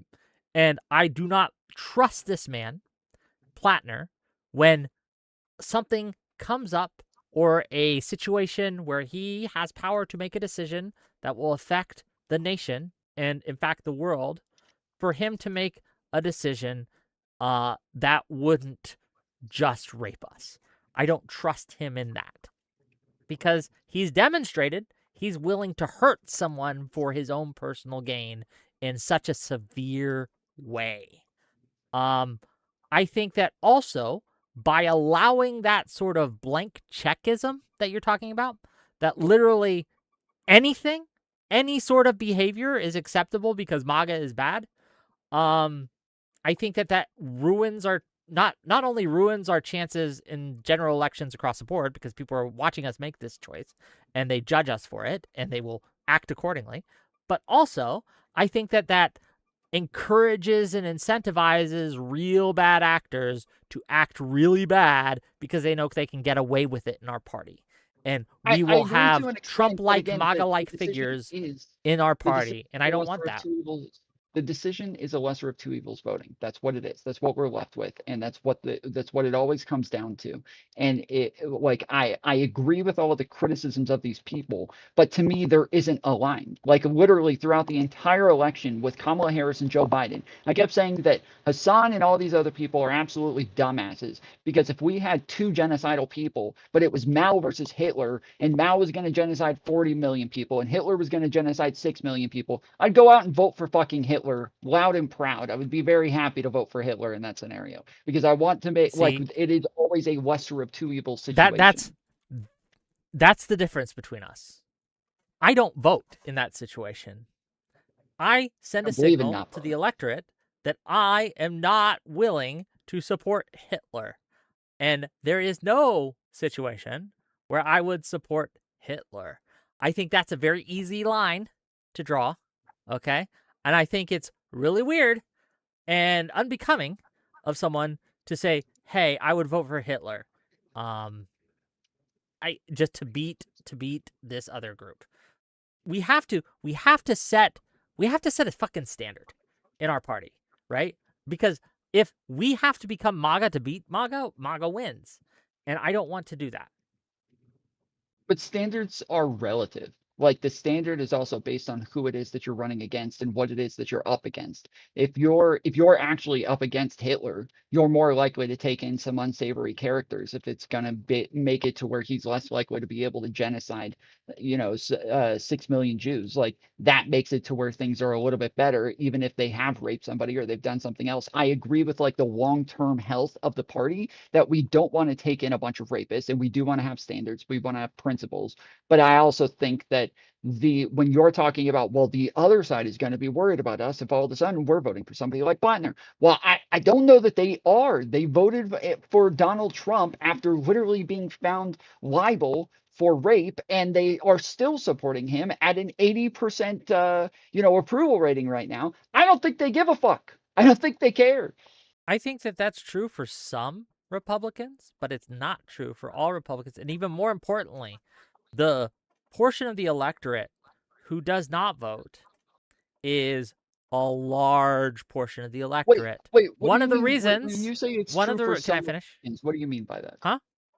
What do you mean by like it's true for some Republicans? What does that mean? It means that there is a core of MAGA supporters who would absolutely support, like Trump would not lose their votes if Trump went out and shot someone on Fifth Avenue. He's famously said that. Like, I wouldn't lose a vote if I went out and shot someone in Fifth Avenue. Right. I think that's true for a core of his supporters. But there are moderates or center-right people who see Trump and hold their nose and vote for him because either A, they don't believe the accusations against Trump, right? But you just said a little bit ago when it came to Hassan, it's about the truth of the matter. Why is it all of a sudden very relative or subjective when it comes to I think you could still condemn them for doing this. I'm not saying you shouldn't. I think they were wrong to do so, and I think they should not have done it. But if we look at the theory of mind we have for people, right, we have to get into their head and, value judgments aside, figure out why they behaved how they did in order to understand what would motivate them in order to make a different decision. Do you disagree? To an extent, but when it comes to somebody like a senator in Maine, obviously, if those people in Maine are still willing to support him and willing to vote for Blattner, I don't know that that actually affects the entire party overall. Obviously, we'd want to get rid of him and primary him as soon as possible. But I think that like when it comes to Trump is in power now, Trump is in the presidency right now. Trump's at war right now. Trump has people out in the streets killing citizens right now. Like these things are happening right now. So it would be very important when it comes to make down sure to a lesser of two evils scenario. I want the lesser. But it would be very important to make sure he wins as little as possible in the future, correct? Well, when you say in the future, I don't think he can win in the future. I think I want him to stop doing what he's doing right now. He's already won. You don't think he can win in the future? You think MAGAism goes away with Trump? Like Trump leaves the scene and MAGAism's done?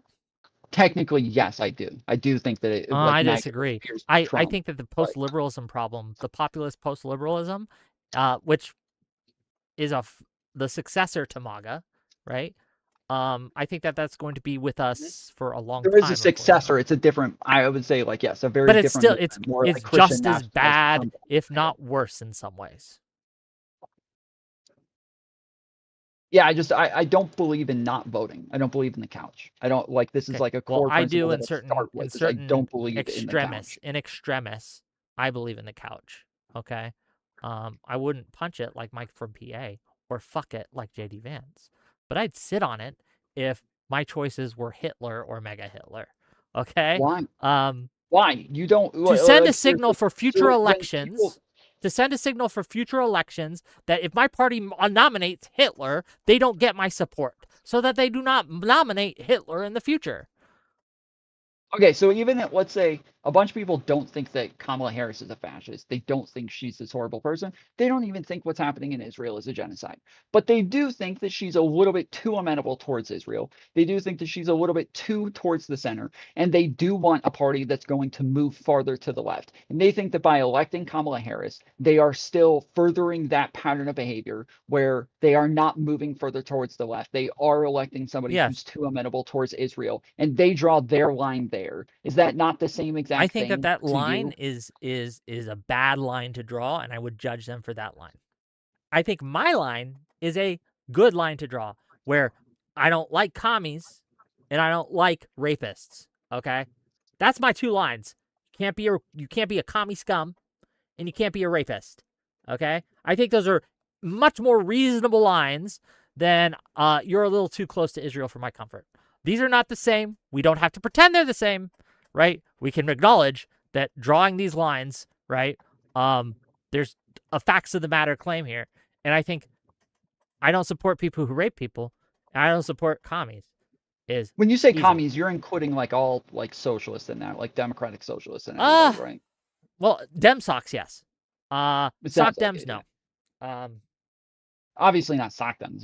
Sock Dems Yeah, are yeah, very yeah. different. Oh, well, from Dem I just wanted to make that clear to people. Like, there's socialist in the name. Well, sock Dem is not even close to the same thing as Dem socks. But yeah, I think Dem socks are. I think Dem socks get the couch too.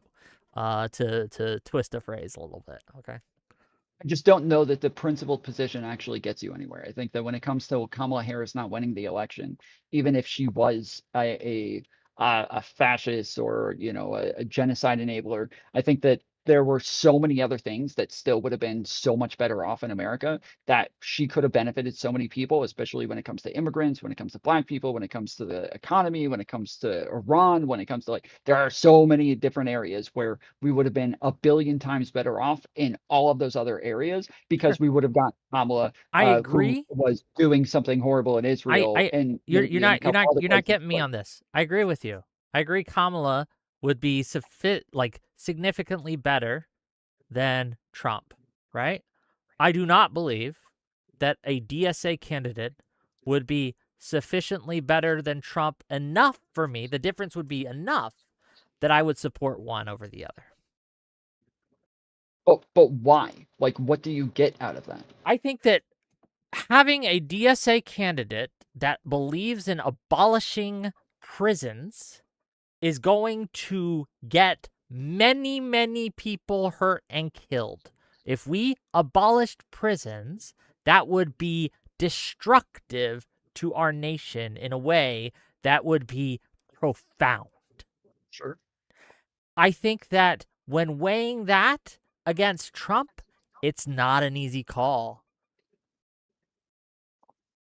I think if we're talking about somebody running for president, I would agree with you. When we're talking about somebody running for Congress or governor or some other scenario where they don't have the ability so to at least we could break bread on the presidential thing. You would agree with me if it were a presidential then I would, race. But if both sides wanted to abolish prisons, I would be voting for one of them. Well, Trump doesn't want to abolish prisons. No, but that's not the point. What I'm talking about is the lesser of two evils voting, that there is always a lesser. No, if both sides want to abolish prisons, then I'm probably moving. I'm not voting. I'm getting out. Yeah, I don't support people who want to abolish prisons. I just don't. It just seems ridiculous, dude. Like there's always going to be a better choice. There's always going to be somebody. Do you not hear yourself? It's ridiculous not to support people who rape other people. Is that ridiculous as a standard?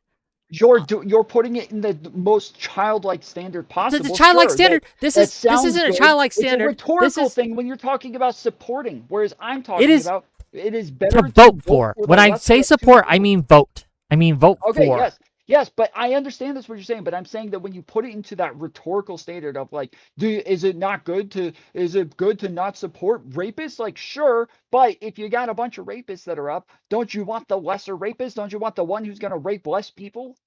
I want neither of them, and then we'll vote accordingly. Yeah, that's not the option, though. That is absolutely the option. You have a choice not to participate in a system and therefore support that system, even but by a little bit.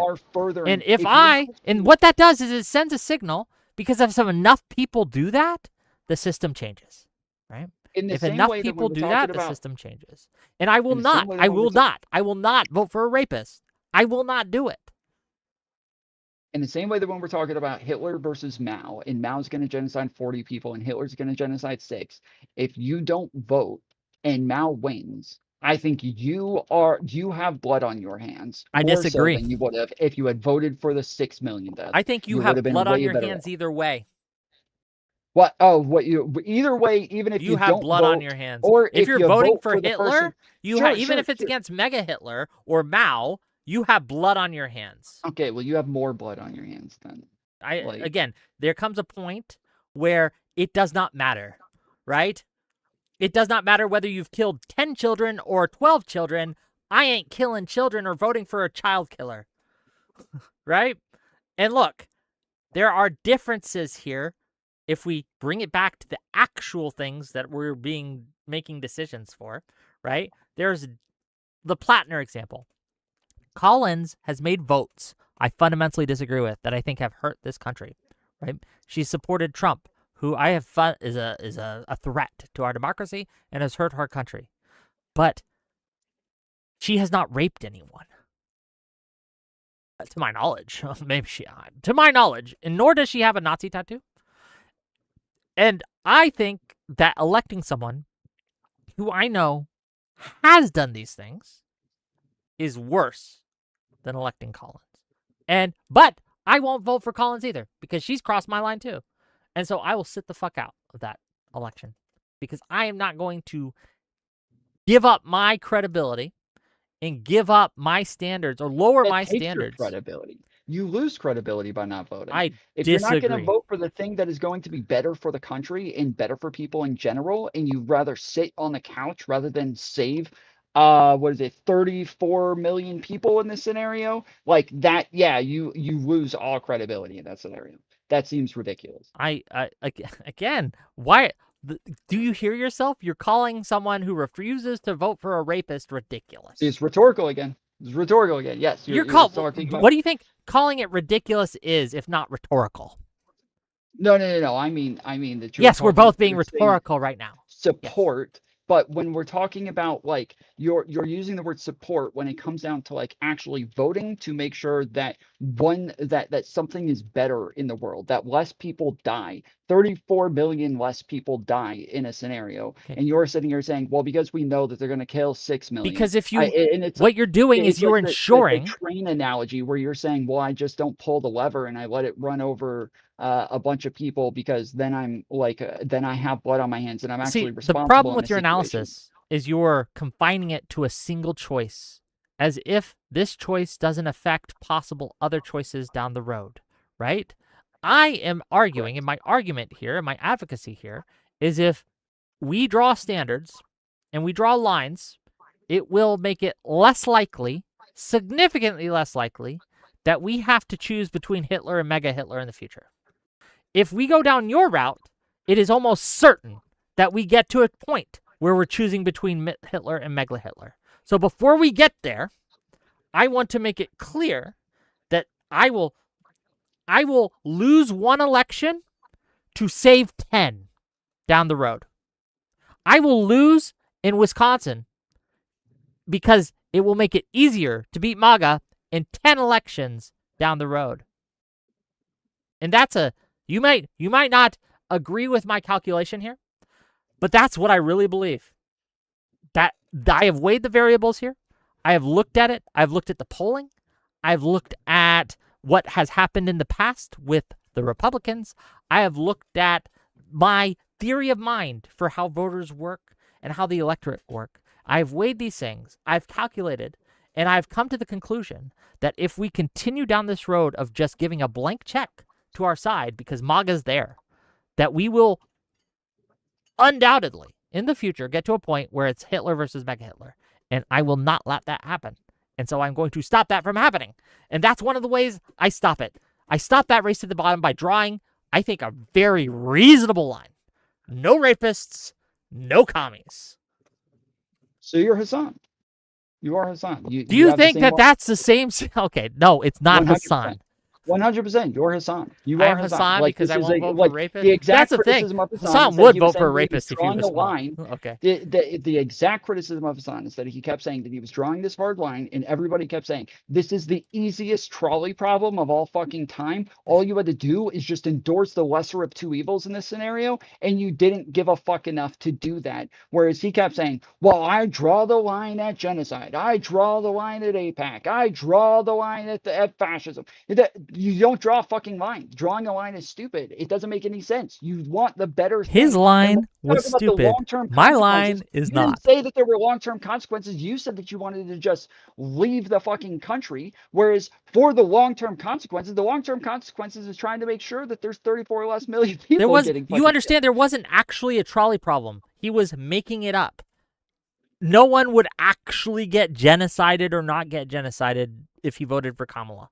No, the trolley problem is a lesser of two evils. I know, but he was creating a false choice. He was saying, I'm not going to do this because if I do this, this will happen, when this would not happen. And we all knew it wouldn't happen. Well, he said that there was going to be no difference between the two, yeah. Okay, well, that was obviously wrong, correct? Yeah, obviously, yes. Yes, But obviously. the point is I'm that saying my argument here is I'm not wrong. The point, though, is that even if he was right, again, there still would have been millions of immigrants who would have been better off, millions of black people who would have been better off, the entire fucking country, the entire economy. Because he was wrong. But no. He kept saying that there was no difference between the two when it came to Israel. And yeah, I'm saying even if he was right, that Kamala would have been the same as Trump when it came to Israel. He would still be fucking stupid not to vote. That wasn't Kamala. only his argument. He argued that Kamala would behave domestically as well when it came to ICE, when it came to all these other things. That was part of his argument, that Kamala, the duopoly, right, the Omni Party, the Uni Party, I don't know what the fuck the terminology is. He did say right? that she moved right on those issues. Yeah. That she would be the same as Trump, functionally no different. I don't know if he said that she would be the same. I know that and on said ICE, that she absolutely did. And I know that, On ICE, he absolutely did. I was going to say, and then I think on immigration, he did say yeah. one time So that she was again, making the same arguments. Again, he was factually wrong. If he was factually right, he might have an argument. He might be, if he was factually correct, that might be perfectly acceptable. But that's the thing. He was factually wrong. Okay. Yeah, I just disagree. The entire argument again, when you say he created a false, like a trolley problem, I'm saying everybody else were the ones pointing out the trolley problem. Everybody else was saying this is the easiest trolley problem. He wasn't even bringing up a trolley problem. Hassan didn't mention a trolley problem because he doesn't give a fuck about the lesser of two evils. He draws this hard standard on things and says, I don't vote if X. Whereas the rest of us are saying it's a fucking trolley problem. It's a lesser of two evils. You pick the one that's going to be better for the country in the end. And then hopefully in the next one, you win the fucking primaries and you're able to get a better candidate than the one my we got point is stuck his with in that lines are fundamentally immoral, because his actual lines was tried to, and he stated this, is to fundamentally subvert the Democratic Party, and he was an accelerationist. He wanted Trump to win, okay, in order to do this. But he's wrong about his socialist utopia, right? Rising from the ashes, or communist. I think he's actually a communist. His communist utopia, rising from the ashes. He's just wrong on this. We're circling, but I have some callers who want to call in. Is that okay? Can we take callers? I mean, real quick, you did say, like, the Democrats need to lose, but you're sitting on the couch. Like, this again seems like fundamentally... Hogg needs to lose. She's not a Democrat. Well, okay, yes, she is a Democrat. She's not a liberal. Like, Democrat... No, she's a DSA member. I don't think she's a Democrat.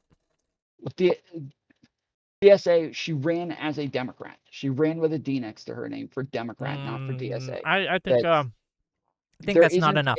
We wouldn't call Trump a Democrat if he ran with a D next to his Democrat name. is not an ideology. Democrat is not a list of beliefs. There's literally a fucking party switch only like 60 years ago. Democrat just means that you're running under the fucking label. She's not a liberal. I have no fucking allegiance to that fucking label. I have the allegiance to the values that label currently represents. I even for that though, like if you think that Democrats need to lose in that election, if you think Democrats need to lose when DSA members are running, like the best thing to do would go vote for fucking Republicans. If you actually believed that Democrats needed to lose, you would go vote for the fucking Republican. But No, it doesn't seem like you do. because again, it seems like you think they're even or there are same in lines, this situation. and part of my advocacy here is that if candidates cross a line, you do not support them. MAGA has crossed that line. The person that Hong is running against, Tiffany, has way crossed that line for me. Never. I will never give him any support. He will not get my vote. But that does not mean I will vote for Hong. And in fact, if Hong wins the primary, I will not. And I will advocate, right, that people should not. Okay, last chance, and then I'll let you bring out colleagues. Okay, last try. Last try. Go ahead. We got two pedophiles running. One's gonna molest 1 million kids. One is gonna molest one. I don't vote the for one pedophiles. is running. He's saying, "I swear, if you vote for me, I'm gonna molest one kid, and that's it." And then the other one's like, "You vote for me, I'm molesting all the kids." Well, how voting annoying for the is one this who's gonna child? molest one kid? How annoying is this the child? child? I'm kidding. I mean, it's a joke. They're No, I don't. fucking I don't vote for child molesters. You could have saved 900,999 children from being molested. No, they would have been molested eventually because it would have gotten to the point where we had 999,000 molester versus 1 million molester, or a 1 million molester versus 1,000,001 molester, right? It would encourage this perpetual cycle of child molestation Well, in it didn't perpetuity. happen with Hitler, So and there it has didn't to be a happen line. with There has to be a check. There has to be a check where you say no, I won't vote for the pedophile. I don't know. This isn't a ridiculous line. I think it's a pretty standard, understandable thing that people don't want to vote for child molesters, and I don't care if they're only going to molest one child. I'm talking about morals. You're talking about your fifis. That it feels weird to say that you have to vote for a child molester. It doesn't feel weird. It is weird. Like my fifis. I'm in my fifis because I don't want to vote for a child molester. Analysis that gets you the better outcome. Oh, well, again, I'm not voting for a child molester. Sorry. Want me to bring on callers? Yeah, here, let me, I gotta grab a drink real quick. I'll be right back.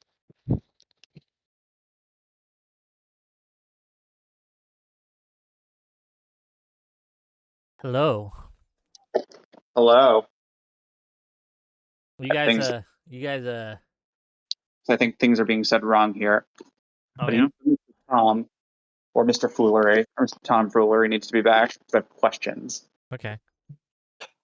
Yeah, I got some questions for the Fool as well. That's what I call him, the Fool. Are there any WIC questioners here? Yeah. What's with you being bald? Are you trying to copy Hutch? That's exactly what's happening. Is this plagiarism? This is It's brand stealing? It's Hutch plagiarism, yes. My baldness is Yeah, plagiarism. Can Hi. Hello. Please tell Tom that his mic is fucked on Wix stream. It sounds like shit on Wix stream, but it sounds good on his stream. And I've tried to tell Tom this entire conversation if he needs to change the mic or something. And no one ever fucking tells him on Wix stream for some reason. Hold on. Hey, Tom, your mic is fucked. No, I've heard him just fine the whole time. Oh. Well, it sounds like dog shit. No, it sounds like dog shit on Wix stream. That's mean. I think that's just. But he doesn't sound like that on his stream. Hold on. Have you guys? Hold on. Chat. Has Tom sounded weird? Everyone's saying you're wrong. There's probably an answer. If you're going through Discord, unless you have like a special application that captures your. No, hold on. Yes. Do you have me turned up to 200%? Like me? No. Yes. Do you have me turned up to 200%? No. Okay. Back in the day, my mic used to be insanely quiet. Everybody had me turned up to 200%. I got a mic booster since then. You sound like you're on your headphones. Wait, yeah, hold on. Actually, I am hearing this now. Tom, what is your input microphone for Discord? It is. It's on my headphones. You're correct. Yeah, good job, everybody. Go fuck. There we go. Oh boy. All right. Okay, everyone, Mr. no one was saying nothing. Well, I was listening to Yeah. Tom's stream, so it sounded pretty good to me. I wasn't listening to your stream, Wick. I got tired of listening to your stream. Wow, that's crazy. Okay, there. Hi. That fix it. Yep, go. you sound amazing. In fact, better than amazing. In fact. Yeah. Hey, so a couple things, because I think there's some things I disagree with here.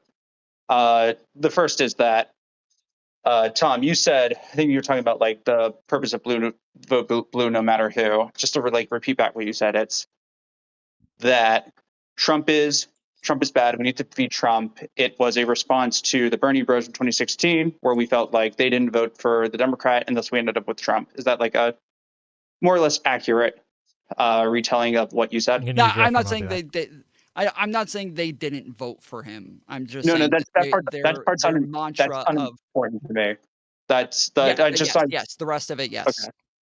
Okay, I disagree with that. I think the whole point of blue no matter who was Trump is a unique threat because he's an authoritarian, and being an authoritarian that makes him illiberal.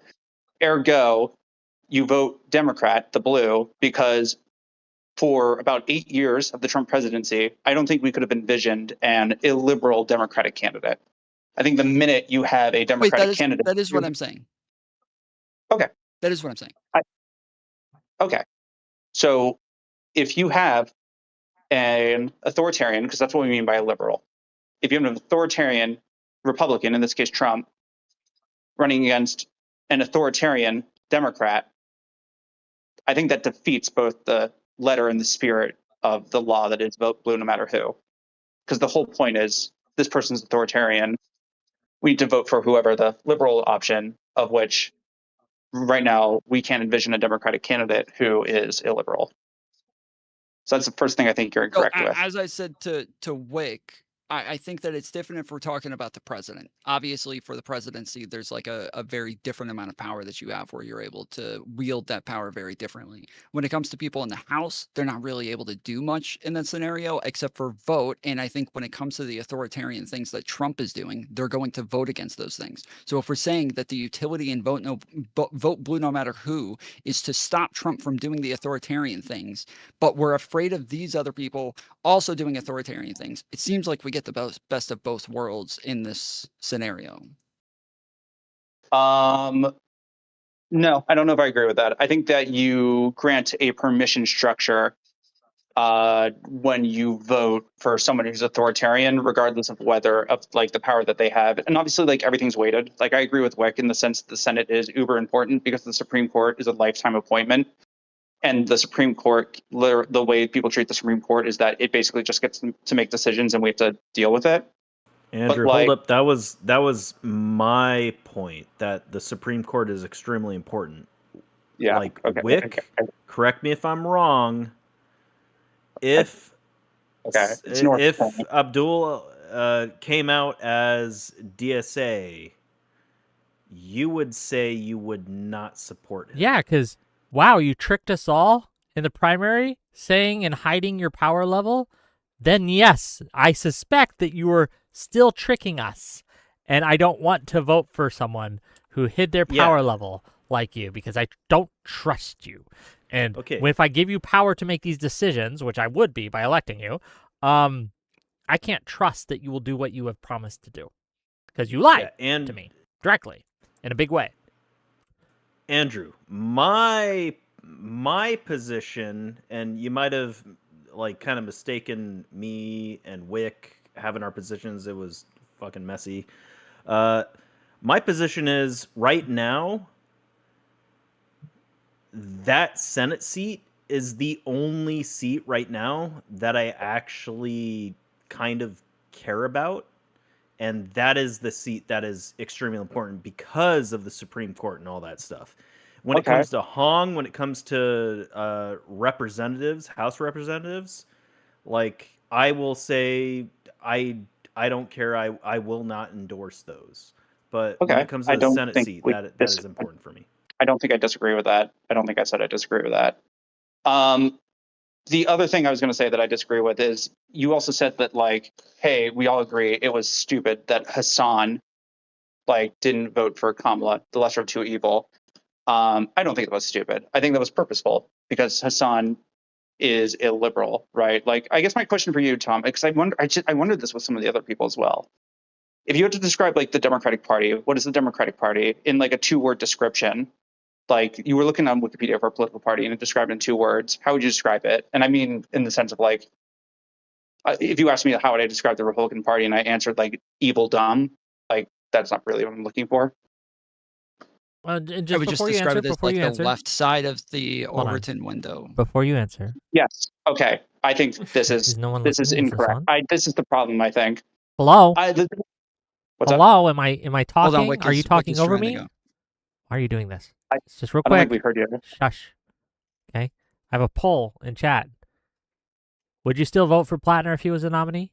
Give me a yes or no. I'm curious where everyone's at. Anyway, continue.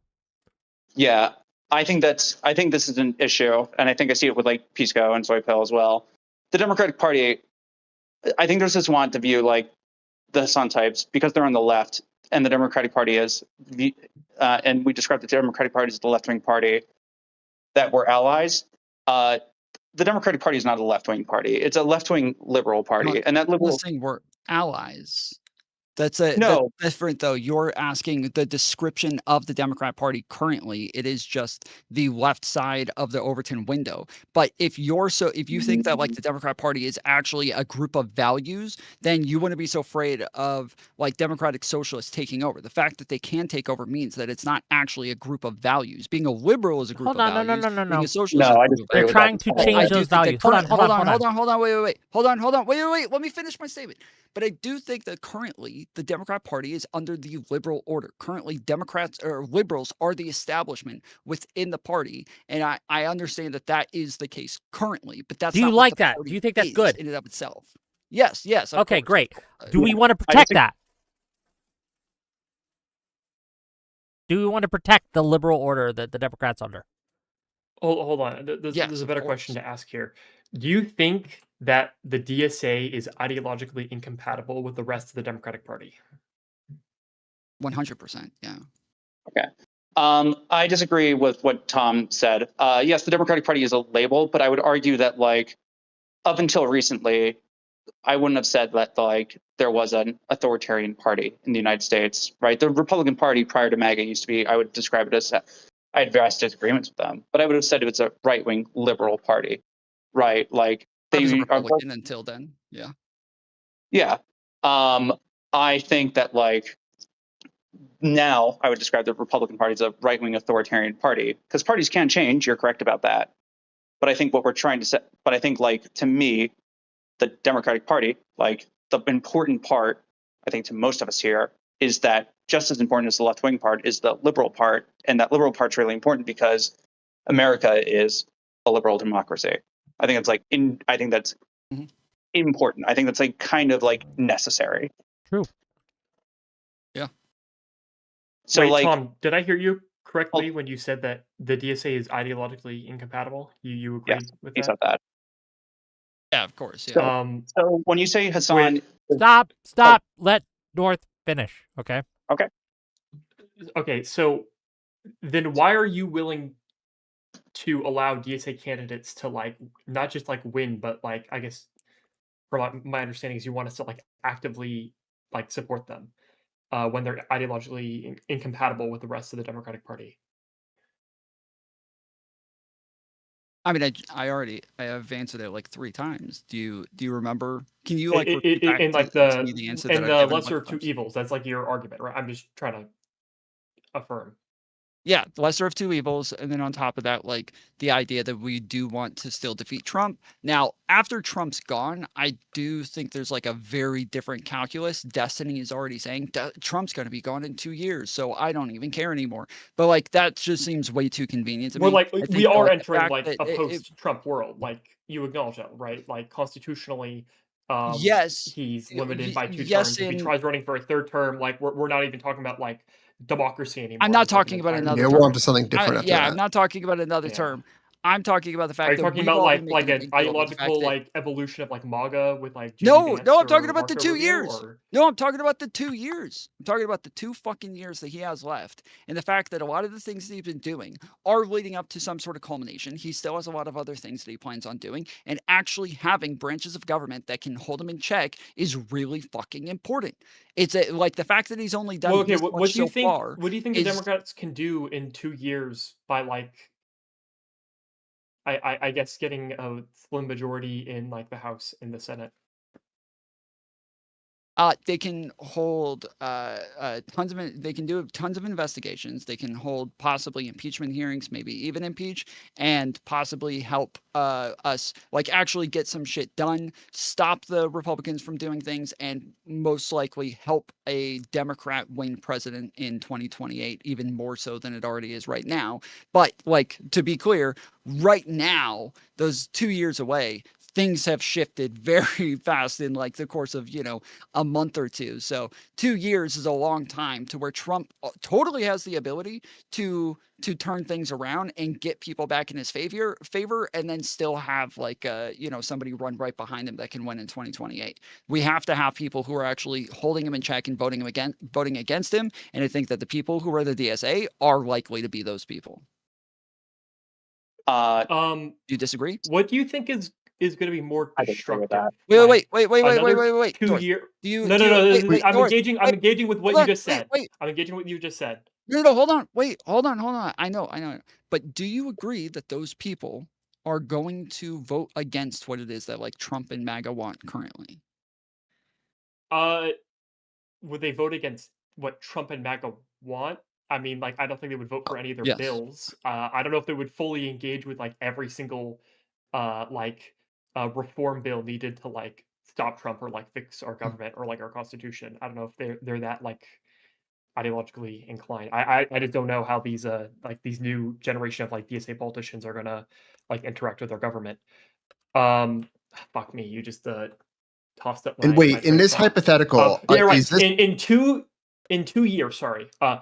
What do you think is going to be more destructive? Like a entrenchment of DSA politicians in like obviously Hong is running for a gubernatorial race, and then we have these people also trying to run for like the House and in the Senate. Do you think it's going to be more destructive to have like Trump run rampant for 2 more years, or for allowing these DSA people to like entrench themselves in like all these different levels of government? Obviously, more destructive to let Trump run rampant for 2 Yeah. more years. Like, not even a question. Okay, hold on. And then Do you agree with? Do you really think that? Then to have a possibility of DSA people taking over, I already know what Trump is. The Well, possibility. no, sorry, it's of not people not like over, taking I think over. we're able Like to handle it in obviously, the future. the DSA being radicals are never going to have like a position in which they can like fully take over the Democratic Party. The fear is that they will entrench themselves in such a point that they'll be able to like either like kill legislation or I guess you would like have enough like voice in order to introduce like more illiberal legislation to have more power like in our government, like possibly like working against Ukraine, for example, or like trying to like cut all of our like ties with Israel. I would consider that like a bad thing. I don't know how other people feel in this call about that, or I do don't things find like it like any abolishing the more police or likely things than like that, or yeah. like I trying to don't defund our find that military. any more. Yeah, No, I I don't. don't think that that's likely at all. I don't think any of those I'll let things are North that they're going to have numbers for any of that to be possible within the next Well, 2 years. like you without acknowledge that like accomplishment. being an And most of the incumbent gives you things like that a hold on, significant wait, advantage, hold on, and like hold on, allowing hold these on, hold on, politicians to be hold on, in is hold gonna on, like hold on, keep them hold on, in. hold on. What the fuck? Hold on, chill. The other thing though is that I don't know that anything that they would do would be drastically worse than whatever it is that Trump is going to do, and what other Republicans who would come in and not only support Trump in doing those things, but also would vote in favor I of ask a tons of other question? bills and help him get things like SAVE Act across. Sure. Can I ask a question though? If I could show you for certain, or at least a super high likelihood, that by allowing DSA to win now against MAGA, it will make it significantly harder to beat MAGA in the 2028 election, in the 2030 election, and in the 2032 election, would you still vote for DSA? No, obviously not. Like that's part of the Well, that's- calculation. Is do you that voting understand for that DSA that's right my now is going argument? to help us win in the, in That, the well, future. that's one of my arguments. I That's understand. my- I one of just- my arguments is, and I understand you disagree with that, but I just want to make sure because I know Pisco has continuously tried to paint this as me supporting MAGA, and it's not. I am opposing MAGA. Yeah, And are there any in other perpetuity. politicians that are analogous Like with this? I've specifically pointed out Cory Bush in like elections in which DSA initially wins and then we come back and primary the shit out of her. Yes, but I don't Like, it think is- that works all the time. And Yeah, that's not a great calculation because you can't an incumbent always has the advantage. Incumbents always have a major advantage. And so to say like, yeah, we're gonna put somebody in, but then we'll just primary them right afterwards, it's like that's not a great fucking game plan. I agree it's not a great game plan, but when it comes to having somebody MAGA versus having somebody that is at least somewhat, I don't know, maybe on the left, they can come in and then people in that district, like me, fucking say, fuck this person, get them the fuck out. yeah, but vote to them my out. to my calculation on electability and how I make its charge, I don't know if getting them, like, I don't know if primarying them really undoes the damage, right? At least not entirely. And like, It's also it's Cory Bush was hard to uniquely do, bad. right? And heaven forbid you fail, and then it looks more like your party actually supports this kind of thing, and it makes it harder for people to vote for you. Look at, like, we can all agree the El Sayed and Stevens race was way closer than anyone thought, correct? Mm-hmm. Like, everyone, even me, was saying it was going to be kind of like, I was dooming about it. I was like, oh man, El Sayed is going to blow her out. Okay, it's going to be like a 10-point thing. It's going to suck. I was just wrong. One of the reasons everyone was wrong, not the only reason, but one of the reasons, is because people underestimate just how much the electorate does not like these far lefties, okay? Even though the fundamentals show that the establishment is deeply unpopular, AIPAC is deeply unpopular, the fundamentals favored El Sayed to do a blowout, okay? Even with all that, he still wasn't able to even get 1%. It was just shy of 1%. And that's because of the general disdain people have towards the far left in general. It's Hold up. just I not... disagree with a bunch of that. I think the issue that I think the reason that we thought El Sayed was going to like blow out is because we were seeing a bunch of internal polls getting That's pushed. true that were too. showing that- That's true too. Yeah, I think But that was. I think that's that- not the only reason. I think people are not necessarily making the best argument. I think like the best argument for like why. One, I think like whoever comes next after Trump is going to have a different coalition than Trump, in the same way that like whoever, if we remember 2016 and after we lost 2016, the conversation in Democratic circles was, how do we rebuild the Obama coalition? Whoever comes after Trump, whoever's the Republican nominee, be it Vance, like Rubio, or like fucking Tucker Carlson, they're going to have a different coalition than Trump is. That's what I think what people mean when they say like MAGA's done. Like MAGA is Trump's coalition. We don't really know for certain if that's going to continue. It's likely going to be something closer to like white nationalism, almost definitely. Maybe. It Or, depends on Which who is the nominee also is. sorry, really Christian. Yeah, depends on who the nominee is. But the other thing is Andrew like, Wilson. I don't think it's going to be white hold on. nationalism. There's been a few people. Like, Sorry. Hold on. I didn't say white nationalism. Christian nationalism. You did say white nationalism, but you might have meant You did. I did, and then I immediately corrected yeah. myself. Okay, but I want to hold on because we Sarah wants to come on in a little bit, and I want to make room for her, but I want to make sure other people get a chance to question Tom or me if you have questions for me on this, and I want to give it to people who haven't talked yet. Usurp and Mr. Uncle Muffles there. Okay.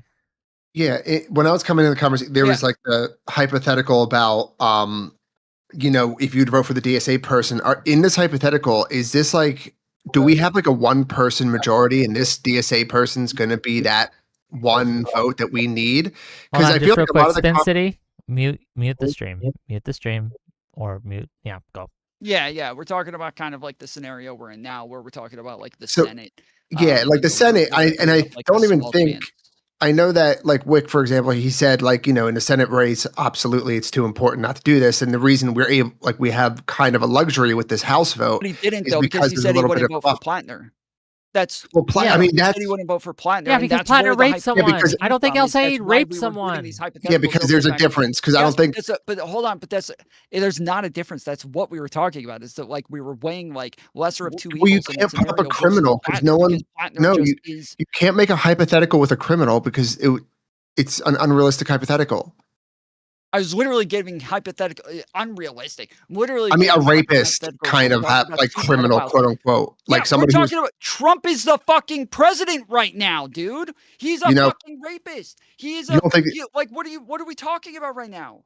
You don't think that he's a little bit of an exception and that he is Trump and that the one person could do anything? I'm saying that you're getting somebody in who is more likely to be somebody who is either a rapist or somebody like Trump, as others are like the guy who's running in Texas right now. There's numerous MAGA people who have been accused of rape or sexual assault or even pedophilia that are and they're often usually urged to drop out. And who are what? Who have won their fucking primaries and are currently the representatives. yeah, okay. of the I don't. Republican Party in the What general point are you election. trying to make? And those are going to come in and they're going to be supporting Donald Trump, another Okay. fucking rapist, another piece of Okay. shit. Are any of those in the Senate? And so having somebody like Plattner who comes in and is able to actually vote against somebody like Trump, vote Are there any against somebody others? like him from doing more of these things, that would be fucking better. This to is such a have bad this- example. First of all, because he actually dropped Okay, out on his. housekeeping. Sarah's gonna come on in a minute. Tom, you're welcome to stay. Right? You're welcome to stay and talk to Sarah. I don't know if you want to, but I wanted to talk Yeah, to sure. Sarah about Please stick around for a bit. the Andrew Wilson stuff. So Can I stay? Yeah, Paxton is like a North. You can great say I example trust of that, you. where I he trust is- Tom. Yeah, he's probably going to lose to Tellerico. And people and the reason that Texas might actually fucking lose and go blue for the first time in probably a lot of our lives is because he's so bad of a candidate that a Republican might not win in Texas. That's the problem. Like Plattner, first of all, he dropped out on his own. And don't forget, Wick over here was about to vote for him with a fucking Totenkopf tattoo, so we were already pushing our morals to the very fucking edge. And there's only so much we could take of a person where we're gonna be like, all right, dude, drop the fuck out. Luckily, we weren't put in a position to have to vote for him or not.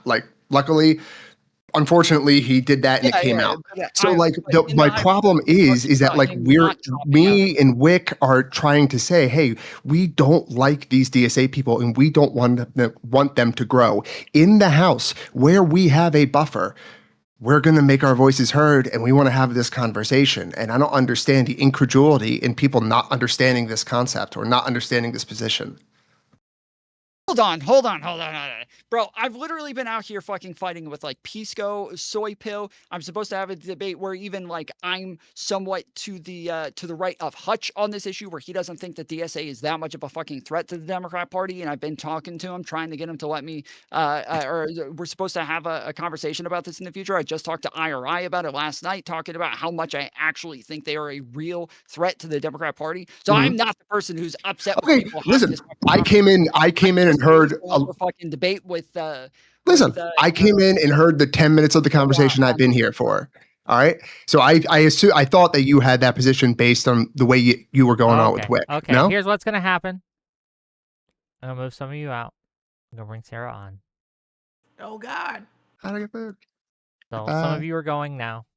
And thank you for coming. Remember me. I will remember you. Join. What up, Bye Sarah? bye. Voice. Bye bye. Make him- Am I in? Wait, Bye hold on. bye. You're here. We can hear you. Yeah, Can we you hear you. us? Hold on. Sorry, I'm trying to navigate right now. Sorry. Are you Hold on the on. right On your mic phone? though? I'm getting there. Okay. phone. Take your time. Okay. And camera when you got it, please. North YouTube. Getting. I want to see both your lovely faces. Okay. He has to change his American flag to his commie flag. I don't know.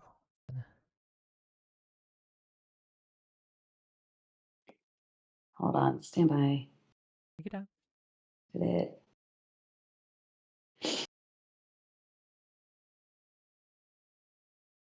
You might need to use a virtual camera. I'm not sitting at my desk. I'm using we're doing a painting stream, so I'm using other stuff. Anybody else get an error for her camera? Yes. Yeah, I'm That's what I'm getting it saying. too. Like, if you're using another program, you have to use your virtual camera. So if you go to the settings, the audio visual. She doesn't use OBS. I don't think she uses StreamYard. Well, if another program is taking her camera, which it is because she's streaming, right? Oh wait, hold on. Let me switch this one to not use. Let me do this, and then that should fix this, I think. Once you change it, you'll have to refresh both. So you'll have to leave the call and you'll have to refresh StreamYard, and then you'll be able to come in with the camera open for this. Stand by. I'm getting there. I'm like working on everything that I'm not used to working on. Sorry. Yeah, it's like your microphone's able to go to as many sources at once as you want, but your camera only goes to one. And so once you do switch it, your computer still reads whatever it is you had last as using that Okay, let me source. try You to have to refresh refresh it so this that it no then. longer thinks that. Let me refresh that. Let me fix this. Oops. You ever see those wigglers people have, right? Where they just wiggle, wiggle, wiggle back and forth? That's what I'm being right now. Wiggle, wiggle, I'm a wiggle, wiggler. wiggle.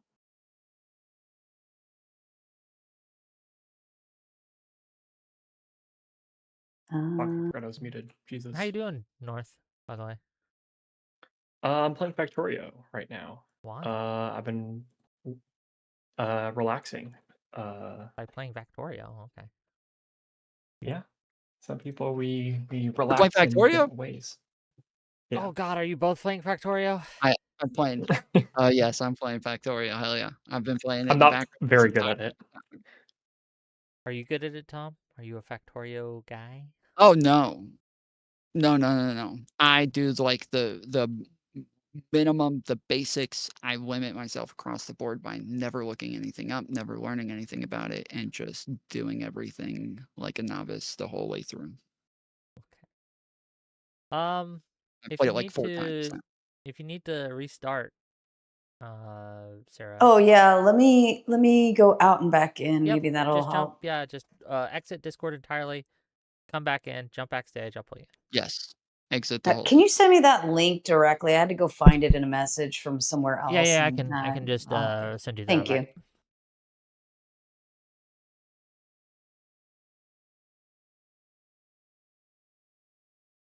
How you doing, everybody? How's the Hope everyone's weather? having We are having a long stream tonight. What is going on, gang? If you enjoy my content, if you like these longer streams, hit that like button, hit that subscribe button. If you're on Twitch, which you aren't because Tom Fuller is here and we can't stream on Twitch. But if you were on Twitch, you would hit that follow button and give me money, super chat me. Okay. Yeah, I was gonna say, make sure to donate to Wick all Donate the money. me the cash. Okay. Money me now. Yes. Okay, Okay. now so let me let's try try this this again. Let's see if it works. Let's see if we have a visual connection. My God, this fucking thing. Hold on. I'm just clicking too much shit right now. Hmm. Yay! Are you on the? Okay, so there you Aha! go. There. Ah! Ah! Visual Holy shit! I connection. did it! Let's go. Boom. Okay. Well done. What? You doing some painting? That's what she was saying. Yeah, I'm over on Sleepy Tomato. This is like my painting fun stuff stream. So Is anybody else having a lag? Yeah. Am I lagging? No. I mean, she No, might it's just be. I'm lagging a little bit, but that Okay, might just it be is me. me. No. It is me. Yeah, it is me. Well, I don't know. We'll see. Anyway, regardless, whether you're lagging or not, we can hear you. We can see you. Let's get into it. So a few accusations have been made against you, Sarah. A few. I'm a And I terrible wanted to give you person, an I guess. opportunity to answer them. Okay. Dragon Yeah, Fist says sure. that you're going around to other creators and telling them not to have him on their shows. Is that true? That is false, sir. That is false. So just to be clear, you have not gone to Caledonian Elixir and told him to kick Dragon Fist off his No. panel yesterday? You did Correct. not do that? I even showed. No, I did not. I even showed Caledonians because I think I follow him on Twitter, and he follows me on Twitter. I have no messages between us. I couldn't even find him in my Discord.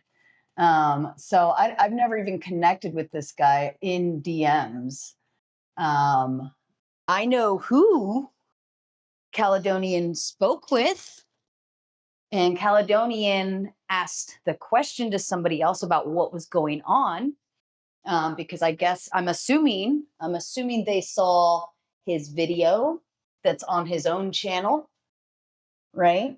But I had nothing to do. I only learned of this after the fact. Did you later? Did you direct that person that he talked to tell him? I didn't even know any of this was happening. Okay.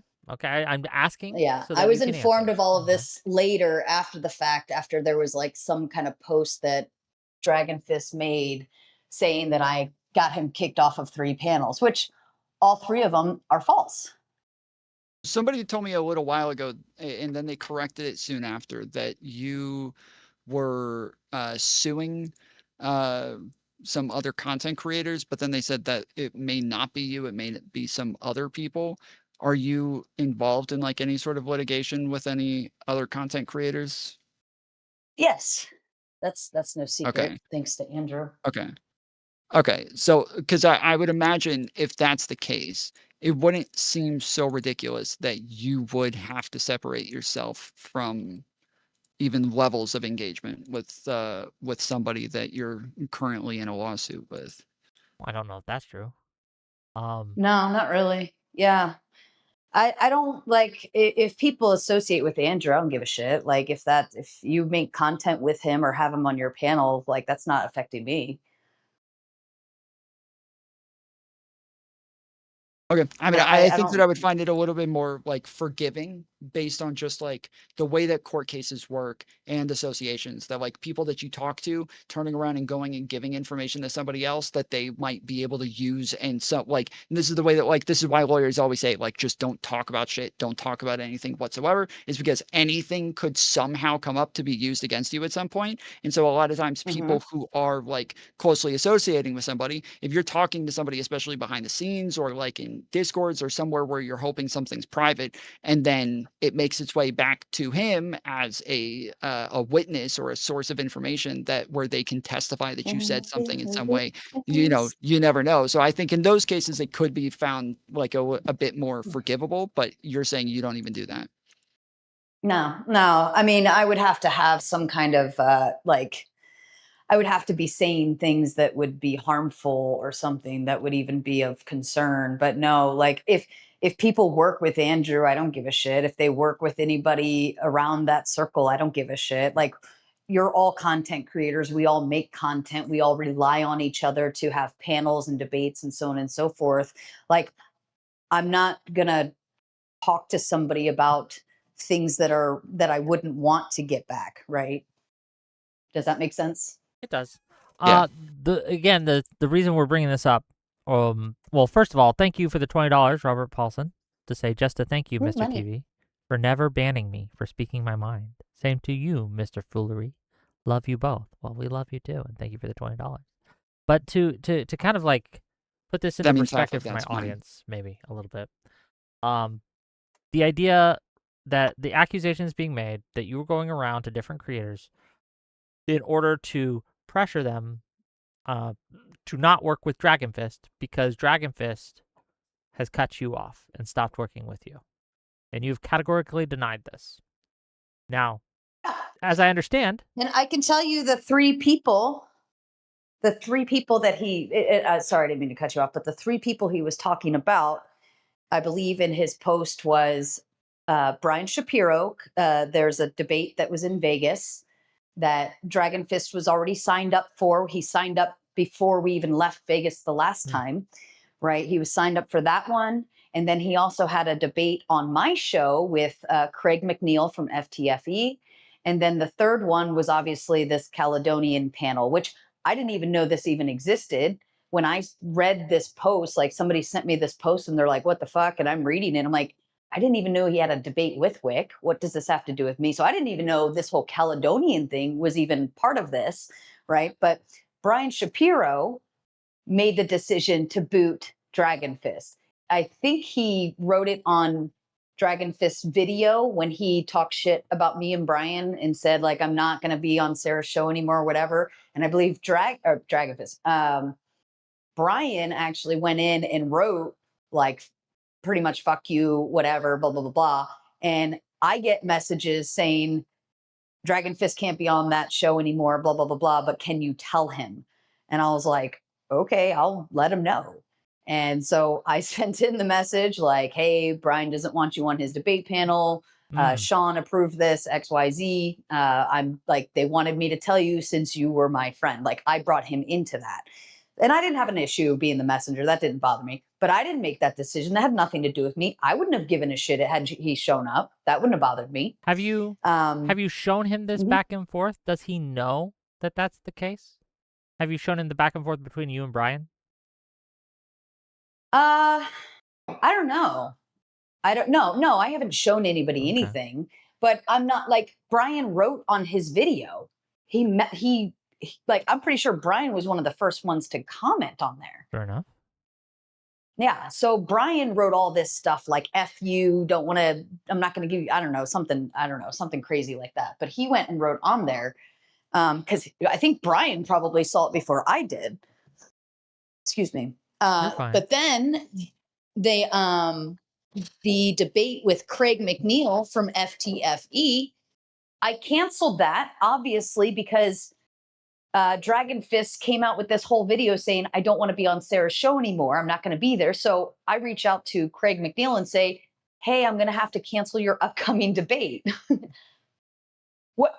Yeah, what no, do you that want me makes to- sense. I don't know what you want me to do there. Right. It makes Like, sense. how are you saying that I made a decision? You said you're not coming on Yeah. my show anymore. And then the third thing is this Caledonian thing, Yes. which I didn't even know it was Caledonian. I thought it was some debate with you when they were telling me about this. And I'm like, I'm so confused. Well, it ended up everyone being debating me. It ended up being a Wick versus the world, but that's a different story. I guess my question. I heard Destiny tagged in. I brought him as backup because there was like 5 Russian guys, okay, or RT people. Oh, nice. Okay, and I was like, you know what? If I'm going to be the only guy here, I'm going to bring a buddy, and they allowed me to until Destiny got fed up and left. But it is what it is. I think it was fun. It's worth a watch.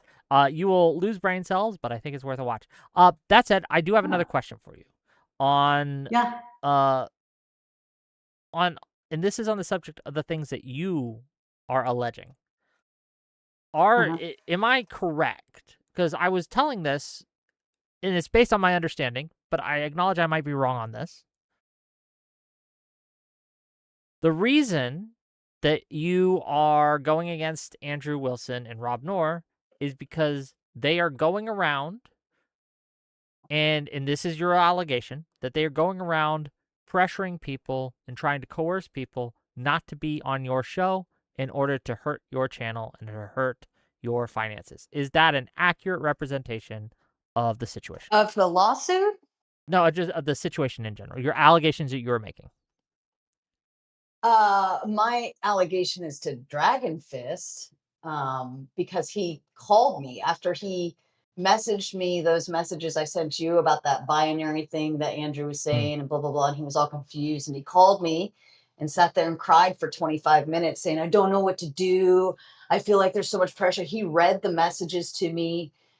He said that he had reached out to Andrew a long time ago and asked him for some, I don't know, help on whatever. And he finally wrote back to him, like, I guess that day, I don't know the timing here. And he said he finally wrote back to him and said, hey, sorry, I just saw this. And he gave him some help on his debate prompts. And Dragon Fist told me that he then asked Andrew for more help, saying, can I like maybe have a call with you, get some more clarification on what you're saying, blah, blah, blah, yada, yada, yada. But Andrew wrote back saying, you know, I would, but I cannot have a meaningful relationship with you while you associate with certain people. And this is where Dragon Fist called me whining and crying about it and blah, blah, blah, blah. And telling me, like, I don't know what to do. And I was like, you do whatever you want. Like, I don't give a shit. Like, if you're going to hang out with him or you want to be buddy-buddy over there, like, that's fine. But he's not going to let you be over here. I can tell you that right now. Like, that's up to you. And he's like, I just, you know, I don't know what to do. I feel like there's pressure. And he's telling me to do this and blah, blah, blah, blah, blah. And he sat there and cried for 25 minutes about it. Do you think that the reason And I told him... Mm-hmm. Yeah, do you think that the reason that Andrew was doing this, Andrew Wilson, to be clear, Andrew Wilson was doing this in order to hurt you? I mean, one could speculate that that would be reasonable, right? My one big right-wing person that I have on my show that I just took and gave him all of these awesome opportunities and did a bunch of great things for him. It would make sense that he would want to take that. I guess I'm asking: know, is that a but- direct? Is that something that you are accusing or making the I allegation? think you could speculate, but I'm not going to sit here and say that's what he's doing. I mean, I could speculate it, Okay. sure. Fair enough. Yeah. North, did you have any questions for our lovely guest, or either you or Tom Foolery? I guess my question would be like, I can't even just see why it would be. I mean, I guess I can maybe see why it would like hurt your reputation as someone who like has a panel to like be like, oh, I'm not going to associate with you, like have this person on. But I don't know. I think someone. I'm not saying that you're doing this, but I don't see why it's necessarily so bad to just be like, yeah, I don't want this person on my show. I think this person is just like not someone I want to associate with. I just find a little bit cringe when people sort of complain about that. So What do you mean? What are you saying? Can you say that again? Yeah, I don't know what that was either. Yeah, that was hold very on. like The allegation being made is that you're not allowing people like on your show if they're associated with certain people, right? Like Dragon Fist, or am I completely misunderstanding the situation? That is the You are- that is the accusation that was made against her as well. Yes, Wick. Yeah. That's why. He- you no, were well, asking what him after Dragon- the accusation no, in no, the hold Yeah, on. beginning. Dragon Fist is Dragon making the Fist- allegation against Sarah that Yes, it's that both that ways. she's like It's going- blacklisting him. No, he's saying that I'm going out telling people not to have him on. Does that make? Yeah, Are we saying the yeah, right that's thing? what we're saying. Blacklisted. Okay. Yeah. Okay. Yeah, but if it's just for like your show, then I don't really see the issue with that. That's just what I'm saying. It has Like, nothing to do with my blacklist someone- It has nothing to do with my show. Yeah, that's a very. He's different thing. saying Like, I'm obviously- reaching out to other people, telling Oh, you mean like them other not to have people him on being like, their don't show. have him on to Yes. their shit. Like Okay, yeah, the I accusation understand. that I heard, right, from Gibbs, is Gibbs told me that Dragon Fist had said that me and Sarah had colluded to get Dragon Fist off the Caledonian panel. That was what Gibbs said happened. That obviously didn't happen. Okay? This obviously didn't happen. I can show you guys the receipts if you like. There's no DMs between me and Caledonian showing that at all. It just doesn't. So when you say exist. it didn't happen, are you saying that like Gibbs lied about this? I don't no, know. that's what was being claimed. Yeah, like Gibbs was saying Dragon Fist what said I that think Gibbs Dragon is lying about Fist this. said Oh, that. you're saying okay, Yeah. okay. When you Well, like, said Gibbs would be, Gibbs like, the said me hearsay in and this. Sarah, he was saying you and Sarah, not Yes. Gibbs and Sarah. Yes, Okay, the way you yes, said it, yes, I was yes. Are like, we picking up? that he would have to be lying. Is it just too late for people? I don't understand. We're all missing each other for some reason. Yeah. I don't know why. Listen, this is why I got coffee. All right, we've been doing this for I don't know. we are like going 9 to we are hours going to wrap now. up. We're not going to take too much time on this, but you did watch the conversation between me, Cool Vic, and Dragon Fist, correct? What were your thoughts? Did I get anything wrong? Did I misrepresent anything? Was there anything that you wish I mean, I had brought up? I will say the like him saying she's doing to me what she's suing Andrew Wilson for literally has nothing to do with it. Like the lawsuit is a packet full of claims that most people are not even aware of, the stuff behind the scenes and all of that stuff. Like this is where they're retarded. So like that's just stupid. The lawsuit is I mean, it's packed with so much other stuff. And you can't say that people are prostitutes. That's wrong. And you can't say that they're selling nude photos online and shit like that. There's all sorts of stuff jammed in there. But yeah, like this is why he's retarded, because he's trying to suddenly become a victim of his, like it was literally his own shit that he did, right? Like he put a video up saying, I don't want to associate with Sarah anymore, and here's the reasons why, right? And he included Brian Shapiro in those reasons, which is weird because he was sitting there like, oh, I went and had lunch with Brian Shapiro, and I felt so uneasy and I didn't like all of this and blah, blah, blah. And like only a few hours later, he was at the strip club with Brian Shapiro, and he was all excited that Brian was hanging out with us. So that's why that first super chat, what, like I said, something like, how is this the strip club or something like that, Dragon Fist. Yep. Yeah, because he sat there and like morally like made all of these morality claims in that his video about Brian, but then was so excited just a few hours later to go hang out at the strip club and get lap dances and all that stuff. So it's like, how are you going to sit here and say, I couldn't handle having lunch with him and being in the car and talking to, like, want to tell you something, he was sitting there laughing along with every fucking thing else. He was talking shit. Like that man is a two-faced piece of shit, lying sack of dung. Okay. And the text messages, that's why when he said something on your show after you asked the strip club thing, and he just blatantly lied, and I'm like, you're a lying sack of shit. And to me, that's the only time I will send out DMs showing like, I'm not lying, you are. Here's your receipts. Fair enough. Like, he's a lying sack of shit. So yeah, I wouldn't share DMs just for sharing DMs. But if you're a fucking liar, I'm going to do it. So yeah, but he went, he got a lap dance. He chased that girl down across the strip club room too, by the way, because he wanted that one girl for his dance. So he can suck a dick. He can suck a dick. So you're saying but none of us should Mhm. have Dragon Fist on our shows, or else you're going to destroy our channels. That's what you're trying to say. No, I haven't said that to anyone. Listen, I am all about promoting any and everyone, even if I think you're a complete piece of shit, right? We all have to make content, and sometimes there's just that one person that works for the right panel. Go do it if you want. If you want to work with him. I've already made my claims that he's just a lying sack of shit. If you want to work with him, more power to you. I won't stop you, and I won't tell you not to either. Sounds like that particular claim, at least from Sarah's perspective, is just not true. And I can confirm that Sarah has never asked me to not have someone on my show, whether that be Dragon Fist, Wilson, nor anyone. I've never been, to my memory or knowledge, pressured or coerced or even suggested that I not have these people. I've asked Sarah not to have people on her show. Going around. I've asked her not to have people on her wow! show. Why would you try to blacklist me like that, tomfoolery? Well, you know what's funny? You know what's funny though is people have reached out if they see I've got somebody coming on or like some kind of drama went down or something. Other people have reached out to me and said, "Don't have this person on," and I'm like, I'm gonna do what I want.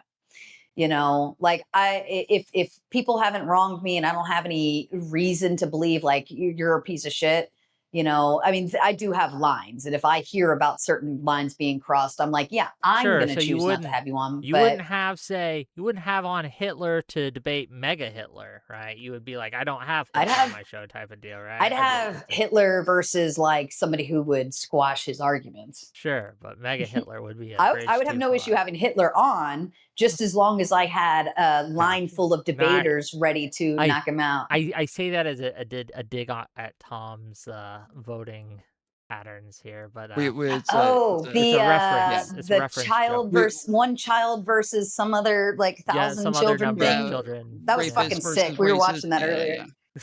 yeah.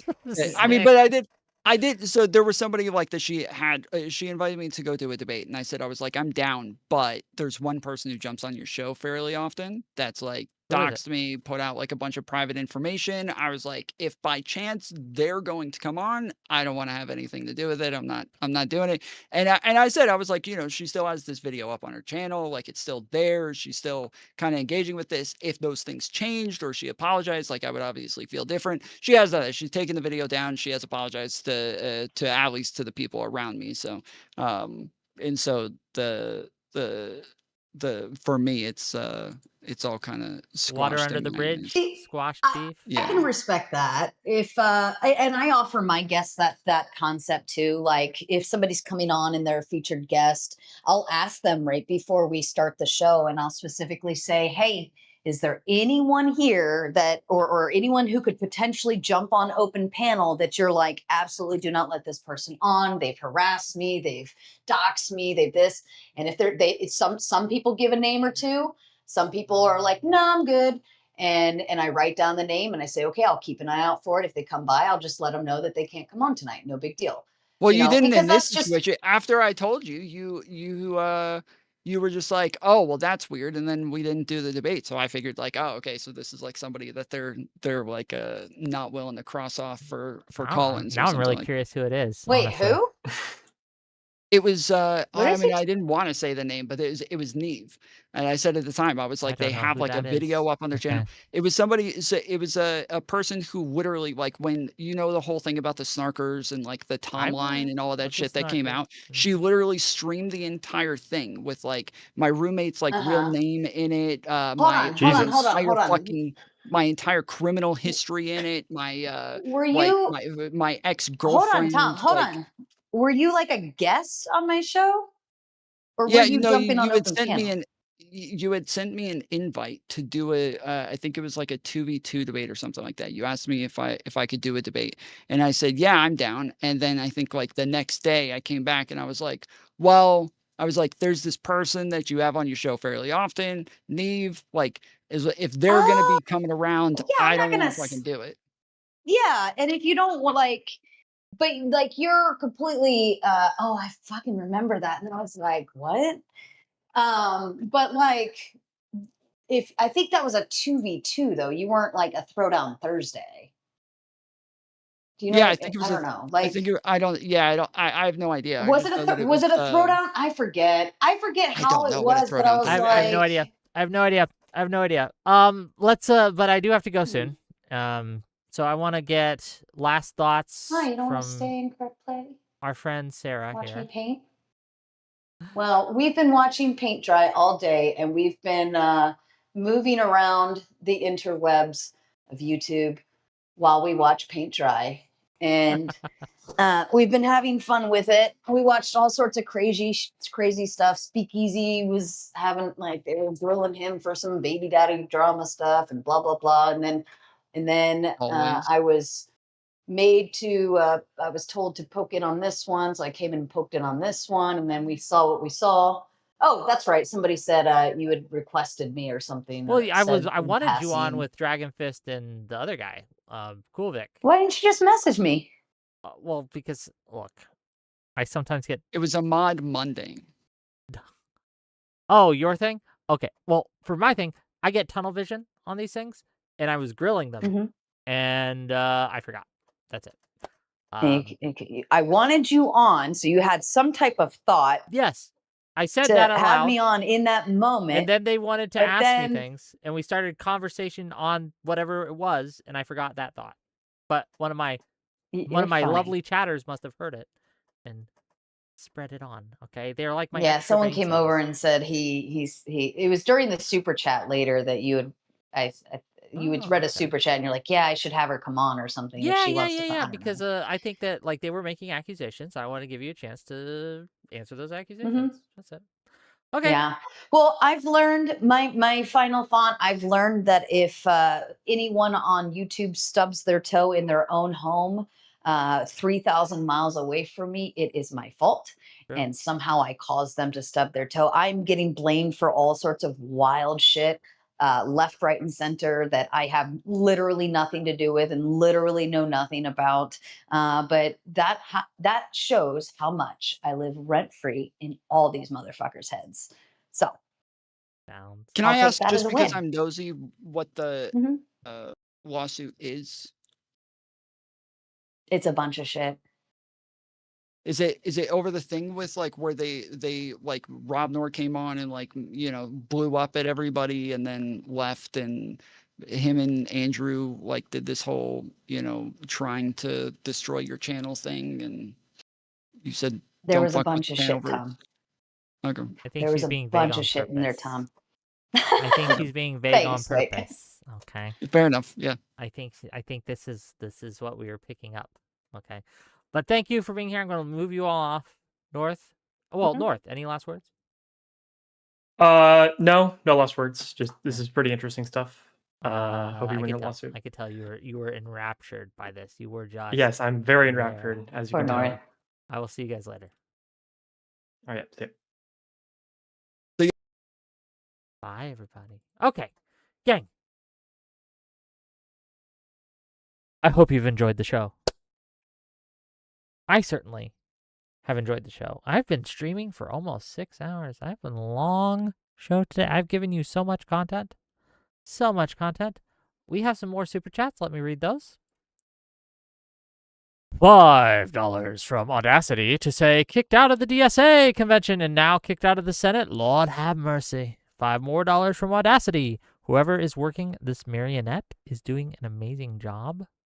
The Puppet Masters. Okay. $20 from another account. Another American? Something like that. Agree to disagree. I'll support your platform. Thank you for the $20. And then finally, $5 from Audacity. North gonna stop eating lemon heads. Lips gonna glitch out. We gonna hit an integer overflow. Server is gonna crash. Is that a reference joke? I don't get your references, friend. But wow, what a variety stream. We talked about a lot today. And I'm excited for Friday, where we talk with Ryan Mullally. Okay. With that, I'm ending the stream. I love you.